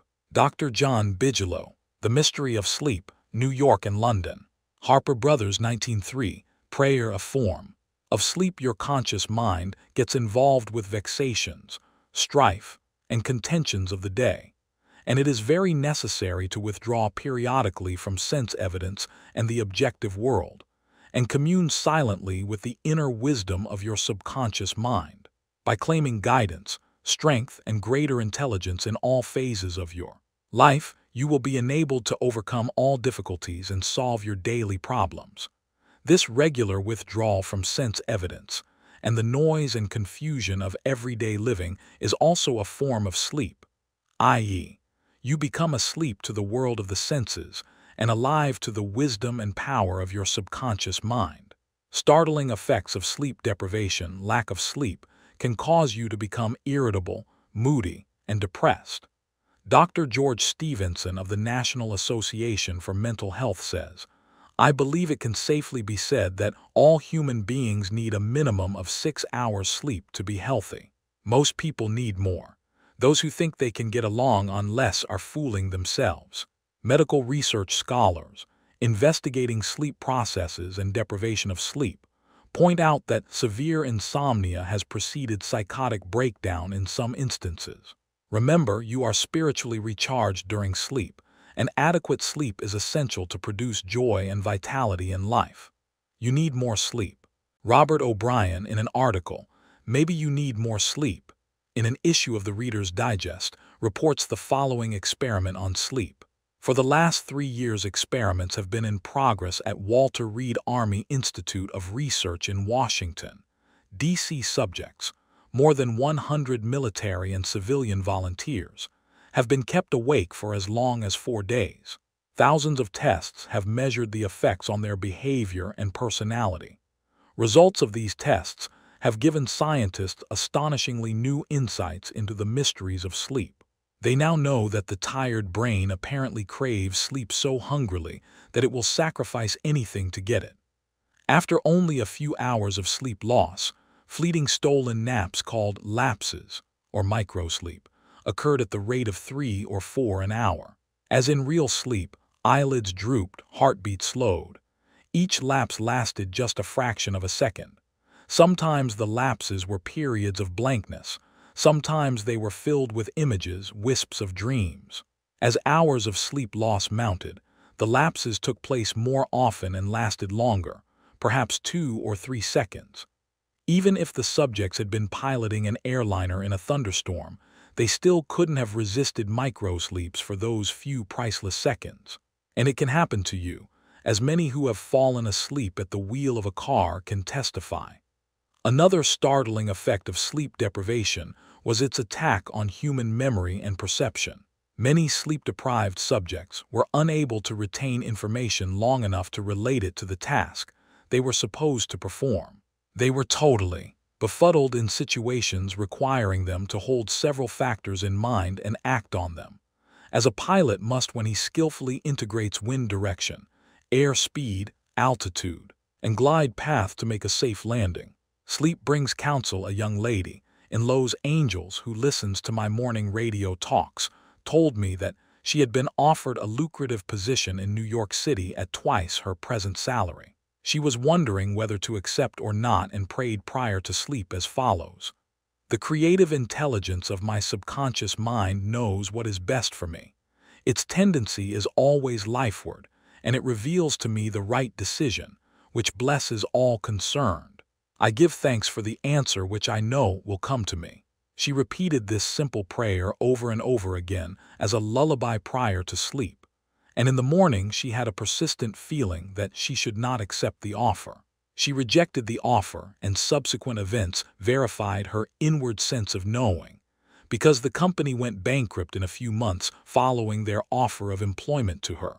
The conscious mind may be correct on the facts objectively known, but the intuitive faculty of her subconscious mind saw the failure of the concern in question and prompted her accordingly. Saved from certain disaster. I will illustrate how the wisdom of your subconscious mind can instruct you and protect you relative to your request for right action as you go to sleep. Many years ago, before the Second World War, I was offered a very lucrative assignment in the Orient, and I prayed for guidance and the right decision as follows: "Infinite intelligence within me knows all things, and the right decision is revealed to me in divine order. I will recognize the answer when it comes." I repeated this simple prayer over and over again as a lullaby prior to sleep, and in a dream came the vivid realization of things to come 3 years hence. An old friend appeared in the dream and said, "Read these headlines, do not go." The headlines of the newspaper which appeared in the dream related to war and the attack on Pearl Harbor. Occasionally, the writer dreams literally. The aforementioned dream was undoubtedly a dramatization of the subconscious mind, which projected a person whom I trusted and respected. To some, a warning may come in the form of a mother who appears in a dream. She tells the person not to go here or there, and the reason for the warning. Your subconscious mind is all-wise. It knows all things. Oftentimes it will speak to you only in a voice that your conscious mind will immediately accept as true. Sometimes your subconscious will warn you in a voice which sounds like that of your mother or some loved one, which may cause you to stop on the street. And you find, If you had gone another foot, a falling object from a window might have struck you on the head. My subconscious mind is one with the universal subconscious, and it knew the Japanese were planning a war, and it also knew when the war would start. Dr. Rhine, director of the Department of Psychology at Duke University, has gathered together a vast amount of evidence showing that a great number of people all over the world see events before they happen, and in many instances are therefore able to avoid the tragic event which was foreseen vividly in a dream. The dream which I had showed clearly the headlines in the New York Times about 3 years prior to the tragedy of Pearl Harbor. In consequence of this dream, I immediately canceled the trip as I felt a subconscious compulsion to do so. 3 years later, the Second World War proved the truth of the inner voice of intuition. Your future is in your subconscious mind. Remember that the future, the result of your habitual thinking, is already in your mind except when you change it through prayer. The future of a country, likewise, is in the collective subconscious of the people of that nation. There is nothing strange in the dream I had wherein I saw the headlines of the New York newspapers long before the war began. The war had already taken place in mind, and all the plans of attack were already engraved on that great recording instrument, the subconscious mind or collective unconscious of the universal mind. Tomorrow's events are in your subconscious mind, so are next week's and next month's, and they may be seen by a highly psychic or clairvoyant person. No disaster or tragedy can happen to you if you decide to pray. Nothing is predetermined or foreordained. Your mental attitude, i.e., the way you think, feel, and believe, determines your destiny. You can, through scientific prayer, which is explained in a previous chapter, mold, fashion, and create your own future. Whatsoever a man soweth, that shall he also reap. A catnap nets him $15,000. One of my students mailed me a newspaper clipping 3 or 4 years ago about a man called Ray Hammerstrom, a roller at the steel works in Pittsburgh operated by Jones and Laughlin Steel Corporation. He received $15,000 for his dream. According to the article, the engineers could not fix a faulty switch in a newly installed bar mill which controlled the delivery of straight bars to the cooling beds. The engineers worked on the switch about 11 or 12 times to no avail. Hammerstrom thought a lot about the problem and tried to figure out a new design which might work. Nothing worked. One afternoon he lay down for a nap, and prior to sleep, he began to think about the answer to the switch problem. He had a dream in which a perfect design for the switch was portrayed. When he awoke, he sketched his new design according to the outline of his dream. This visionary catnap won Hammerstrom a check for $15,000, the largest award the firm ever gave an employee for a new idea. How a famous professor solved his problem in sleep. Dr. H.V. Helprecht, professor of Assyrian at the University of Pennsylvania, wrote as follows: "One Saturday evening, I had been wearying myself in the vain attempt to decipher 2 small fragments of agate which were supposed to belong to the finger rings of some Babylonians. About midnight, weary and exhausted, I went to bed and dreamed the following remarkable dream. A tall, thin priest of Nippur, about 40 years of age, led me to the treasure chamber of the temple, a small, low-ceilinged room without windows, while scraps of agate and lapis lazuli lay scattered on the floor. Here he addressed me as follows: The 2 fragments which you have published separately on pages 22 and 26 belong together, are not finger rings. The first 2 rings served as earrings for the statue of the god. The 2 fragments you have are the portions of them. If you will put them together, you will have confirmation of my words." I awoke at once. I examined the fragments, and to my astonishment found the dream verified. The problem was then at last solved. This demonstrates clearly the creative manifestation of his subconscious mind, which knew the answer to all his problems. How the subconscious worked for a famous writer while he slept. Robert Louis Stevenson, in one of his books, Across the Plains, devotes a whole chapter to dreams. He was a vivid dreamer and had the persistent habit of giving specific instructions to his subconscious every night prior to sleep. He would request his subconscious to evolve stories for him while he slept. For example, if Stevenson's funds were at low ebb, his command to his subconscious would be something like this: "Give me a good thrilling novel which will be marketable and profitable." His subconscious responded magnificently. Stevenson says, "These little brownies, the intelligences and powers of his subconscious, can tell me a story piece by piece like a serial, and keep me, its supposed creator, all the while in total ignorance of where they aim." And he added, "That part of my work which is done when I am up and about while he is consciously aware and awake, is by no means necessarily mine, since all goes to show that the brownies have a hand in it even then. Sleep in peace and wake in joy." To those who suffer from insomnia, you will find the following prayer very effective. Repeat it slowly, quietly, and lovingly prior to sleep. "My toes are relaxed, my ankles are relaxed, my abdominal muscles are relaxed, my heart and lungs are relaxed, my hands and arms are relaxed, my neck is relaxed, my brain is relaxed, my face is relaxed, my eyes are relaxed, my whole mind and body are relaxed. I fully and freely forgive everyone, and I sincerely wish for them harmony, health, peace, and all the blessings of me. I am at peace. I am poised, serene, and calm. I rest in security and in peace. A great stillness steals over me, and a great calm quiets my whole being as I realize the divine presence within me.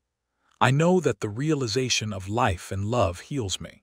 I wrap myself in the mantle of love and fall asleep filled with goodwill for all. Throughout the night peace remains with me, and in the morning I shall be filled with life and love.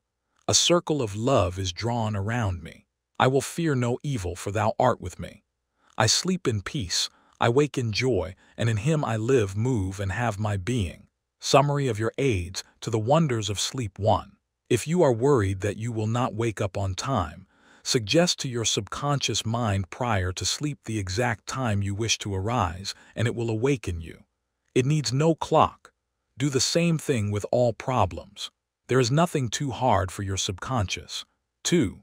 Your subconscious never sleeps. It is always on the job.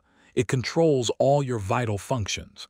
Forgive yourself and everyone else before you go to sleep, and healing will take place much more rapidly. 3. Guidance is given you while you are asleep, sometimes in a dream. The healing currents are also released, and in the morning you feel refreshed and rejuvenated. 4. When troubled by the vexations and strife of the day, still the wheels of your mind and think about the wisdom and intelligence lodged in your subconscious mind, which is ready to respond to you. This will give you peace, strength, and confidence. 5. Sleep is essential for peace of mind and health of body. Lack of sleep can cause irritation, depression, and mental disorders. You need 8 hours sleep. 6. Medical research scholars point out that insomnia precedes psychotic breakdowns. 7. You are spiritually recharged during sleep. Adequate sleep is essential for joy and vitality in life. 8. Your tired brain craves sleep so hungrily that it will sacrifice anything to get it. Many who have fallen asleep at the wheel of an automobile can testify to this. 9. Many sleep-deprived people have poor memories and lack proper coordination. They become befuddled, confused, and disorientated. 10. Sleep brings counsel. Prior to sleep, claim that the infinite intelligence of your subconscious mind is guiding and directing you. Then, watch for the lead which comes, perhaps on awakening. 11. Trust your subconscious completely. Know that its tendency is always lifeward. Occasionally, your subconscious answers you in a very vivid dream and a vision in the night. You can be forewarned in a dream in the same way as the author of this book was warned. 12. Your future is in your mind now, based on your habitual thinking and beliefs. Claim infinite intelligence leads and guides you, and that all good is yours, and your future will be wonderful. Believe it and accept it. Expect the best, and invariably the best will come to you.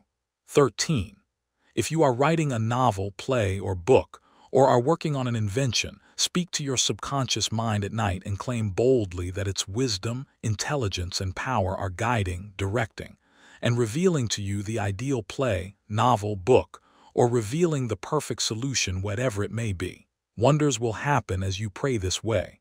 Chapter 14, Your Subconscious Mind and Marital Problems. Ignorance of the functions and powers of the mind is the cause of all marital trouble. Each using the law of mind correctly can solve friction between husband and wife. By praying together, they stay together. The contemplation of divine ideals, the study of the laws of life, the mutual agreement on a common purpose and plan, and the enjoyment of personal freedom bring about that harmonious marriage, that wedded bliss, that sense of oneness where the two become one. The best time to prevent divorce is before marriage. It is not wrong to try to get out of a very bad situation. But why get into the bad situation in the first place? Would it not be better to give attention to the real cause of marital problems, in other words, to really get at the root of the matter involved? As with all other problems of men and women, the problems of divorce, separation, annulment, and endless litigation are directly traceable to lack of knowledge of the working and interrelationship of the conscious and subconscious mind. The meaning of marriage to be real must first be on a spiritual basis. It must be of the heart, and the heart is the chalice of love. Honesty, sincerity, kindness, and integrity are also forms of love. Each partner should be perfectly honest and sincere with the other. It is not a true marriage when a man marries a woman for her money, social position, or to lift his ego, because this indicates a lack of sincerity, honesty, and true love. Such a marriage is a farce, a sham, and a masquerade. When a woman says, "I am tired working, I want to get married because I want security," her premise is false. She is not using the laws of mind correctly. Her security depends upon her knowledge of the interaction of the conscious and subconscious mind and its application. For example, a woman will never lack for wealth or health if she applies the techniques outlined in the respective chapters of this book. Her wealth can come to her independent of her husband, father, or anyone else.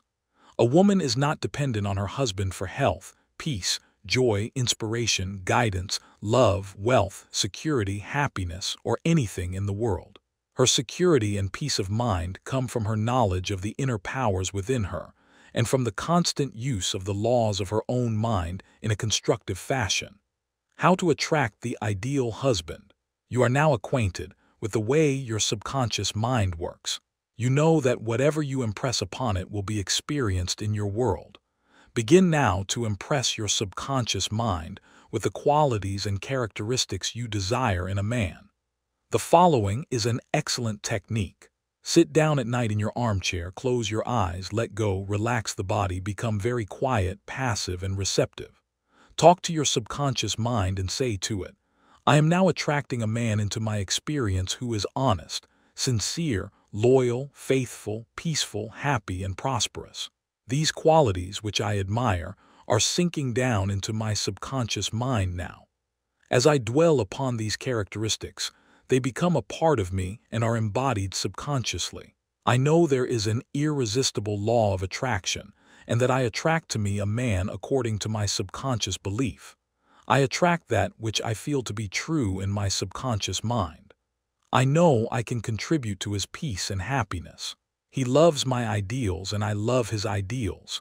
He does not want to make me over, neither do I want to make him over. There is mutual love, freedom, and respect."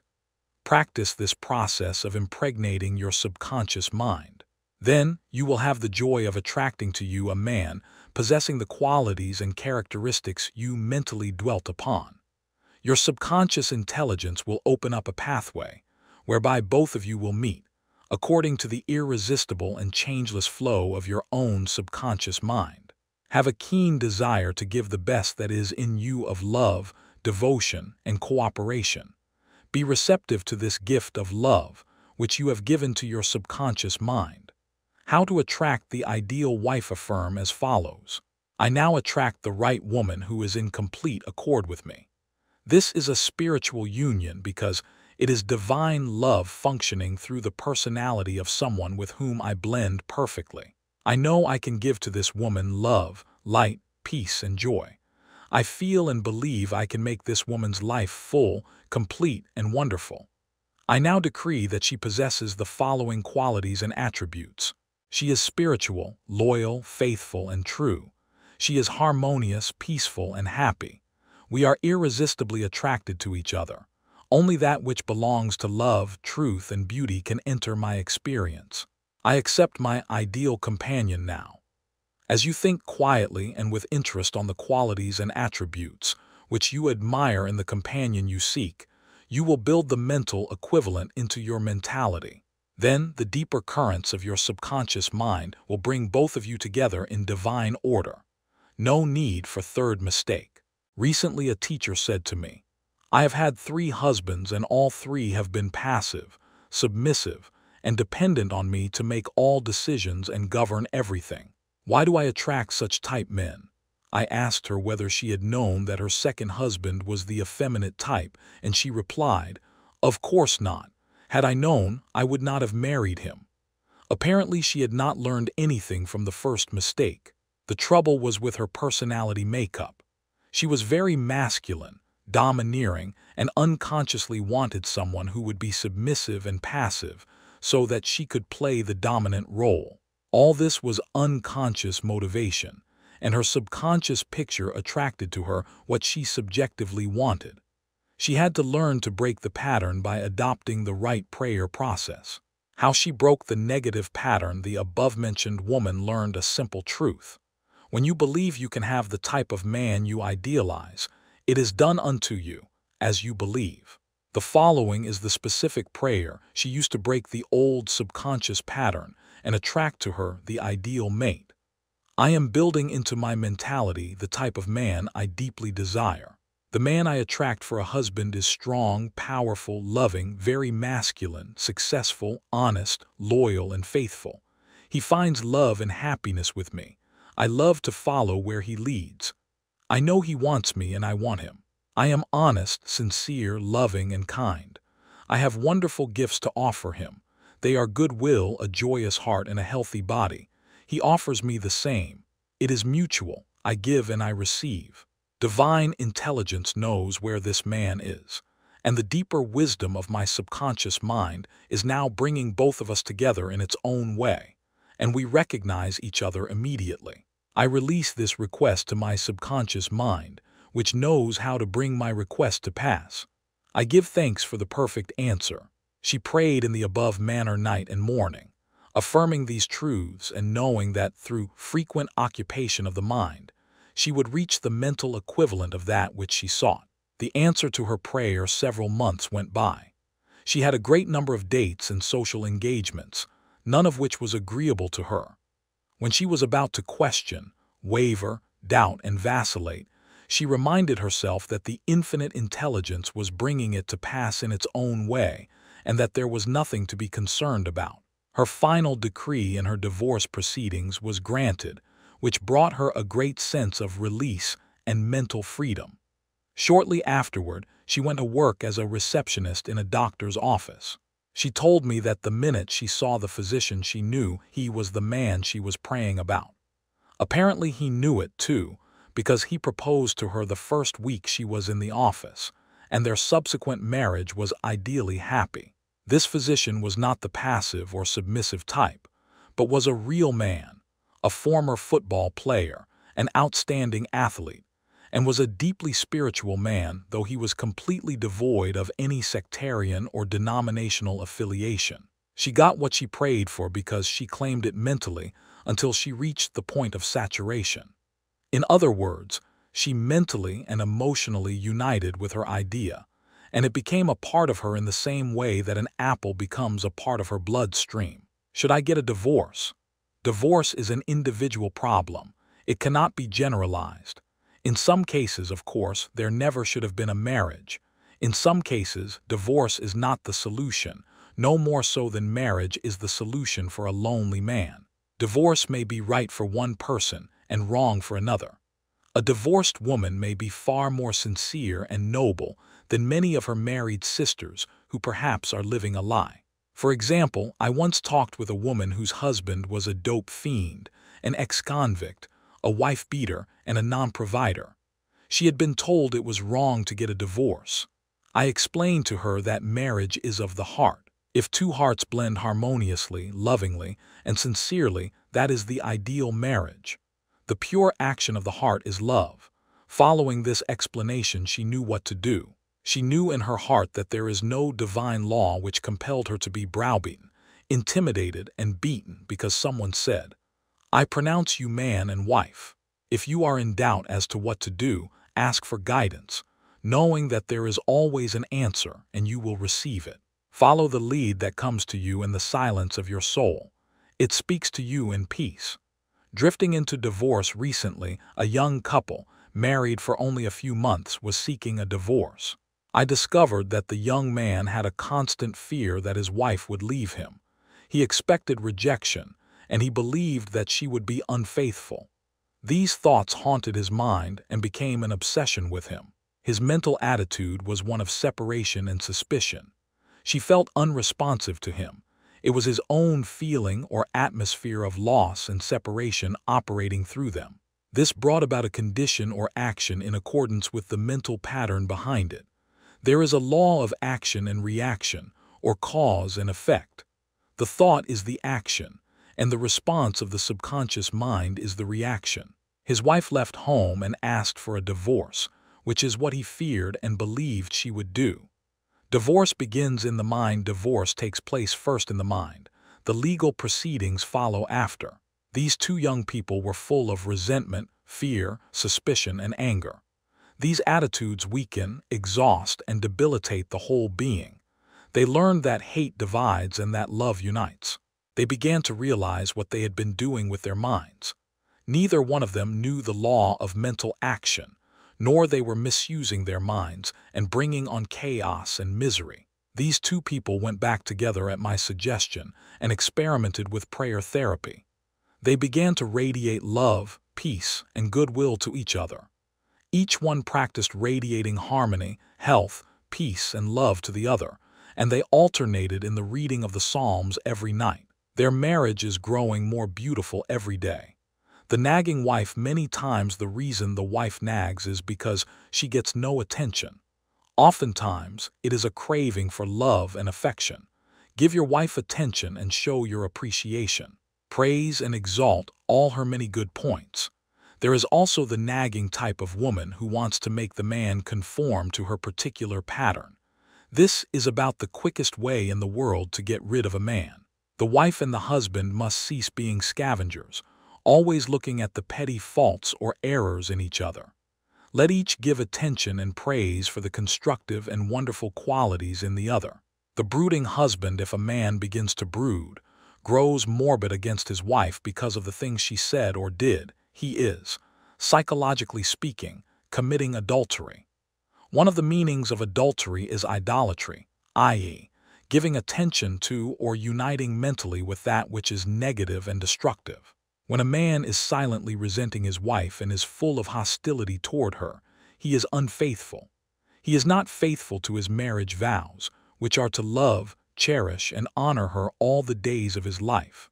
The man who is brooding, bitter, and resentful can swallow his sharp remarks, abate his anger, and he can go to great lengths to be considerate, kind, and courteous. He can deftly skirt the differences. Through praise and mental effort, he can get out of the habit of antagonism. Then, he will be able to get along better, not only with his wife, but with business associates also. Assume the harmonious state, and eventually you will find peace and harmony. A great mistake is to discuss your marital problems or difficulties with neighbors and relatives. Suppose, for example, a wife says to the neighbor, "John never gives me any money. He treats my mother abominably, drinks to excess, and is constantly abusive and insulting." Now, this wife is degrading and belittling her husband in the eyes of all the neighbors and relatives. He no longer appears as the ideal husband to them. Never discuss your marital problems with anyone except a trained counselor. Why cause numerous people to think negatively of your marriage? Moreover, as you discuss and dwell upon these shortcomings of your husband, you are actually creating these states within yourself. Who is thinking and feeling it? You are. As you think and feel, so are you. Relatives will usually give you the wrong advice. It is usually biased and prejudiced because it is not given in an impersonal way. Any advice you receive which violates the golden rule, which is a cosmic law, is not good or sound. It is well to remember that no two human beings ever lived beneath the same roof without clashes of temperament, periods of hurts and strain. Never display the unhappy side of your marriage to your friends. Keep your quarrels to yourself. Refrain from criticism and condemnation of your partner. Don't try to make your wife over. A husband must not try to make his wife over into a second edition of himself. The tactless attempt to change her in many ways is foreign to her nature. These attempts are always foolish and many times result in dissolution of the marriage. These attempts to alter her destroy her pride and self-esteem and arouse a spirit of contrariness and resentment that proves fatal to the marriage bond. Adjustments are needed, of course, but if you have a good look inside your own mind and study your character and behavior, you will find so many shortcomings. They will keep you busy the rest of your me. If you say, "I will make him over into what I want," you are looking for trouble and the divorce court. You are asking for misery. You will have to learn the hard way that there is no one to change but yourself. Pray together and stay together through steps in prayer. The first step. Never carry over from one day to another accumulated irritations arising from little disappointments. Be sure to forgive each other for any sharpness before you retire at night. The moment you awaken in the morning, claim infinite intelligence is guiding you in all your ways. Send out loving thoughts of peace, harmony, and love to your marriage partner, to all members of the family, and to the whole world. The second step, say grace at breakfast. Give thanks for the wonderful food, for your abundance, and for all your blessings.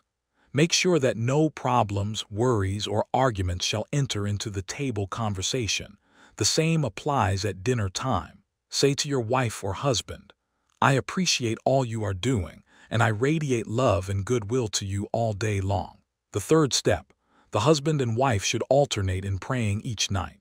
Do not take your marriage partner for granted. Show your appreciation and love. Think appreciation and goodwill, rather than condemnation, criticism, and nagging. The way to build a peaceful home and a happy marriage is to use a foundation of love, beauty, harmony, mutual respect, faith in God, and all things good. Read the 23rd, 27th, and 91st Psalms, the 11th chapter of Hebrews, the 13th chapter of Corinthians, and other great texts of the Bible before going to sleep. As you practice these truths, your marriage will grow more and more blessed through the years. Review your actions. 1. Ignorance of mental and spiritual laws is the cause of all marital unhappiness. By praying scientifically together, you stay together. 2. The best time to prevent divorce is before marriage. If you learn how to pray in the right way, you will attract the right mate for you. 3. Marriage is the union of a man and woman who are bound together by love. Their hearts beat as one, and they move onward, upward, and Godward. 4. Marriage does not bequeath happiness. People find happiness by dwelling on the eternal truths of God and the spiritual values of life. Then, the man and woman can contribute to each other's happiness and joy. 5.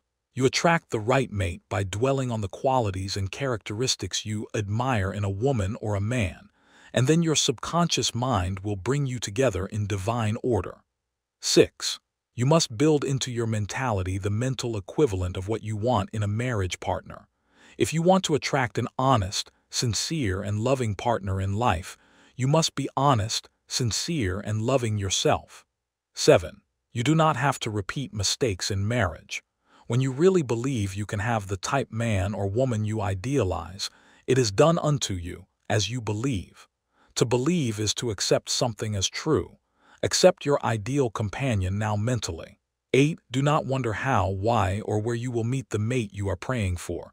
Trust implicitly the wisdom of your subconscious mind.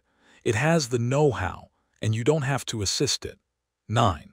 You are mentally divorced when you indulge in peeves, grudges, ill will, and hostility toward your marriage partner.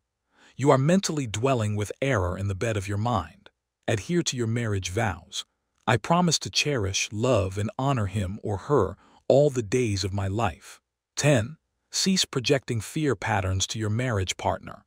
Project love, peace, harmony, and goodwill, and your marriage will grow more beautiful and more wonderful through the years.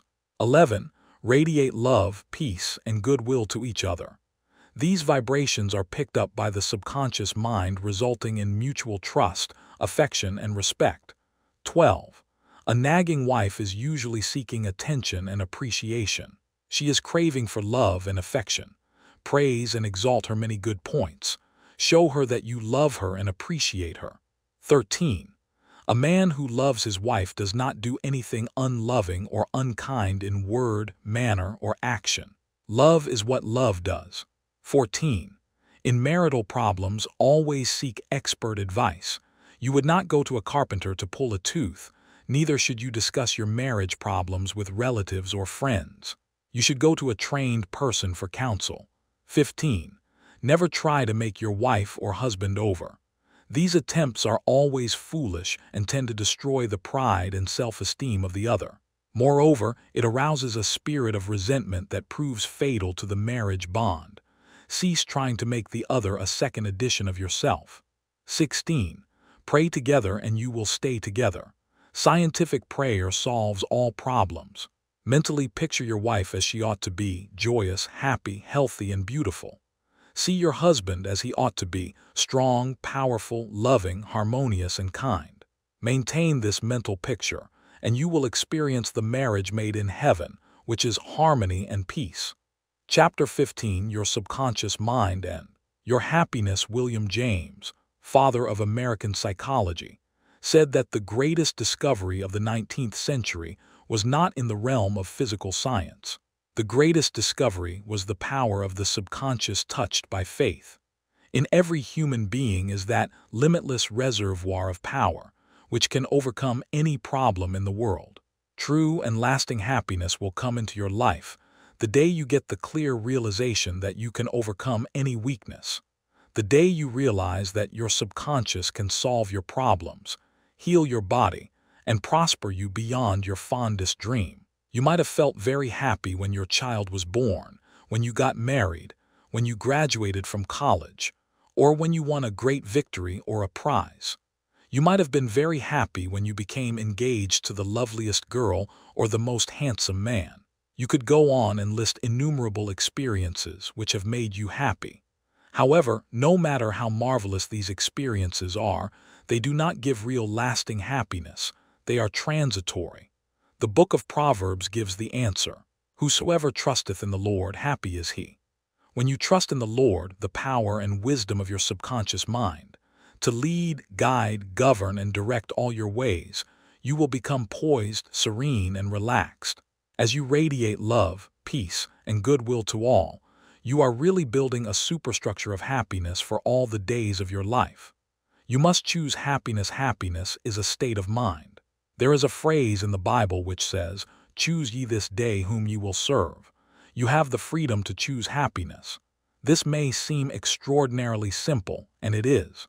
Perhaps this is why people stumble over the way to happiness. They do not see the simplicity of the key to happiness. The great things of life are simple, dynamic, and creative. They produce well-being and happiness. St. Paul reveals to you how you can think your way into a life of dynamic power and happiness in these words.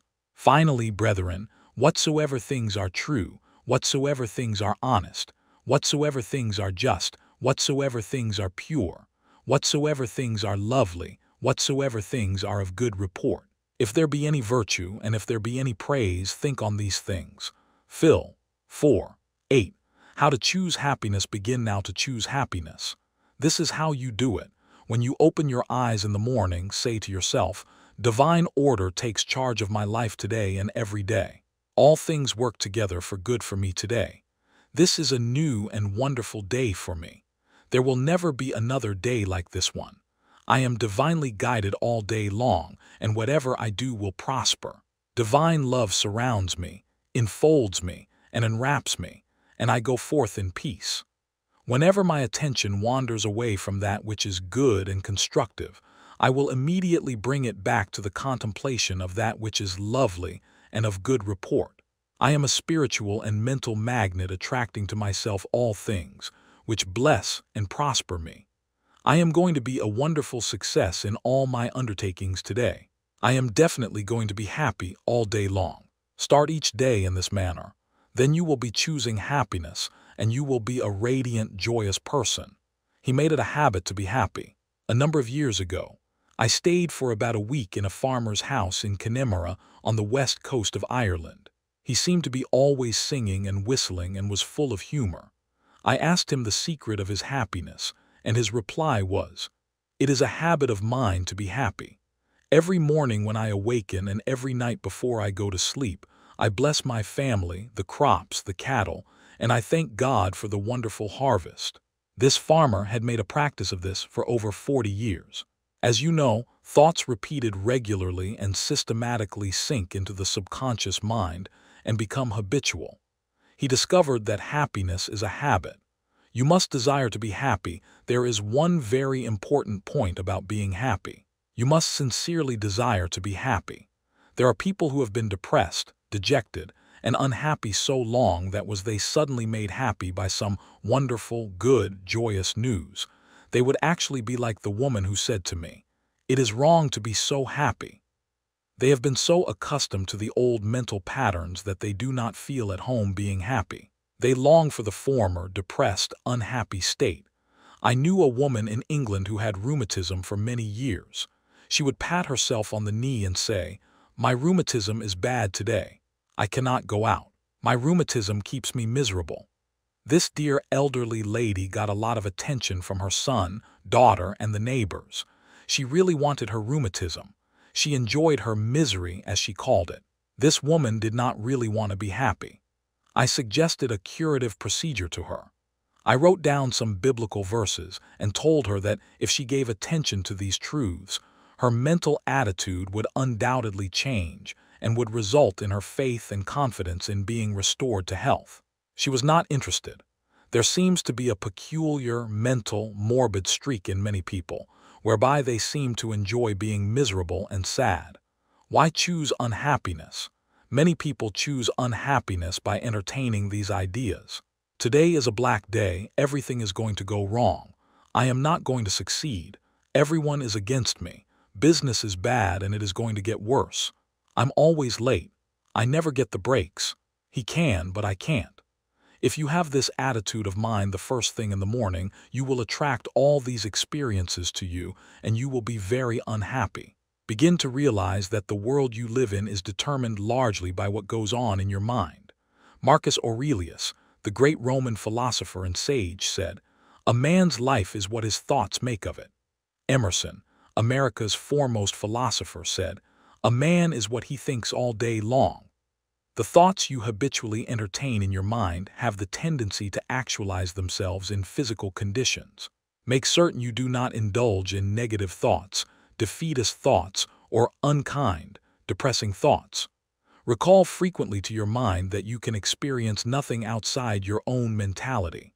If I had $1 million, I would be happy. I have visited many men in mental institutions who were millionaires, but they insisted they were penniless and destitute. They were incarcerated because of psychotic, paranoid, and manic depressive tendencies. Wealth in and of itself will not make you happy. On the other hand, it is not a deterrent to happiness.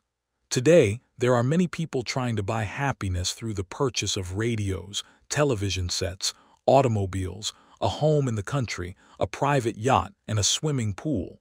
But happiness cannot be purchased or procured in that way. The kingdom of happiness is in your thought and feeling. Too many people have the idea that it takes something artificial to produce happiness.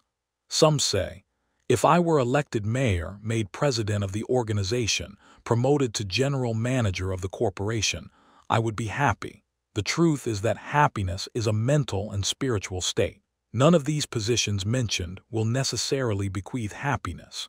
Your strength, joy, and happiness consist in finding out the law of divine order and right action lodged in your subconscious mind, and by applying these principles in all phases of your life. He found happiness to be the harvest of a quiet mind. Lecturing in San Francisco some years ago, I interviewed a man who was very unhappy and dejected over the way his business was going. He was the general manager. His heart was filled with resentment toward the vice president and the president of the organization. He claimed that they opposed him. Because of this internal strife, business was declining. He was receiving no dividends or stock bonuses. This is how he solved his business problem. The first thing in the morning he affirmed quietly as follows: "All those working in our corporation are honest, sincere, cooperative, faithful, and full of goodwill to all. They are mental and spiritual links in the chain of this corporation's growth, welfare, and prosperity. I radiate love, peace, and goodwill in my thoughts, words, and deeds to my 2 associates and to all those in the company. The president and the vice president of our company are divinely guided in all their undertakings. The infinite intelligence of my subconscious mind makes all decisions through me. There is only right action in all our business transactions and in our relationship with each other. I send the messengers of peace, love, and goodwill before me to the office. Peace and harmony reign supreme in the minds and hearts of all those in the company, including myself. I now go forth into a new day, full of faith, confidence, and trust." This business executive repeated the above meditation slowly 3 times in the morning, feeling the truth of what he affirmed. When fearful or angry thoughts came into his mind during the day, he would say to himself, "Peace, harmony, and poise govern my mind at all times." As he continued disciplining his mind in this manner, all the harmful thoughts ceased to come, and peace came into his mind. He reaped the harvest. Subsequently, he wrote me to the effect that at the end of about 2 weeks of reordering his mind, the president and the vice president called him into the office, praised his operations and his new constructive ideas, and remarked how fortunate they were in having him as general manager. He was very happy in discovering that man finds happiness within himself. The block or stump is not really there. I read a newspaper article some years ago, which told about a horse that had shied when he came to a stump on the road. Subsequently, every time the horse came to that same stump, he shied. The farmer dug the stump out, burned it, and leveled the old road. Yet, for 25 years, every time the horse passed the place where the former stump was, he shied. The horse was shying at the memory of a stump. There is no block to your happiness save in your own thought life and mental imagery. Is fear or worry holding you back? Fear is a thought in your mind. You can dig it up this very moment by supplanting it with faith in success, achievement, and victory over all problems. I knew a man who failed in business. He said to me, "I made mistakes. I've learned a lot. I am going back into business, and I will be a tremendous success." He faced up to that stump in his mind. He did not whine or complain, but he tore up the stump of failure, and through believing in his inner powers to back him up, he banished all fear thoughts and old depressions.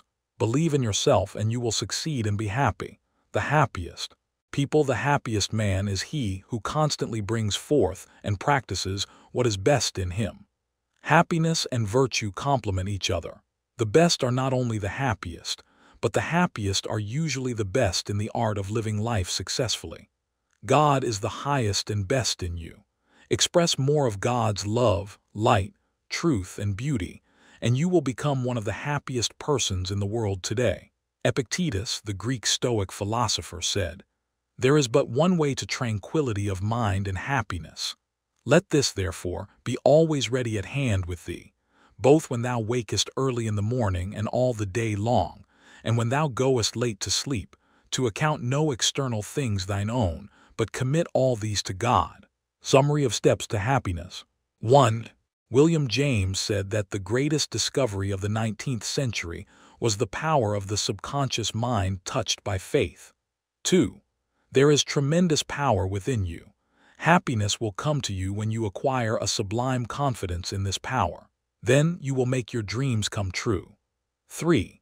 You can rise victorious over any defeat and realize the cherished desires of your heart through the marvelous power of your subconscious mind. This is the meaning of "Whosoever trusteth in the Lord." Spiritual laws of the subconscious mind, happy is he. 4. You must choose happiness. Happiness is a habit. It is a good habit to ponder often on whatsoever things are true, whatsoever things are honest, whatsoever things are just, whatsoever things are pure, whatsoever things are lovely, whatsoever things are of good report. If there be any virtue and if there be any praise, think on these things. Phil 4:8-5. When you open your eyes in the morning, say to yourself, I choose happiness today. I choose success today. I choose right action today. I choose love and goodwill for all today. I choose peace today. Pour life, love, and interest into this affirmation, and you have chosen happiness. 6. Give thanks for all your blessings several times a day. Furthermore, pray for the peace, happiness, and prosperity of all members of your family, your associates, and all people everywhere. 7. You must sincerely desire to be happy. Nothing is accomplished without desire. Desire is a wish with wings of imagination and faith. Imagine the fulfillment of your desire and feel its reality, and it will come to pass. Happiness comes in answered prayer. 8. By constantly dwelling on thoughts of fear, worry, anger, hate, and failure, you will become very depressed and unhappy. Remember, your life is what your thoughts make of it. 9. You cannot buy happiness with all the money in the world. Some millionaires are very happy, some are very unhappy. Many people with very little worldly goods are very happy, and some are very unhappy. Some married people are happy and some very unhappy. Some single people are happy and some are very unhappy. The kingdom of happiness is in your thought and feeling. 10. Happiness is the harvest of a quiet mind. Anchor your thoughts on peace, poise, security, and divine guidance, and your mind will be productive of happiness. 11. There is no block to your happiness. External things are not causative. These are effects, not cause. Take your cue from the only creative principle within you. Your thought is cause, and a new cause produces a new effect. Choose happiness. 12. The happiest man is he who brings forth the highest and the best in him. God is the highest and the best in him, for the kingdom of God is within. Chapter 16. Your subconscious mind and harmonious human relations. In studying this book, you learn that your subconscious mind is a recording machine, which faithfully reproduces whatever you impress upon it. This is one of the reasons for the application of the Golden Rule in human relations. Matt. 7:12 says, All things whatsoever ye would that men should do unto you, do ye even so to them. This quotation has outer and inner meanings. You are interested in its inner meaning from the standpoint of your subconscious mind, which is, as you would that men should think about you, think you about them in like manner. As you would that men should feel about you, feel you also about them in like manner. As you would want men to act toward you, act you toward them in like manner. For example, you may be polite and courteous to someone in your office, but when his back is turned, you are very critical and resentful toward him in your mind. Such negative thoughts are highly destructive to you. It is like taking poison. You are actually taking mental poisons which rob you of vitality, enthusiasm, strength, guidance, and goodwill. These negative thoughts and emotions sink down into your subconscious and cause all kinds of difficulties and maladies in your life. The master key to happy relationships with others. Judge not that ye be not judged. For with what judgment ye judge, ye shall be judged, and with what measure ye meet, it shall be measured to you again. Matthew 7:1-2. A study of these verses and the application of the inner truths therein contained represent the real key to harmonious relations. To judge is to think, to arrive at a mental verdict or conclusion in your mind. The thought you have about the other person is your thought, because you are thinking it. Your thoughts are creative, therefore. You actually create in your own experience what you think and feel about the other person. It is also true that the suggestion you give to another, you give to yourself because your mind is the creative medium. This is why it is said, For with what judgment ye judge, ye shall be judged. When you know this law and the way your subconscious mind works, you are careful to think, feel, and act rights toward the other. These verses teach you about the emancipation of man and reveal to you the solution to your individual problems. And with what measure ye meet, it shall be measured to you again. The good you do for others comes back to you in like measure, and the evil you do returns to you by the law of your own mind. If a man cheats and deceives another, he is actually cheating and deceiving himself. His sense of guilt and mood of loss inevitably will attract loss to him in some way at some time. His subconscious records his mental act and reacts according to the mental intention or motivation. Your subconscious mind is impersonal and unchanging, neither considering persons nor respecting religious affiliations or institutions of any kind. It is neither compassionate nor vindictive. The way you think, feel, and act toward others returns at last upon yourself. The daily headlines made him sick. Begin now to observe yourself. Observe your reactions to people, conditions, and circumstances. How do you respond to the events and news of the day? It makes no difference if all the other people were wrong and you alone were right. If the news disturbs you, it is your evil because your negative emotions robbed you of peace and harmony. A woman wrote me about her husband, saying that he goes into a rage when he reads what certain newspaper columnists write in the newspaper. She added that this constant reaction of anger and suppressed rage on his part brought on bleeding ulcers, and his physician recommended an emotional reconditioning. I invited this man to see me, and I explained to him the way his mind functions, indicating how emotionally immature it was to get angry when others write articles with which he disapproves or disagrees.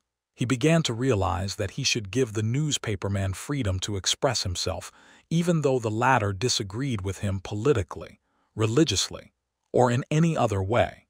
In the same manner, the newspaperman would give him freedom to write a letter to the newspaper disagreeing with his published statements. He learned that he could disagree without being disagreeable. He awakened to the simple truth that it is never what a person says or does that affects him. It is his reaction to what is said or done that matters. This explanation was the cure for this man, and he realized that with a little practice he could master his morning tantrums. His wife told me subsequently that he laughed at himself and also at what the columnists say. They no longer have power to disturb, annoy, and irritate him. His ulcers have disappeared due to his emotional poise and serenity. I hate women, but I like men. A private secretary was very bitter towards some of the girls in her office because they were gossiping about her, and as she said, spreading vicious lies about her. She admitted that she did not like women. She said, "I hate women, but I like men." I discovered also that she spoke to the girls who were under her in the office in a very haughty, imperious, and irritable tone of voice. She pointed out that they took a delight in making things difficult for her. There was a certain pomposity in her way of speaking, and I could see where her tone of voice would affect some people unpleasantly. If all the people in the office or factory annoy you, isn't it a possibility that the vibration, annoyance, and turmoil may be due to some subconscious pattern or mental projection from you? We know that a dog will react ferociously if you hate or fear dogs. Animals pick up your subconscious vibrations and react accordingly. Many undisciplined human beings are just as sensitive as dogs, cats, and other animals. I suggested a process of prayer to this private secretary who hated women, explaining to her that when she began to identify herself with spiritual values and commenced to affirm the truths of life, her voice, mannerisms, and hatred of women would completely disappear. She was surprised to know that the emotion of hatred shows up in a person's speech, actions, in his writings, and in all phases of his life. She ceased reacting in the typical, resentful, and angry way. She established a pattern of prayer which she practiced regularly, systematically, and conscientiously in the office. The prayer was as follows: I think, speak, and act lovingly, quietly, and peacefully. I now radiate love, peace, tolerance, and kindliness to all the girls who criticized me and gossiped about me. I anchor my thoughts on peace, harmony, and goodwill to all. Whenever I am about to react negatively, I say firmly to myself, I am going to think, speak, and act from the standpoint of the principle of harmony, health, and peace within myself. Creative intelligence leads, rules, and guides me in all my ways. The practice of this prayer transformed her life, and she found that all criticism and annoyance ceased. The girls became co-workers and friends along life's journey. She discovered that there is no one to change but myself. His inner speech held back his promotion. One day, a salesman came to see me and described his difficulties in working with the sales manager of his organization. He had been with the company 10 years and had received no promotion or recognition of any kind. He showed me his sales figures, which were greater proportionately than the other men in the territory. He said that the sales manager did not like him, that he was unjustly treated, and that at conferences the manager was rude to him and at times ridiculed his suggestions. I explained that undoubtedly the cause was to a great degree within himself, and that his concept and belief about his superior bore witness to the reaction of this man. The measure we meet shall be measured to us again. His mental measure or concept of the sales manager was that he was mean and cantankerous. He was filled with bitterness and hostility toward the executive. On his way to work, he conducted a vigorous conversation with himself filled with criticism, mental arguments, recriminations, and denunciations of his sales manager. What he gave out mentally, he was inevitably bound to get back. This salesman realized that his inner speech was highly destructive because the intensity and force of his silent thoughts and emotions, and personally conducted mental condemnation and vilification of the sales manager entered into his own subconscious mind. This brought about the negative response from his boss as well as creating many other personal, physical, and emotional disorders. He began to pray frequently as follows: I am the only thinker in my universe. I am responsible for what I think about my boss. My sales manager is not responsible for the way I think about him. I refuse to give power to any person, place, or thing to annoy me or disturb me. I wish health, success, peace of mind, and happiness for my boss. I sincerely wish him well, and I know he is divinely guided in all his ways. He repeated this prayer out loud slowly, quietly, and feelingly, knowing that his mind is like a garden, and that whatever he plants in the garden will come forth like seeds after their kind. I also taught him to practice mental imagery prior to sleep in this way. He imagined that his sales manager was congratulating him on his fine work, on his zeal and enthusiasm, and on his wonderful response from customers. He felt the reality of all this, felt his hand shake, heard the tone of his voice, and saw him smile. He made a real mental movie, dramatizing it to the best of his ability. Night after night, he conducted this mental movie, knowing that his subconscious mind was the receptive plate on which his conscious imagery would be impressed. Gradually, by a process of what may be termed mental and spiritual osmosis, the impression was made on his subconscious mind, and the expression automatically came forth. The sales manager subsequently called him up to San Francisco, congratulated him, and gave him a new assignment as division sales manager over 100 men with a big increase in salary. He changed his concept and estimate of his boss, and the latter responded accordingly. Becoming emotionally mature. What the other person says or does cannot really annoy or irritate you, except you permit him to disturb you. The only way he can annoy you is through your own thought. For example, if you get angry, you have to go through 4 stages in your mind. You begin to think about what he said. You decide to get angry and generate an emotion of rage. Then you decide to act. Perhaps you talk back and react in kind. You see that the thought, emotion, reaction, and action all take place in your mind. When you become emotionally mature, you do not respond negatively to the criticism and resentment of others. To do so would mean that you had descended to that state of low mental vibration and become one with the negative atmosphere of the other. Identify yourself with your aim in life, and do not permit any person, place, or thing to deflect you from your inner sense of peace, tranquility, and radiant health. The meaning of love in harmonious human relations. Sigmund Freud. the Austrian founder of psychoanalysis, said that unless the personality has love, it sickens and dies. Love includes understanding, goodwill, and respect for the divinity in the other person. The more love and good will you emanate and exude, the more comes back to you. If you puncture the other fellow's ego and wound his estimate of himself, you cannot gain his goodwill. Recognize that every man wants to be loved and appreciated, and made to feel important in the world. Realize that the other man is conscious of his true worth, and that, like yourself, he feels the dignity of being an expression of the one life principle animating all men. As you do this consciously and knowingly, you build the other person up, and he returns your love and goodwill. He hated audiences. An actor told me that the audience booed and hissed him on his first appearance on the stage. He added that the play was badly written and that undoubtedly he did not play a good role. He admitted openly to me that for months afterward he hated audiences. He called them dopes, dummies, stupid, ignorant, gullible, etc. He quit the stage in disgust and went to work in a drugstore for a year.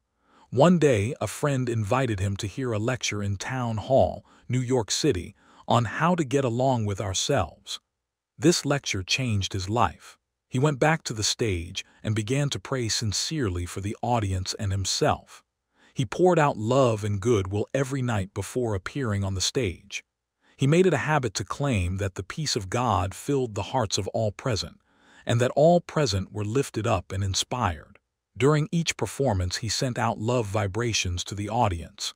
Today, he is a great actor, and he loves and respects people. His goodwill and esteem are transmitted to others and are felt by them. Handling difficult people. There are difficult people in the world who are twisted and distorted mentally. They are malconditioned. Many are mental delinquents, argumentative, uncooperative, cantankerous, cynical, and sour on life. They are sick psychologically. Many people have deformed and distorted minds, probably warped during childhood. Many have congenital deformities. You would not condemn a person who had tuberculosis, nor should you condemn a person who is mentally ill. No one, for example, hates or resents a hunchback. There are many mental hunchbacks. You should have compassion and understanding. To understand all is to forgive all. Misery loves company. The hateful, frustrated, distorted, and twisted personality is out of tune with the infinite. He resents those who are peaceful, happy, and joyous. Usually he criticizes, condemns, and vilifies those who have been very good and kind to him. His attitude is this: why should they be so happy when he is so miserable? He wants to drag them down to his own level. Misery loves company. When you understand this, you remain unmoved, calm, and dispassionate. The practice of empathy in human relations. A girl visited me recently stating that she hated another girl in her office. She gave as her reason that the other girl was prettier, happier, and wealthier than she, and in addition, was engaged to the boss of the company where they worked. One day after the marriage had taken place, the crippled daughter, by a former marriage of the woman whom she hated, came into the office. The child put her arms around her mother and said, "Mommy, Mommy, I love my new daddy. Look what he gave me." She showed her mother a wonderful new toy. She said to me, "My heart went out to that little girl, and I knew how happy she must feel. I got a vision of how happy this woman was.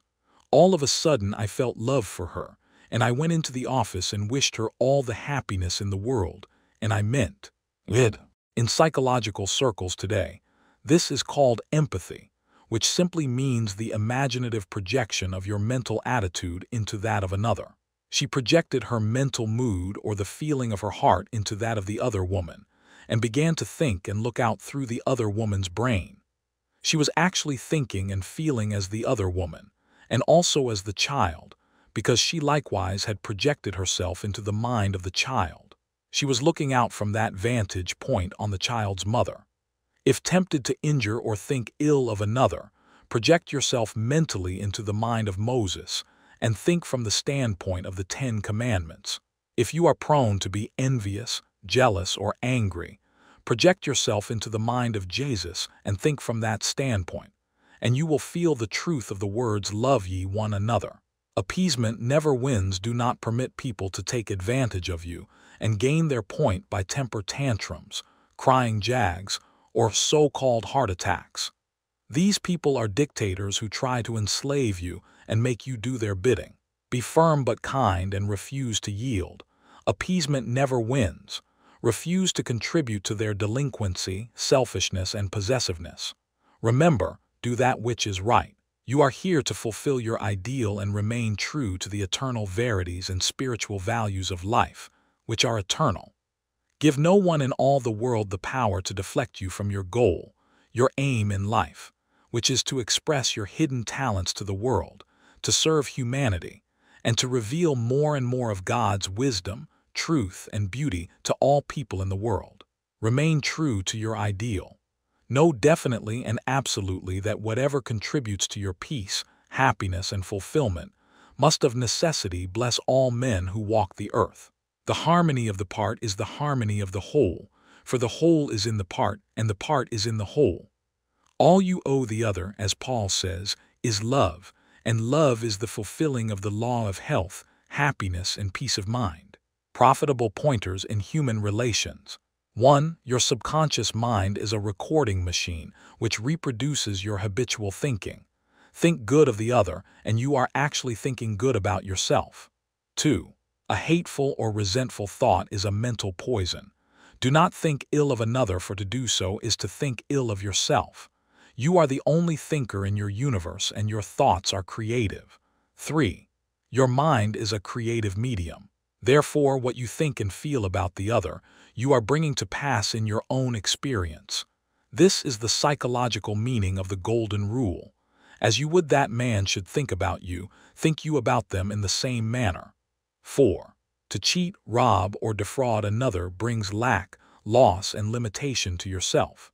Your subconscious mind records your inner motivations, thoughts, and feelings, these being of a negative nature. Loss, limitation, and trouble come to you in countless ways. Actually, what you do to the other, you are doing to yourself. 5. The good you do, the kindness proffered, the love and good will you send forth, will all come back to you multiplied in many ways. 6. You are the only thinker in your world. You are responsible for the way you think about the other. Remember, the other person is not responsible for the way you think about him. Your thoughts are reproduced. What are you thinking now about the other fellow? 7. Become emotionally mature and permit other people to differ from you. They have a perfect right to disagree with you, and you have the same freedom to disagree with them. You can disagree without being disagreeable. 8. Animals pick up your fear vibrations and snap at you. If you love animals, they will never attack you. Many undisciplined human beings are just as sensitive as dogs, cats, and other animals. 9. Your inner speech, representing your silent thoughts and feelings, is experienced in the reactions of others toward you. 10. Wish for the other what you wish for yourself. This is the key to harmonious human relations. 11. Change your concept and estimate of your employer. Feel and know he is practicing the golden rule and the law of love, and he will respond accordingly. 12. The other person cannot annoy you or irritate you except you permit him. Your thought is creative, you can bless him. If someone calls you a skunk, you have the freedom to say to the other, God's peace fills your soul. 13. Love is the answer to getting along with others. Love is understanding, goodwill, and respecting the divinity of the other. 14. You would not hate a hunchback or cripple. You would have compassion. Have compassion and understanding for mental hunchbacks who have been conditioned negatively. To understand all is to forgive all. 15. Rejoice in the success, promotion, and good fortune of the other. In doing so, you attract good fortune to yourself. 16. Never yield to emotional scenes and tantrums of others. Appeasement never wins. Do not be a doormat. Adhere to that which is right. Stick to your ideal, knowing that the mental outlook which gives you peace, happiness, and joy is right, good, and true. What blesses you blesses all. 17. All you owe any person in the world is love, and love is wishing for everyone what you wish for yourself, health, happiness, and all the blessings of life. Chapter 17. how to use your subconscious mind for forgiveness. Life plays no favorites. God is life, and this life principle is flowing through you this moment. God loves to express himself as harmony, peace, beauty, joy, and abundance through you. This is called the will of God or the tendency of life. If you set up resistance in your mind to the flow of life through you, this emotional congestion will get snarled up in your subconscious mind and cause all kinds of negative conditions. God has nothing to do with unhappy or chaotic conditions in the world. Man's negative and destructive thinking brings about all these conditions. Therefore, it is silly to blame God for your trouble or sickness. Many persons habitually set up mental resistance to the flow of life by accusing and reproaching God for the sin, sickness, and suffering of mankind. Others cast the blame on God for their pains, aches, and loss of loved ones, personal tragedies, and accidents. They are angry at God, and they believe He is responsible for their misery. As long as people entertain such negative concepts about God, they will experience the automatic negative reactions from their subconscious minds. Actually, such people do not know that they are punishing themselves. They must see the truth, find release, and give up all condemnation, resentment, and anger against anyone or any power outside themselves. Otherwise, they cannot go forward into a healthy, happy, or creative activity. The minute these people entertain a God of love in their minds and hearts, and when they believe that God is their loving Father who watches over them, cares for them, guides them, sustains and strengthens them, this concept and belief about God or the life principle will be accepted by their subconscious mind, and they will find themselves blessed in countless ways. Life always forgives you. Life forgives you when you cut your finger. The subconscious intelligence within you sets about immediately to repair it. New cells build bridges over the cut. Should you take some tainted food by error, life forgives you and causes you to regurgitate it in order to preserve you. If you burn your hand, the life principle reduces the edema and congestion and gives you new skin, tissue, and cells. Life holds no grudges against you, and it is always forgiving you. Life brings you back to health, vitality, harmony, and peace if you cooperate by thinking in harmony with nature. Negative, hurtful memories, bitterness, and ill will clutter up and impede the free flow of the life principle in you. How he banished that feeling of guilt. I knew a man who worked every night until about 1 o'clock in the morning. He paid no attention to his 2 boys or his wife. He was always too busy working hard. He thought people should pat him on the back because he was working so arduously and persistently past midnight every night. He had a blood pressure of over 200 and was full of guilt. Unconsciously, he proceeded to punish himself by hard work, and he completely ignored his children. A normal man does not do that. He is interested in his boys and in their development. He does not shut his wife out of his world. I explained to him why he was working so arduously. There is something eating you inside, otherwise, you would not act this way. You are punishing yourself and you have to learn to forgive yourself. He did have a deep sense of guilt. It was toward a brother.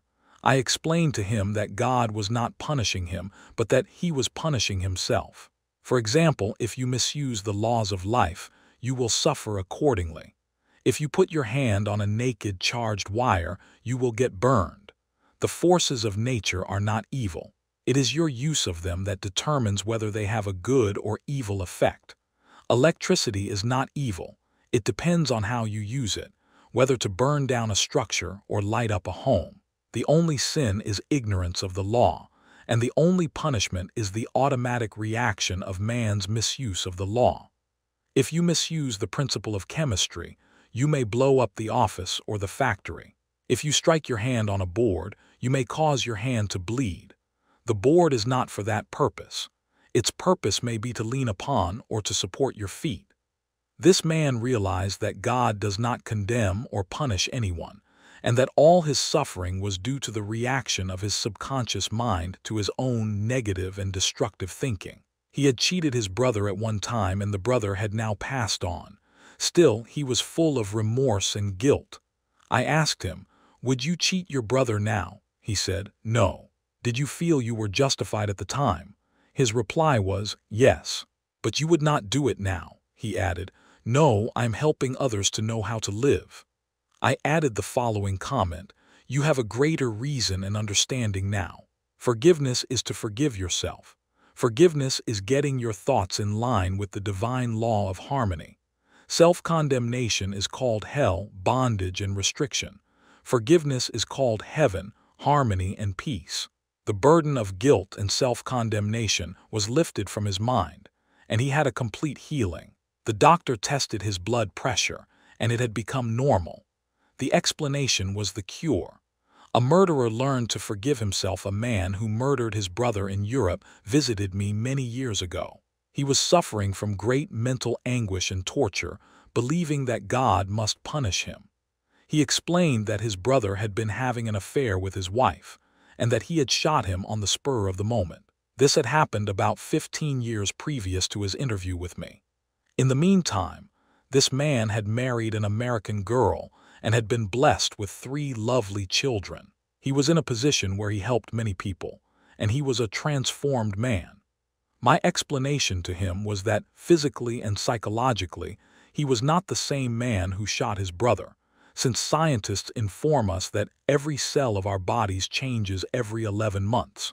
Moreover, mentally and spiritually, he was a new man. He was now full of love and goodwill for humanity. The old man who committed the crime 15 years before was mentally and spiritually dead. Actually, he was condemning an innocent man. This explanation had a profound effect upon him, and he said it was as if a great weight had been lifted from his mind. He realized the significance of the following truth in the Bible. Come now, let us reason together, saith the Lord. Though your sins be as scarlet, they shall be as white as snow. Though they be red like crimson, they shall be as wool. Isaiah 1:18. Criticism cannot hurt you without your consent. A schoolteacher told me that one of her associates criticized a speech she had given, saying to her that she spoke too fast. She swallowed some of her words. She couldn't be heard. Her diction was poor and her speech ineffective. This teacher was furious and full of resentment toward her critic. She admitted to me that the criticisms were just. Her first reaction was really childish, and she agreed that the letter was really a blessing and a marvelous corrective. She proceeded immediately to supplement her deficiencies in her speech by enrolling in a course in public speaking at City College. She wrote and thanked the writer of the note for her interest, expressing appreciation for her conclusions and findings, which enabled the teacher to correct the matter at once. How to be compassionate. Suppose none of the things mentioned in the letter had been true of the teacher. The latter would have realized that her class material had upset the prejudices, superstitions, or narrow sectarian beliefs of the writer of the note, and that a psychologically ill person was simply pouring forth her resentment because a psychological boil had been hurt. To understand this fact is to be compassionate. The next logical step would be to pray for the other person's peace, harmony, and understanding. You cannot be hurt when you know that you are master of your thoughts, reactions, and emotions. Emotions follow thoughts, and you have the power to reject all thoughts which may disturb or upset you. Left at the altar some years ago, I visited a church to perform a marriage ceremony. The young man did not appear, and at the end of 2 hours the bride-to-be shed a few tears and then said to me, "I prayed for divine guidance. This might be the answer, for he never faileth." That was her reaction, faith in God and all things good. She had no bitterness in her heart because, as she said, it must not have been right action because my prayer was for right action for both of us. Someone else having a similar experience would have gone into a tantrum, have had an emotional fit, required sedation, and perhaps needed hospitalization. Tune in with the infinite intelligence within your subconscious depths, trusting the answer in the same way that you trusted your mother when she held you in her arms. This is how you can acquire poise and mental and emotional health. It is wrong to marry. Sex is evil, and I am evil. Some time ago, I talked to a young lady aged 22. She was taught that it was a sin to dance, to play cards, to swim, and to go out with men. She was threatened by her mother, who told her she would burn eternally in hellfire if she disobeyed her will and her religious teachings. This girl wore a black dress and black stockings. She wore no rouge, lipstick, or any form of makeup, because her mother said that these things were sinful. Her mother told her that all men were evil, and that sex was of the devil and simply diabolic debauchery. This girl had to learn how to forgive herself, as she was full of guilt. To forgive means to give for. She had to give up all these false beliefs for the truths of life and a new estimate of herself. When she went out with young men in the office where she worked, she had a deep sense of guilt and thought that God would punish her.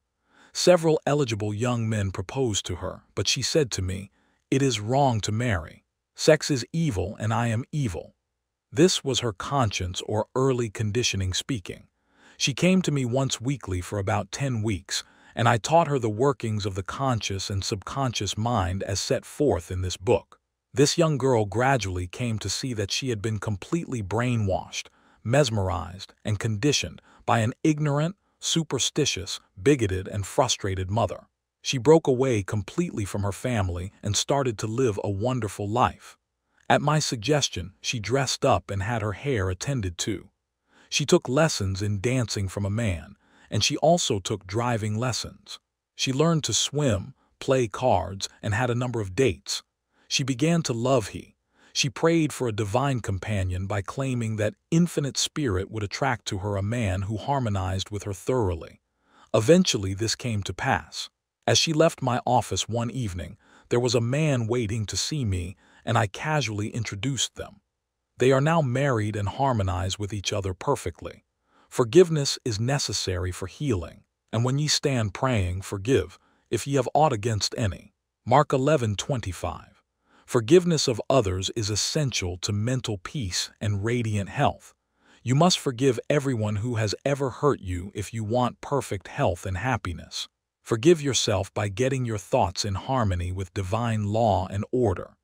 You cannot really forgive yourself completely until you have forgiven others first. To refuse to forgive yourself is nothing more or less than spiritual pride or ignorance. In the psychosomatic field of medicine today, it is being constantly stressed that resentment, condemnation of others, remorse, and hostility are behind a host of maladies ranging from arthritis to cardiac disease. They point out that these sick people who were hurt, mistreated, deceived, or injured were full of resentment and hatred for those who hurt them. This caused inflamed and festering wounds in their subconscious minds. There is only one remedy. They have to cut out and discard their hurts, and the one and only sure way is by forgiveness. Forgiveness is love in action. The essential ingredient in the art of forgiveness is the willingness to forgive. If you sincerely desire to forgive the other, you are 51% over the hurdle. I feel sure you know that to forgive the other does not necessarily mean that you like him or want to associate with him. You cannot be compelled to like someone. Neither can a government legislate goodwill, love, peace, or tolerance. It is quite impossible to like people because someone in Washington issues an edict to that effect. We can, however, love people without liking them. The Bible says, "Love ye one another." This, anyone can do who really wants to do it. Love means that you wish for the other health, happiness, peace, joy, and all the blessings of life. There is only one prerequisite, and that is sincerity. You are not being magnanimous when you forgive. You are really being selfish, because what you wish for the other, you are actually wishing for yourself. The reason is that you are thinking it and you are feeling it. As you think and feel, so are you. Could anything be simpler than that? Technique of forgiveness. The following is a simple method, which works wonders in your life as you practice it. Quiet your mind, relax, and let go. Think of God and His love for you, and then affirm, "I fully and freely forgive." Mention the name of the offender. I release him mentally and spiritually. I completely forgive everything connected with the matter in question. I am free, and she is free. It is a marvelous feeling. It is my day of general amnesty. I release anybody and everybody who has ever hurt me, and I wish for each and everyone health, happiness, peace, and all the blessings of life. I do this freely, joyously, and lovingly, and whenever I think of the person or persons who hurt me, I say, I have released you, and all the blessings of life are yours. I am free and you are free. It is wonderful. The great secret of true forgiveness is that once you have forgiven the person, it is unnecessary to repeat the prayer. Whenever the person comes to your mind, or the particular hurt happens to enter your mind, wish the delinquent well and say, "Peace be to you." Do this as often as the thought enters your mind. You will find that after a few days the thought of the person or experience will return less and less often, until it fades into nothingness. The acid test for forgiveness. There is an acid test for gold. There is also an acid test for forgiveness. If I should tell you something wonderful about someone who has wronged you, cheated you, or defrauded you, and you sizzled at hearing the good news about this person, the roots of hatred would still be in your subconscious mind, playing havoc with you. Let us suppose you had a painful abscess on your jaw a year ago and you told me about it. I would casually ask you if you had any pain now. You would automatically say, "Of course not, I have a memory of it but no pain." That is the whole story. You may have a memory of the incident but no sting or hurt anymore. This is the acid test, and you must meet it psychologically and spiritually. Otherwise, you are simply deceiving yourself and not practicing the true art of forgiveness. To understand all is to forgive all. When man understands the creative law of his own mind, he ceases to blame other people and conditions for making or marring his life. He knows that his own thoughts and feelings create his destiny. Furthermore, he is aware that externals are not the causes and conditioners of his life and his experiences. To think that others can mar your happiness, that you are the football of a cruel fate, that you must oppose and fight others for a living, all these and others like them are untenable when you understand that thoughts are things. The Bible says the same thing, for as a man thinketh in his heart, so is he. Proverbs 23:7, summary of your aids to forgiveness. 1. God or life is no respecter of persons. Life plays no favorites. Life or God seems to favor you when you align yourself with the principle of harmony, health, joy, and peace. 2. God or life never sends disease, sickness, accident, or suffering. We bring these things on ourselves by our own negative, destructive thinking. Based upon the law, as we sow, so shall we reap. 3. Your concept of God is the most important thing in your life. If you really believe in a God of love, your subconscious mind will respond in countless blessings to you. Believe in a God of love. 4. Life or God holds no grudge against you. Life never condemns you. Life heals a severe cut on your hand. Life forgives you if you burn your finger. It reduces the edema and restores the part to wholeness and perfection. 5. Your guilt complex is a false concept of God and life. God or life does not punish or judge you. You do this to yourself by your false beliefs, negative thinking, and self-condemnation. 6. God or life does not condemn or punish you. The forces of nature are not evil. The effect of their use depends on how you use the power within you. You can use electricity to kill someone or to light the house. You can use water to drown a child or quench his thirst. Good and evil come right back to the thought and purpose in man's own mind. 7. God or life never punishes. Man punishes himself by his false concepts of God, life, and the universe. His thoughts are creative and he creates his own misery. 8. If another criticizes you and these faults are within you, rejoice, give thanks, and appreciate the comments. This gives you the opportunity to correct the particular fault. 9. You cannot be hurt by criticism when you know that you are master of your thoughts, reactions, and emotions. This gives you the opportunity to pray and bless the other, thereby blessing yourself. 10. When you pray for guidance and right action, take what comes. Realize it is good and very good. Then there is no cause for self-pity, criticism, or hatred. 11. There is nothing good or bad, but thinking makes it so. There is no evil in sex, the desire for food, wealth, or true expression. It depends on how you use these urges, desires, or aspirations. Your desire for food can be met without killing someone for a loaf of bread. 12. Resentment, hatred, ill will, and hostility are behind a host of maladies. Forgive yourself and everybody else by pouring out love, life, joy, and goodwill to all those who have hurt you. Continue until such time as you meet them in your mind and you are at peace with them. 13. To forgive is to give something for. Give love, peace, joy, wisdom, and all the blessings of life to the other until there is no sting left in your mind. This is really the acid test of forgiveness. 14. Let us suppose you had an abscess in your jaw about a year ago. It was very painful. Ask yourself if it is painful now. The answer is in the negative. Likewise, if someone has hurt you, lied about and vilified you, and said all manner of evil about you, is your thought of that person negative? Do you sizzle when he or she comes into your mind? If so, the roots of hatred are still there, playing havoc with you and your good. The only way is to wither them with love by wishing for the person all the blessings of life, until you can meet the person in your mind, and you can sincerely react with a benediction of peace and goodwill. This is the meaning of forgive until 70 times 7. Chapter 18. How your subconscious removes mental blocks. The solution lies within the problem. The answer is in every question. If you are presented with a difficult situation and you cannot see your way clear, the best procedure is to assume that infinite intelligence within your subconscious mind knows all and sees all, has the answer, and is revealing it to you now. Your new mental attitude that the creative intelligence is bringing about a happy solution will enable you to find the answer.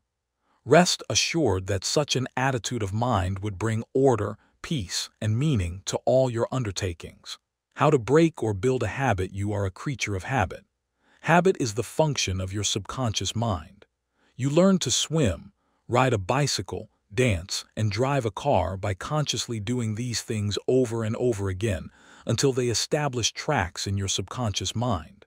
Then the automatic habit action of your subconscious mind took over. This is sometimes called second nature, which is a reaction of your subconscious mind to your thinking and acting. You are free to choose a good habit or a bad habit. If you repeat a negative thought or act over a period of time, you will be under the compulsion of a habit. The law of your subconscious is compulsion. How he broke a bad habit. Mr. Jones said to me, "An uncontrollable urge to drink seizes me, and I remain drunk for 2 weeks at a time. I can't give up this terrible habit." Time and time again, these experiences had occurred to this unfortunate man. He had grown into the habit of drinking to excess. Although he had started drinking of his own initiative, he also began to realize that he could change the habit and establish a new one.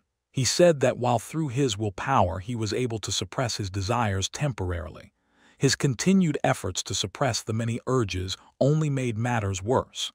His repeated failures convinced him that he was hopeless and powerless to control his urge or obsession. This idea of being powerless operated as a powerful suggestion to his subconscious mind and aggravated his weakness, making his life a succession of failures.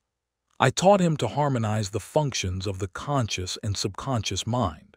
When these two cooperate, the idea or desire implanted in the subconscious mind is realized.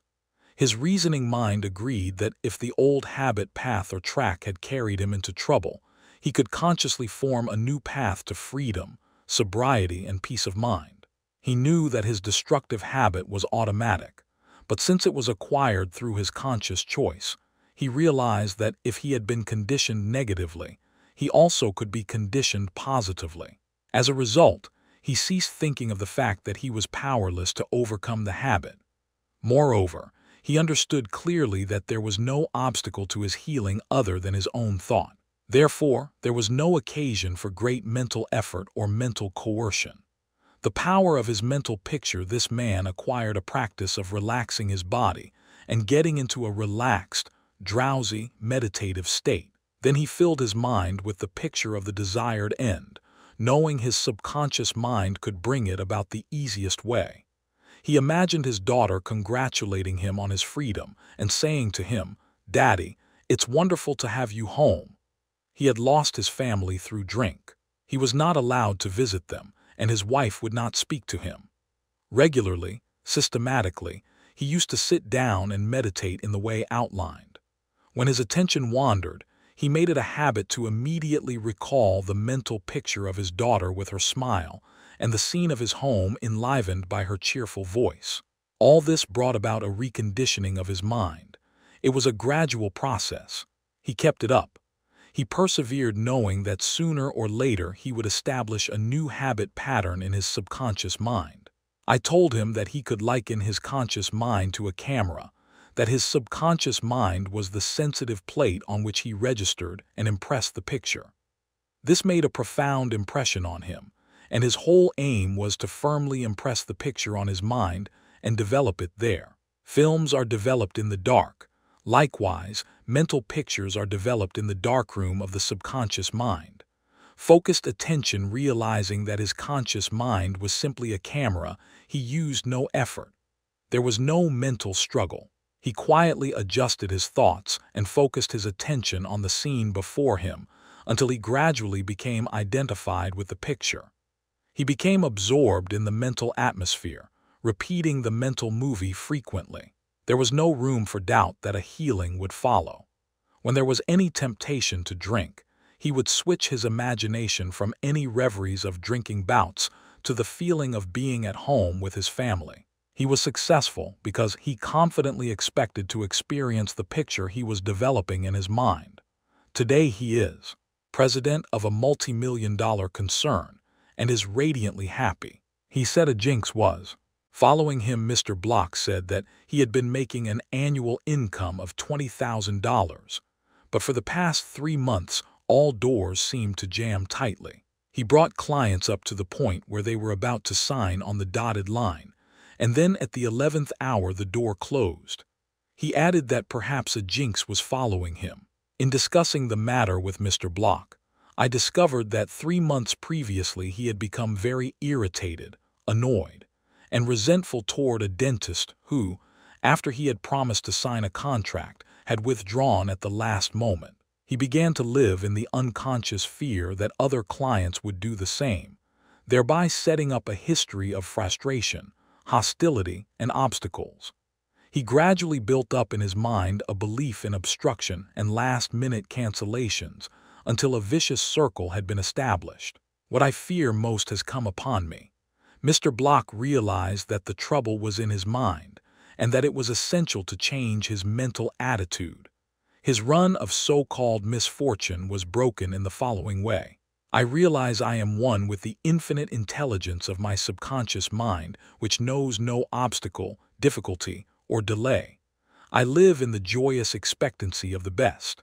My deeper mind responds to my thoughts. I know that the work of the infinite power of my subconscious cannot be hindered. Infinite intelligence always finishes successfully whatever it begins. Creative wisdom works through me, bringing all my plans and purposes to completion. Whatever I start, I bring to a successful conclusion. My aim in life is to give wonderful service, and all those whom I contact are blessed by what I have to offer. All my work comes to full fruition in divine order. He repeated this prayer every morning before going to call on his customers, and he also prayed each night prior to sleep. In a short time, he had established a new habit pattern in his subconscious mind, and he was back in his old accustomed stride as a successful salesman. How much do you want what you want? A young man asked Socrates how he could get wisdom. Socrates replied, "Come with me." He took the lad to a river, pushed the boy's head under the water, held it there until the boy was gasping for air, then relaxed and released his head. When the boy regained his composure, he asked him, "What did you desire most when you were under water?" "I wanted air," said the boy. Socrates said to him, "When you want wisdom as much as you wanted air when you were immersed in the water, you will receive it." Likewise, when you really have an intense desire to overcome any block in your life, and you come to a clear-cut decision that there is a way out, and that is the course you wish to follow, then victory and triumph are assured. If you really want peace of mind and inner calm, you will get it. Regardless of how unjustly you have been treated, or how unfair the boss has been, or what a mean scoundrel someone has proved to be. All this makes no difference to you when you awaken to your mental and spiritual powers. You know what you want, and you will definitely refuse to let the thieves' thoughts of hatred, anger, hostility, and ill will rob you of peace, harmony, health, and happiness. You cease to become upset by people, conditions, news, and events by identifying your thoughts immediately with your aim in life. Your aim is peace, health, inspiration, harmony, and abundance. Feel a river of peace flowing through you now. Your thought is the immaterial and invisible power, and you choose to let it bless, inspire, and give you peace. Why he could not be healed. This is a case history of a married man with 4 children who was supporting and secretly living with another woman during his business trips. He was ill, nervous, irritable, and cantankerous, and he could not sleep without drugs. The doctor's medicine failed to bring down his high blood pressure of over 200. He had pains in numerous organs of his body, which doctors could not diagnose or relieve. To make matters worse, he was drinking heavily. The cause of all this was a deep unconscious sense of guilt. He had violated the marriage vows, and this troubled him. The religious creed he was brought up on was deeply lodged in his subconscious mind, and he drank excessively to heal the wound of guilt. Some invalids take morphine and codeine for severe pains. He was taking alcohol for the pain or wound in his mind. It was the old story of adding fuel to the fire. The explanation and the cure. He listened to the explanation of how his mind worked. He faced his problem, looked at it, and gave up his dual role. He knew that his drinking was an unconscious attempt to escape. The hidden cause lodged in his subconscious mind had to be eradicated. Then the healing would follow. He began to impress his subconscious mind 3 or 4 times a day by using the following prayer. My mind is full of peace, poise, balance, and equilibrium. The infinite lies stretched in smiling repose within me. I am not afraid of anything in the past, the present, or the future. The infinite intelligence of my subconscious mind leads, guides, and directs me in all ways. I now meet every situation with faith, poise, calmness, and confidence. I am now completely free from the habit. My mind is full of inner peace, freedom, and joy. I forgive myself, then I am forgiven. Peace, sobriety, and confidence reign supreme in my mind. He repeated this prayer frequently as outlined, being fully aware of what he was doing and why he was doing it. Knowing what he was doing gave him the necessary faith and confidence. I explained to him that as he spoke these statements out loud, slowly, lovingly, and meaningfully, they would gradually sink down into his subconscious mind. Like seeds, they would grow after their kind. These truths on which he concentrated went in through his eyes, his ears heard the sound, and the healing vibrations of these words reached his subconscious mind and obliterated all the negative mental patterns which caused all the trouble. Light dispels darkness. The constructive thought destroys the negative thought. He became a transformed man within a month, refusing to admit it. If you are an alcoholic or drug addict, admit it. Do not dodge the issue. Many people remain alcoholics because they refuse to admit it. Your disease is instability, an inner fear. You are refusing to face life, and so you try to escape your responsibilities through the bottle. As an alcoholic, you have no free will, although you think you have, and you may even boast about your willpower. If you are a habitual drunkard and say bravely, I will not touch it anymore, you have no power to make this assertion come true because you do not know where to locate the power. You are living in a psychological prison of your own making, and you are bound by your beliefs, opinions, training, and environmental influences. Like most people, you are a creature of habit. You are conditioned to react the way you do. Building in the idea of freedom, you can build the idea of freedom and peace of mind into your mentality so that it reaches your subconscious depths. The latter, being all-powerful, will free you from all desire for alcohol. Then, you will have the new understanding of how your mind works, and you can truly back up your statement and prove the truth to yourself. 51% healed. If you have a keen desire to free yourself from any destructive habit, you are 51% healed already. When you have a greater desire to give up the bad habit than to continue it, you will not experience too much difficulty in gaining complete freedom. Whatever thought you anchor the mind upon, the latter magnifies. If you engage the mind on the concept of freedom, freedom from the habit, and peace of mind, and if you keep it focused on this new direction of attention, you generate feelings and emotions, which gradually emotionalize the concept of freedom and peace. Whatever idea you emotionalize is accepted by your subconscious and brought to pass. The law of substitution. Realize that something good can come out of your suffering. You have not suffered in vain. However, it is foolish to continue to suffer. If you continue as an alcoholic, it will bring about mental and physical deterioration and decay. Realize that the power in your subconscious is backing you up. Even though you may be seized with melancholia, you should begin to imagine the joy of freedom that is in store for you. This is the law of substitution. Your imagination took you to the bottle. Let it take you now to freedom and peace of mind. You will suffer a little bit, but it is for a constructive purpose. You will bear it like a mother in the pangs of childbirth, and you will, likewise, bring forth a child of the mind. Your subconscious will give birth to sobriety. Cause of alcoholism. The real cause of alcoholism is negative and destructive thinking. For as a man thinketh, so is he. The alcoholic has a deep sense of inferiority, inadequacy, defeat, and frustration, usually accompanied by a deep inner hostility. He has countless alibis as to his reason for drinking, but the sole reason is in his thought life. 3 magic steps. The first step: get still, quiet the wheels of the mind. Enter into a sleepy, drowsy state. In this relaxed, peaceful, receptive state, you are preparing for the second step.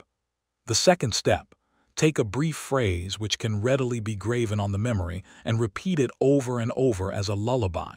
Use the phrase, sobriety and peace of mind are mine now, and I give thanks.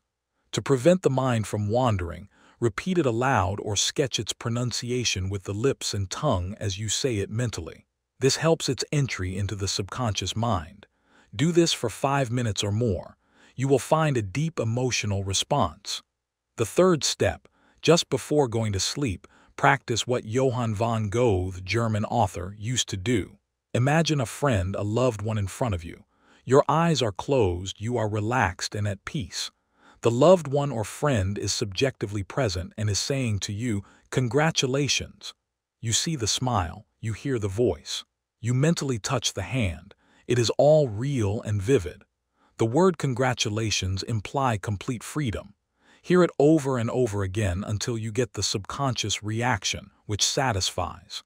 Keep on keeping on when fear knocks at the door of your mind, or when worry, anxiety, and doubt cross your mind. Behold your vision, your goal. Think of the infinite power within your subconscious mind, which you can generate by your thinking and imagining, and this will give you confidence, power, and courage. Keep on, persevere until the day breaks and the shadows flee away. Review your thought power. 1. The solution lies within the problem. The answer is in every question. Infinite intelligence responds to you as you call upon it with faith and confidence. 2. Habit is the function of your subconscious mind. There is no greater evidence of the marvelous power of your subconscious than the force and sway habit holds in your life. You are a creature of habit. 3. You form habit patterns in your subconscious mind by repeating a thought and act over and over again, until it establishes tracks in the subconscious mind and becomes automatic, such as swimming, dancing, typing, walking, driving your car, etc. 4. You have freedom to choose. You can choose a good habit or a bad habit. Prayer is a good habit. 5. Whatever mental picture backed by faith you behold in your conscious mind and your subconscious mind will bring to pass. 6. The only obstacle to your success and achievement is your own thought or mental image. 7. When your attention wanders, bring it back to the contemplation of your good or goal. Make a habit of this. This is called disciplining the mind. 8. Your conscious mind is the camera, and your subconscious mind is the sensitive plate on which you register or impress the picture. 9. The only jinx that follows anyone is a fear thought repeated over and over in the mind. Break the jinx by knowing that whatever you start you will bring to a conclusion in divine order. Picture the happy ending and sustain it with confidence. 10. To form a new habit, you must be convinced that it is desirable. When your desire to give up the bad habit is greater than your desire to continue, you are 51% healed already. 11. The statements of others cannot hurt you except through your own thoughts and mental participation. Identify yourself with your aim, which is peace, harmony, and joy. You are the only thinker in your universe. 12. Excessive drinking is an unconscious desire to escape. The cause of alcoholism is negative and destructive thinking. The cure is to think of freedom, sobriety, and perfection, and to feel the thrill of accomplishment. 13.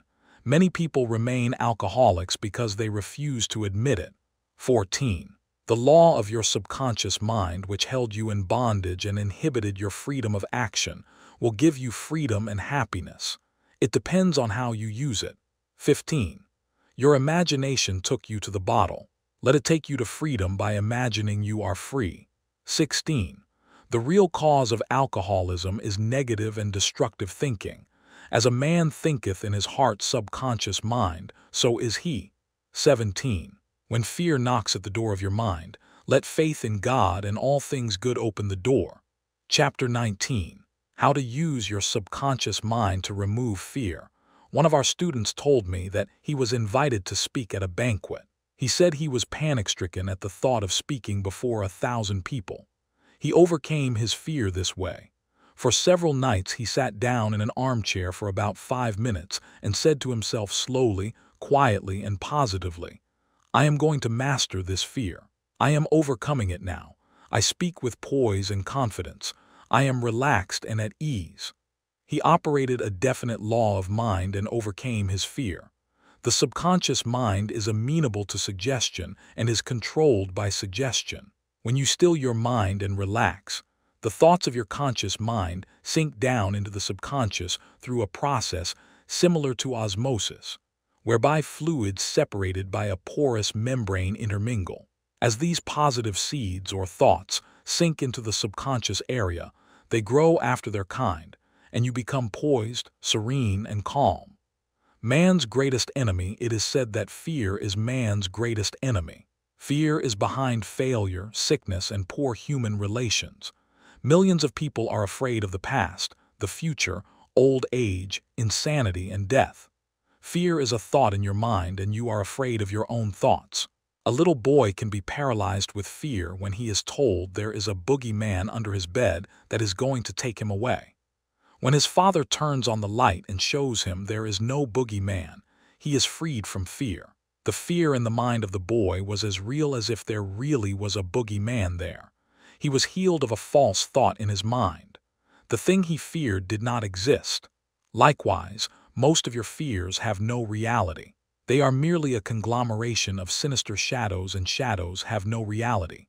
Do the thing you fear. Ralph Waldo Emerson, philosopher and poet, said, "Do the thing you are afraid to do, and the death of fear is certain." There was a time when the writer of this chapter was filled with unutterable fear when standing before an audience.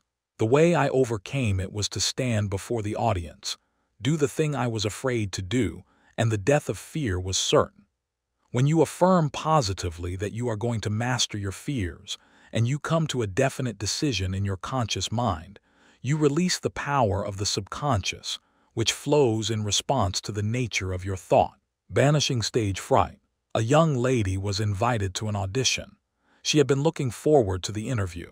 However, on 3 previous occasions, she had failed miserably due to stage fright. She possessed a very good voice, but she was certain that when the time came for her to sing, she would be seized with stage fright. The subconscious mind takes your fears as a request, proceeds to manifest them, and brings them into your experience. On 3 previous auditions, she sang wrong notes, and she finally broke down and cried. The cause, as previously outlined, was an involuntary autosuggestion, i.e., a silent fear thought emotionalized and subjectified. She overcame it by the following technique. 3 times a day she isolated herself in a room. She sat down comfortably in an armchair, relaxed her body, and closed her eyes. She stilled her mind and body to the best of her ability. Physical inertia favors passivity and renders the mind more receptive to suggestion. She counteracted the fear suggestion by its converse, saying to herself, "I sing beautifully. I am poised, serene, confident, and calm." She repeated the words slowly, quietly, and with feeling from 5 to 10 times at each sitting. She had 3 such sittings every day and 1 immediately prior to sleep at night. At the end of a week, she was completely poised and confident and gave a definitely outstanding audition. Carry out the above procedure, and the death of fear is certain. Fear of failure. Occasionally, young men from the local university come to see me, as well as school teachers, who often seem to suffer from suggestive amnesia at examinations. The complaint is always the same. I know the answers after the examination is over, but I can't remember the answers during the examination. The idea, which realizes itself, is the one to which we invariably give concentrated attention. I find that each one is obsessed with the idea of failure. Fear is behind the temporary amnesia, and it is the cause of the whole experience. One young medical student was the most brilliant person in his class, yet he found himself failing to answer simple questions at the time of written or oral examinations. I explained to him that the reason was he had been worrying and was fearful for several days previous to the examination. These negative thoughts became charged with fear. Thoughts enveloped in the powerful emotion of fear are realized in the subconscious mind. In other words, this young man was requesting his subconscious mind to see to it that he failed, and that is exactly what it did.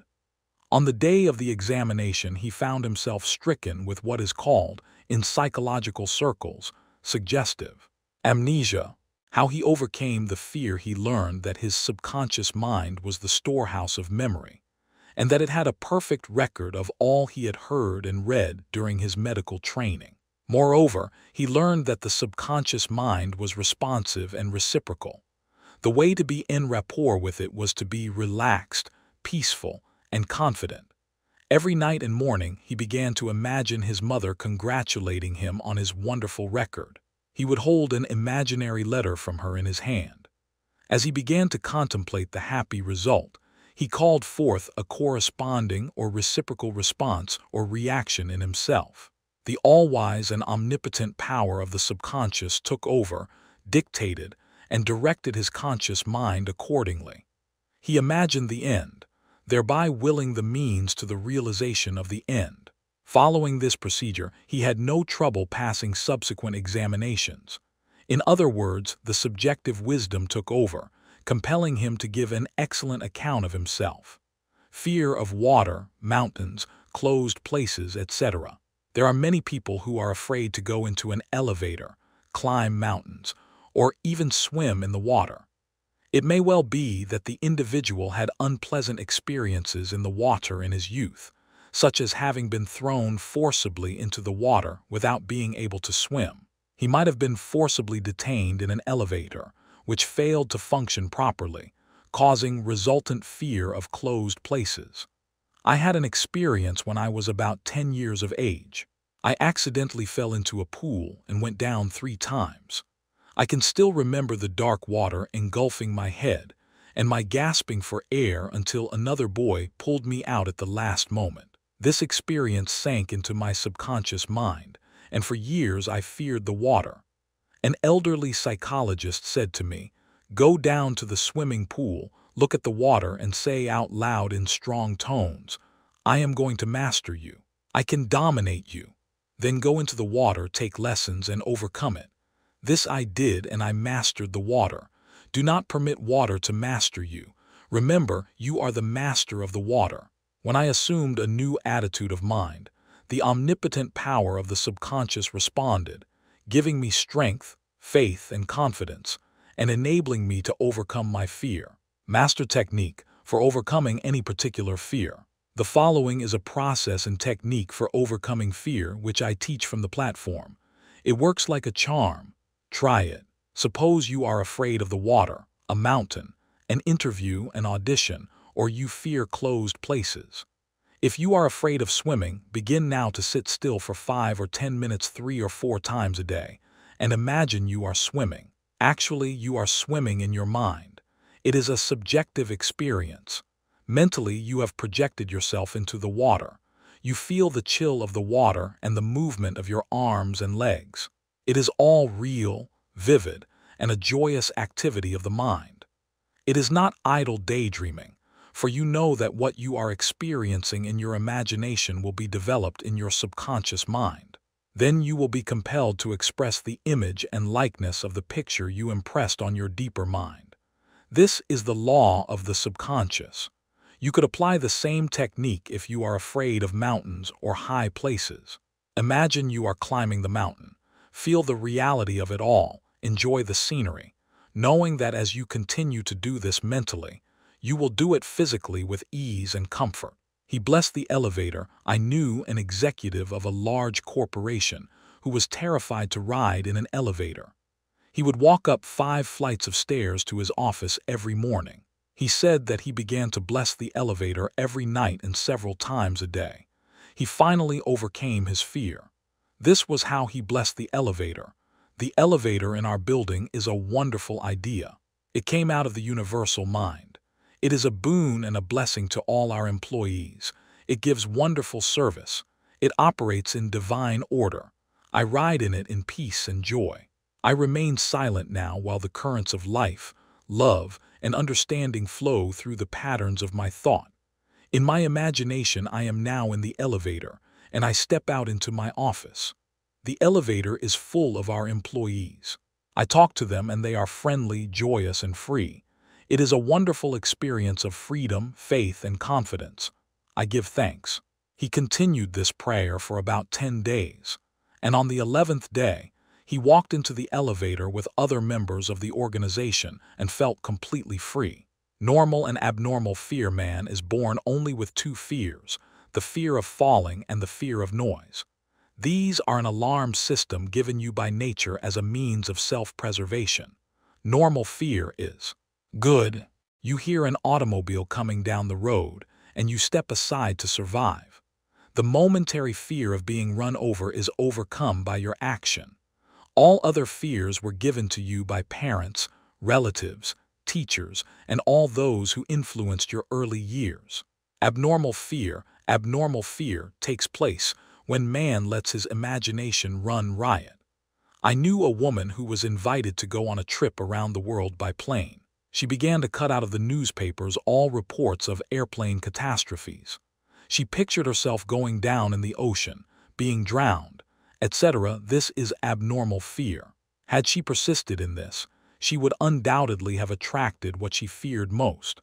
Another example of abnormal fear is that of a businessman in New York who was very prosperous and successful. He had his own private mental motion picture of which he was the director. He would run this mental movie of failure, bankruptcy, empty shelves, and no bank balance until he sank into a deep depression. He refused to stop this morbid imagery and kept reminding his wife that this can't last. There will be a recession. I feel sure we will go bankrupt, etc. His wife told me that he finally did go into bankruptcy, and all the things he imagined and feared came to pass. The things he feared did not exist, but he brought them to pass by constantly fearing, believing, and expecting financial disaster. Jobs said, "The thing I feared has come upon me." There are people who are afraid that something terrible will happen to their children and that some dread catastrophe will befall them. When they read about an epidemic or rare disease, they live in fear that they will catch it, and some imagine they have the disease already. All this is abnormal fear.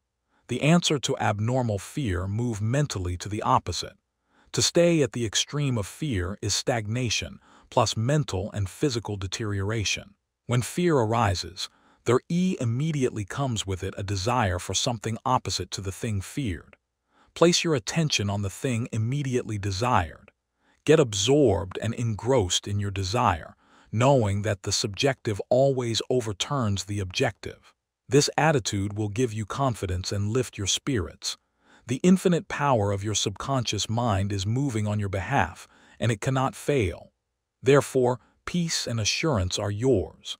Examine your fears. The president of a large organization told me that when he was a salesman, he used to walk around the block 5 or 6 times before he called on a customer. The sales manager came along one day and said to him, "Don't be afraid of the boogeyman behind the door. There is no boogeyman. It is a false belief." The manager told him that whenever he looked at his own fears, he stared them in the face and stood up to them, looking them straight in the eye. Then they faded and shrank into insignificance. He landed in the jungle. A chaplain told me of his experiences in the Second World War. He had to parachute from a damaged plane and land in the jungle. He said he was frightened, but he knew there were 2 kinds of fear, normal and abnormal, which we have previously pointed out. He decided to do something about the fear immediately and began to talk to himself, saying, "John, you can't surrender to your fear. Your fear is a desire for safety and security, and a way out." He began to claim, "Infinite intelligence which guides the planets in their courses is now leading and guiding me out of this jungle."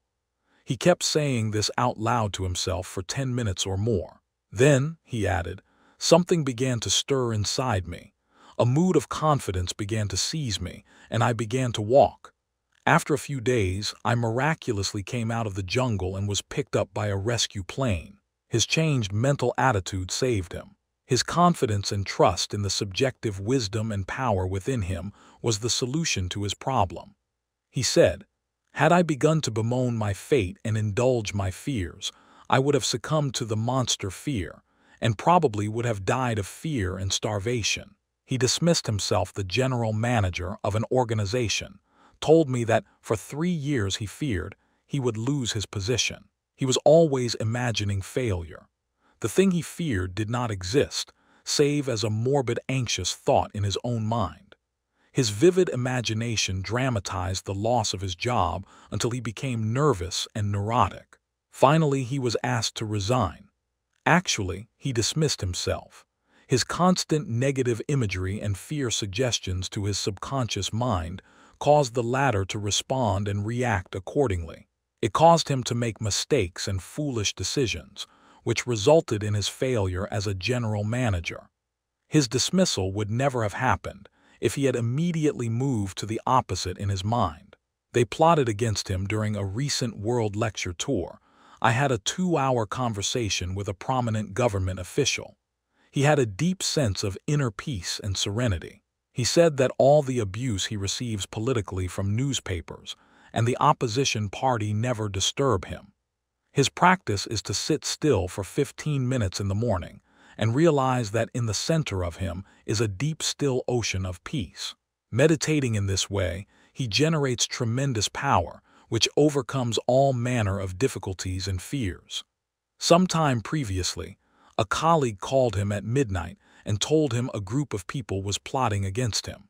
This is what he said to his colleague: "I am going to sleep now in perfect peace. You can discuss it with me at 10 a.m. tomorrow."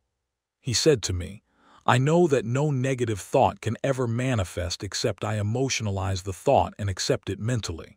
I refuse to entertain their suggestion of fear. Therefore, no harm can come to me." Notice how calm he was, how cool, how peaceful. He did not start getting excited, tearing his hair, or wringing his hands.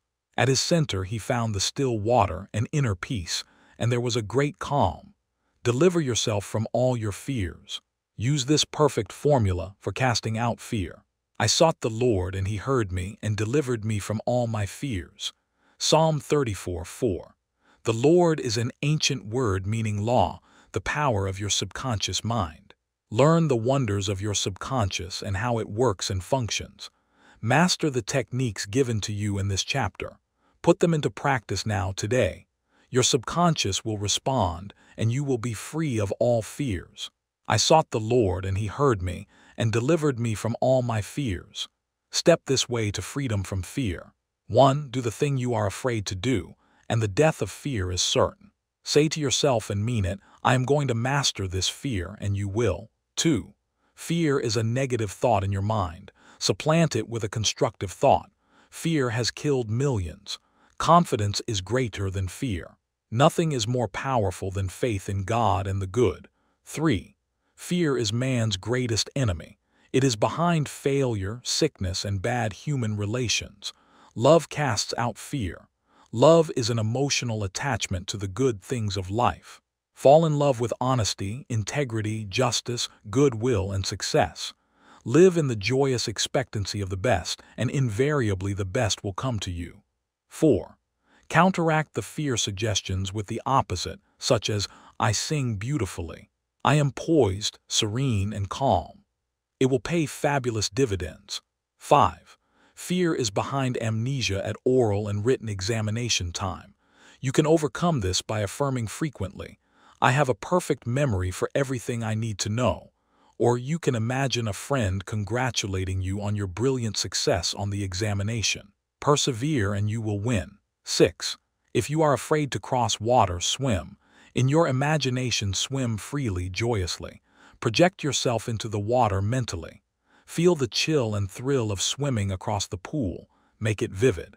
As you do this subjectively, you will be compelled to go into the water and conquer it. This is the law of your mind. 7.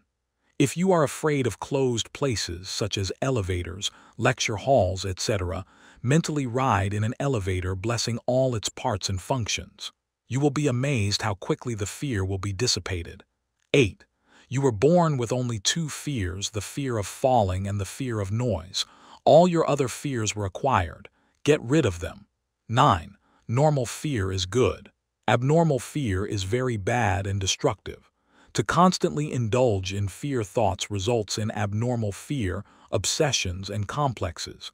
To fear something persistently causes a sense of panic and terror.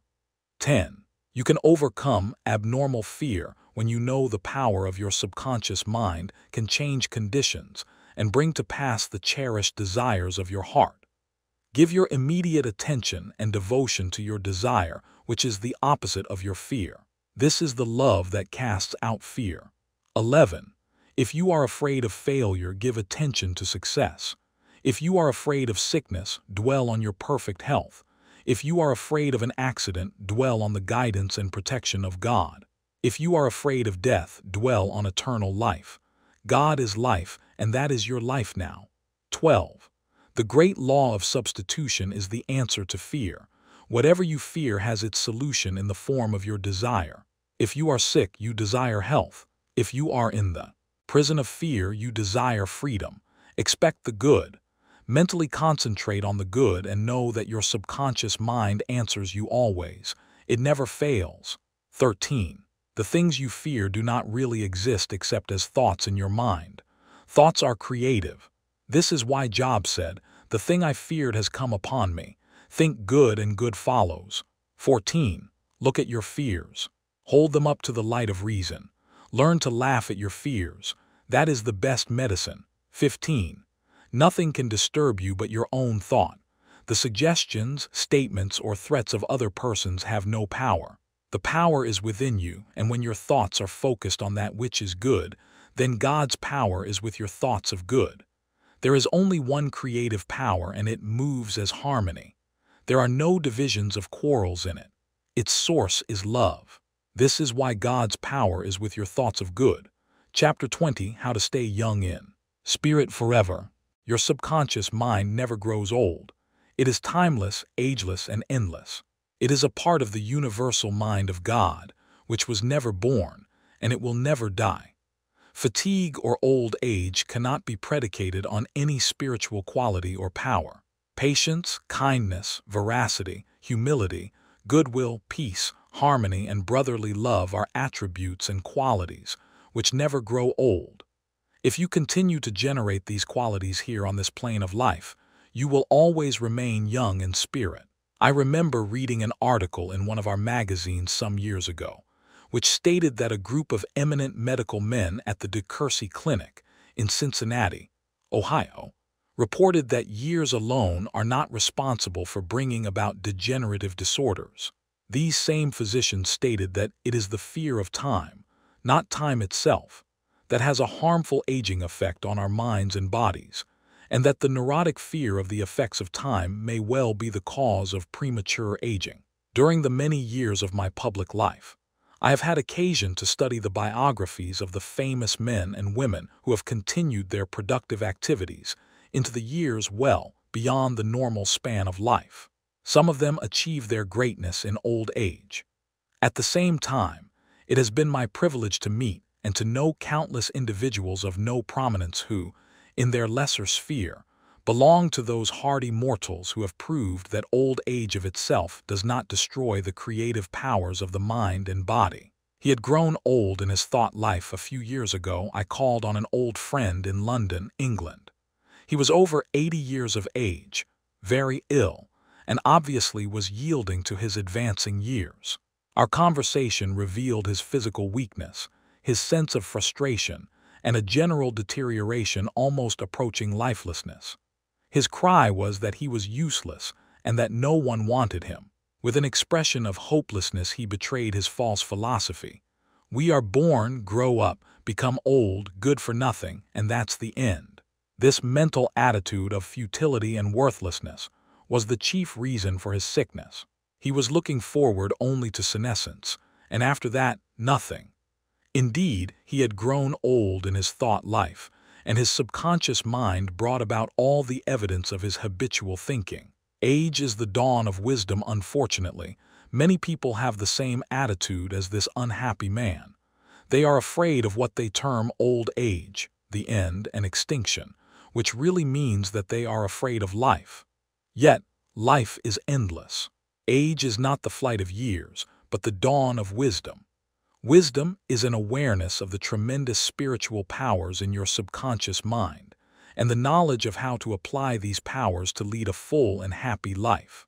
Get it out of your head once, and for all that 65, 75, or 85 years of age is synonymous with the end for you or anybody else. It can be the beginning of a glorious, fruitful, active, and most productive life pattern, better than you have ever experienced. Believe this, expect it, and your subconscious will bring it to pass. Welcome the change. Old age is not a tragic occurrence. What we call the aging process is really change. It is to be welcomed joyfully and gladly, as each phase of human life is a step forward on the path which has no end. Man has powers which transcend his bodily powers. He has senses which transcend his 5 physical senses. Scientists today are finding positive, indisputable evidence that something conscious in man can leave his present body and travel thousands of miles to see, hear, touch, and speak to people, even though his physical body never leaves the couch on which it reclines. Man's life is spiritual and eternal. He need never grow old, for life or God cannot grow old. The Bible says that God is life. Life is self-renewing, eternal, indestructible, and is the reality of all men. Evidence for survival, the evidence gathered by the psychical research societies both in Great Britain and America, is overwhelming. You may go into any large metropolitan library and get volumes on the proceedings of the Psychical Research Society, based on findings of distinguished scientists on survival following so-called death. You will find a startling report on scientific experiments establishing the reality of life after death in the case for psychic survival by Hereward Carrington, director of the American Psychical Institute. Life is. A woman asked Thomas Edison, the electrical wizard, "Mr. Edison, what is electricity?" He replied, "Madame, electricity is, use it." Electricity is a name we give an invisible power which we do not fully comprehend, but we learn all we can about the principle of electricity and its uses. We use it in countless ways. The scientist cannot see an electron with his eyes, yet he accepts it as a scientific fact, because it is the only valid conclusion, which coincides with his other experimental evidence. We cannot see life. However, we know we are alive. Life is, and we are here to express it in all its beauty and glory. Mind and spirit do not grow old.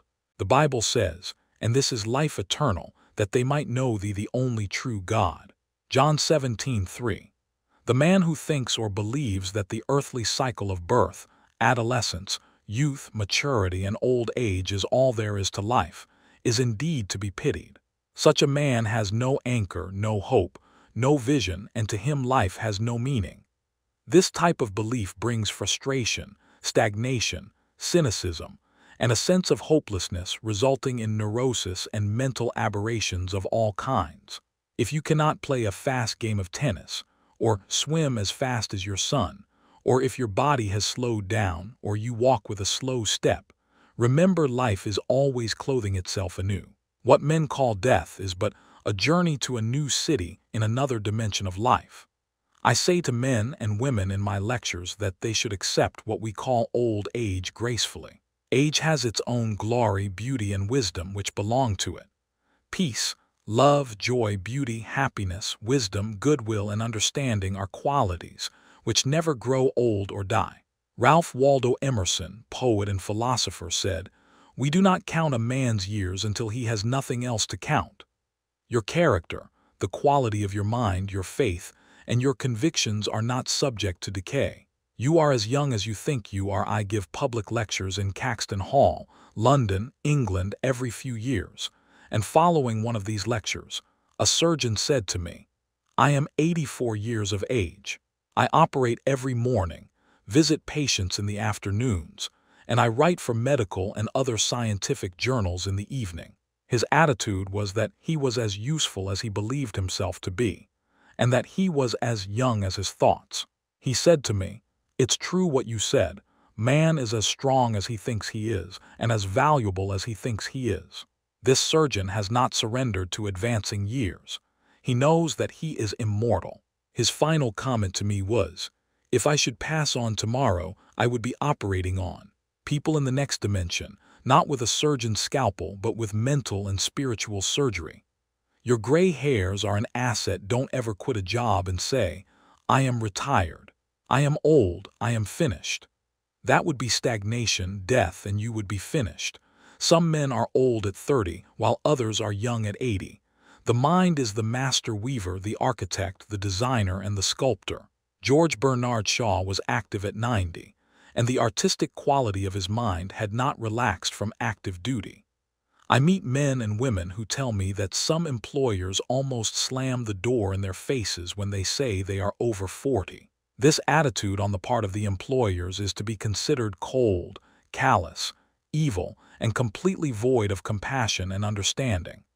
The total emphasis seems to be on youth, i.e., you must be under 35 years of age to receive consideration. The reasoning behind this is certainly very shallow.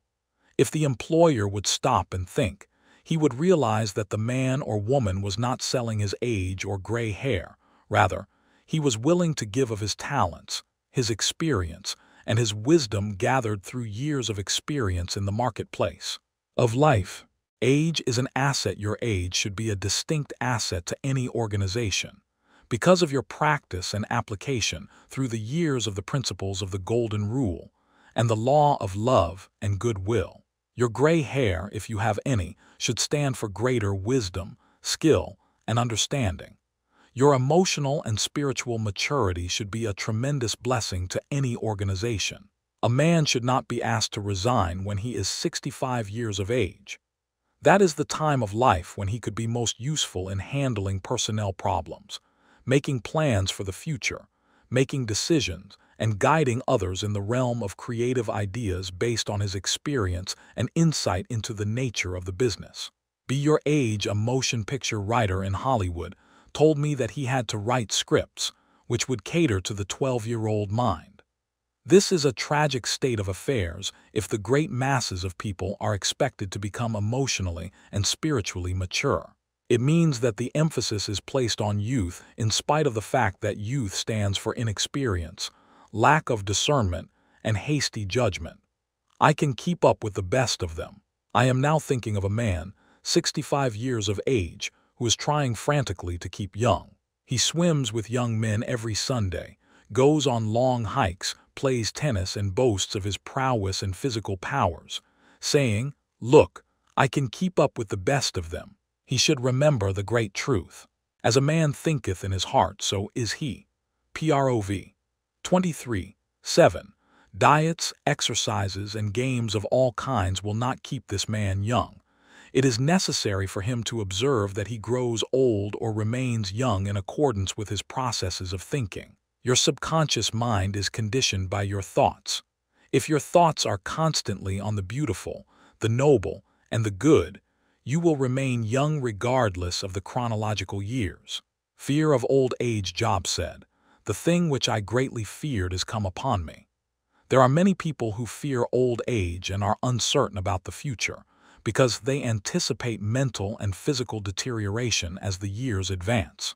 What they think and feel comes to pass. You grow old when you lose interest in life, when you cease to dream, to hunger after new truths, and to search for new worlds to conquer. When your mind is open to new ideas, new interests, and when you raise the curtain and let in the sunshine and inspiration of new truths of life and the universe, you will be young and vital. You leave much to give. If you are 65 or 95 years of age, realize you have much to give. You can help stabilize, advise, and direct the younger generation. You can give the benefit of your knowledge, your experience, and your wisdom. You can always look ahead, for at all times you are gazing into infinite life. You will find that you can never cease to unveil the glories and wonders of life. Try to learn something new every moment of the day, and you will find your mind will always be young. 110 years old. Some years ago, while lecturing in Bombay, India, I was introduced to a man who said he was 110 years old. He had the most beautiful face I have ever seen. He seemed transfigured by the radiance of an inner light. There was a rare beauty in his eyes, indicating he had grown old in years with gladness, and with no indication that his mind had dimmed its lights. Retirement, a new venture. Be sure that your mind never retires. It must be like a parachute, which is no good unless it opens up. Be open and receptive to new ideas. I have seen men of 65 and 70 retire. They seemed to rot away and in a few months passed on. They obviously felt that life was at an end. Retirement can be a new venture, a new challenge, a new path, the beginning of the fulfillment of a long dream. It is inexpressibly depressing to hear a man say, "What shall I do now that I am retired?" He is saying, in effect, "I am mentally and physically dead. My mind is bankrupt of ideas." All this is a false picture. The real truth is that you can accomplish more at 90 than you did at 60, because each day you are growing in wisdom and understanding of life and the universe through your new studies and interest. He graduated to a better job. An executive who lives near me was forced to retire a few months ago because he had reached the age of 65. He said to me, "I look upon my retirement as promotion from kindergarten to the first grade."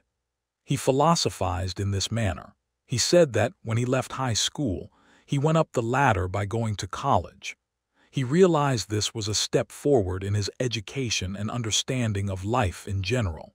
Likewise, he added, now he could do the things he had always wanted to do, and therefore, his retirement was still another step forward on the ladder of life and wisdom. He came to the wise conclusion that he was no longer going to concentrate on making a living. Now he was going to give all his attention to living life. He is an amateur photographer, and he took additional courses on the subject. He took a trip around the world and took movies of famous places.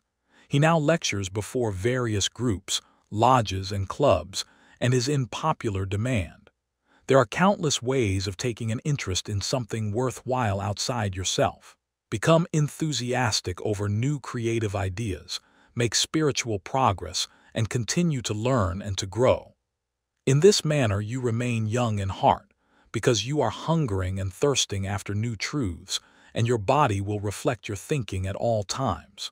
You must be a producer, and not a prisoner of society. The newspapers are taking cognizance of the fact that the voting population of the elderly in California elections is increasing by leaps and bounds. This means that their voices will be heard in the legislature of the state and also in the halls of Congress.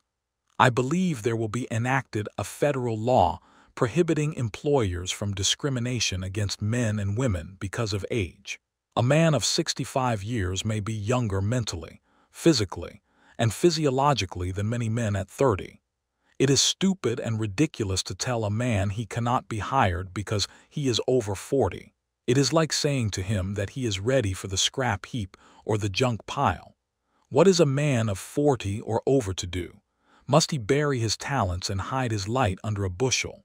Men who are deprived and prevented from working because of age must be sustained by government treasuries at county, state, and federal levels. The many organizations who refuse to hire them and benefit from their wisdom and experience will be taxed to support them. This is a form of financial suicide. Man is here to enjoy the fruit of his labor, and he is here to be a producer and not a prisoner of society, which compels him to idleness. Man's body slows down gradually as he advances through the years, but his conscious mind can be made much more active, alert, alive, and quickened by the inspiration from his subconscious mind. His mind, in reality, never grows old. Job said, "Oh, that I were as in months past, as in the days when God preserved me, when his candle shined upon my head, and when by his light I walked through darkness, as I was in the days of my youth, when the secret of God was upon my tabernacle." Job 29:2-4. Secret of youth: to recapture the days of your youth. Feel the miraculous, healing, self-renewing power of your subconscious mind moving through your whole being. Know and feel that you are inspired, lifted up, rejuvenated, revitalized, and recharged spiritually. You can bubble over with enthusiasm and joy, as in the days of your youth, for the simple reason that you can always mentally and emotionally recapture the joyous state. The candle which shines upon your head is divine intelligence, and reveals to you everything you need to know. It enables you to affirm the presence of your good, regardless of appearances. You walk by the guidance of your subconscious mind, because you know that the dawn appears and the shadows flee away. Get a vision.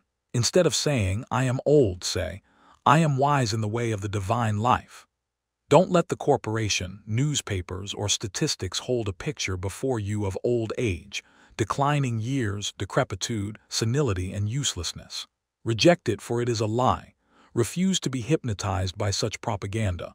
Affirm life, not death. Get a vision of yourself as happy, radiant, successful, serene, and powerful. Your mind does not grow old. Former President Herbert Hoover, now 88 years old, is very active and is performing monumental work. I interviewed him a few years ago in his suite at the Waldorf Astoria, New York City. I found him healthy, happy, vigorous, and full of life and enthusiasm. He was keeping several secretaries busy handling his correspondence, and was himself writing books of a political and historical nature. Like all great men, I found him affable, genial, amiable, loving, and most understanding. His mental acumen and sagacity gave me the thrill of a lifetime. He is a deeply religious man, and is full of faith in God and in the triumph of the eternal truth of life. He was subjected to a barrage of criticism and condemnation in the years of the Great Depression, but he weathered the storm and did not grow old in hatred, resentment, ill will, and bitterness. On the contrary, he went into the silence of his soul, and communing with the divine presence within him, he found the peace, which is the power at the heart of God. His mind active at 99. My father learned the French language at 65 years of age and became an authority on it at 70. He made a study of Gaelic when he was over 60 and became an acknowledged and famous teacher of the subject. He assisted my sister in a school of higher learning and continued to do so until he passed away at 99. His mind was as clear at 99 as it was when he was 20. Moreover, his handwriting and his reasoning powers had improved with age. Truly, you are as old as you think and feel. We need our senior citizens. Marcus Porcius Cato, the Roman patriot, learned Greek at 80. Madame Ernestine Schumann-Heink, the great German-American contralto, reached the pinnacle of her musical success after she became a grandmother. It is wonderful to behold the accomplishments of the oldsters. General Douglas MacArthur, Harry S. Truman, General Dwight David Eisenhower, and American financier Bernard Baruch are interesting, active, and contributing their talents and wisdom to the world. The Greek philosopher Socrates learned to play musical instruments when he was 80 years old. Michelangelo was painting his greatest canvases at 80. At 80, C.O. Simonides won the prize for poetry, Johann von Goethe finished Faust, and Leopold von Ranke commenced his History of the World, which he finished at 92. Alfred Tennyson wrote a magnificent poem, Crossing the Bar, at 83. Isaac Newton was hard at work close to 85. At 88, John Wesley was directing, preaching, and guiding Methodism. We have several men of 95 years who come to my lectures, and they tell me they are in better health now than they were at 20. Let us place our senior citizens in high places and give them every opportunity to bring forth the flowers of paradise. If you are retired, get interested in the laws of life and the wonders of your subconscious mind. Do something you have always wanted to do. Study new subjects and investigate new ideas. Pray as follows. As the hart panteth after the water brooks, so panteth my soul after thee, O God. Psalm 42:1. The fruits of old age. His flesh shall be fresher than a child's. He shall return to the days of his youth. Job 33:25. Old age really means the contemplation of the truths of God from the highest standpoint. Realize that you are on an endless journey, a series of important steps in the ceaseless, tireless, endless ocean of life. Then, with the psalmist, you will say, "They shall still bring forth fruit in old age. They shall be fat and flourishing." Psalm 92:14.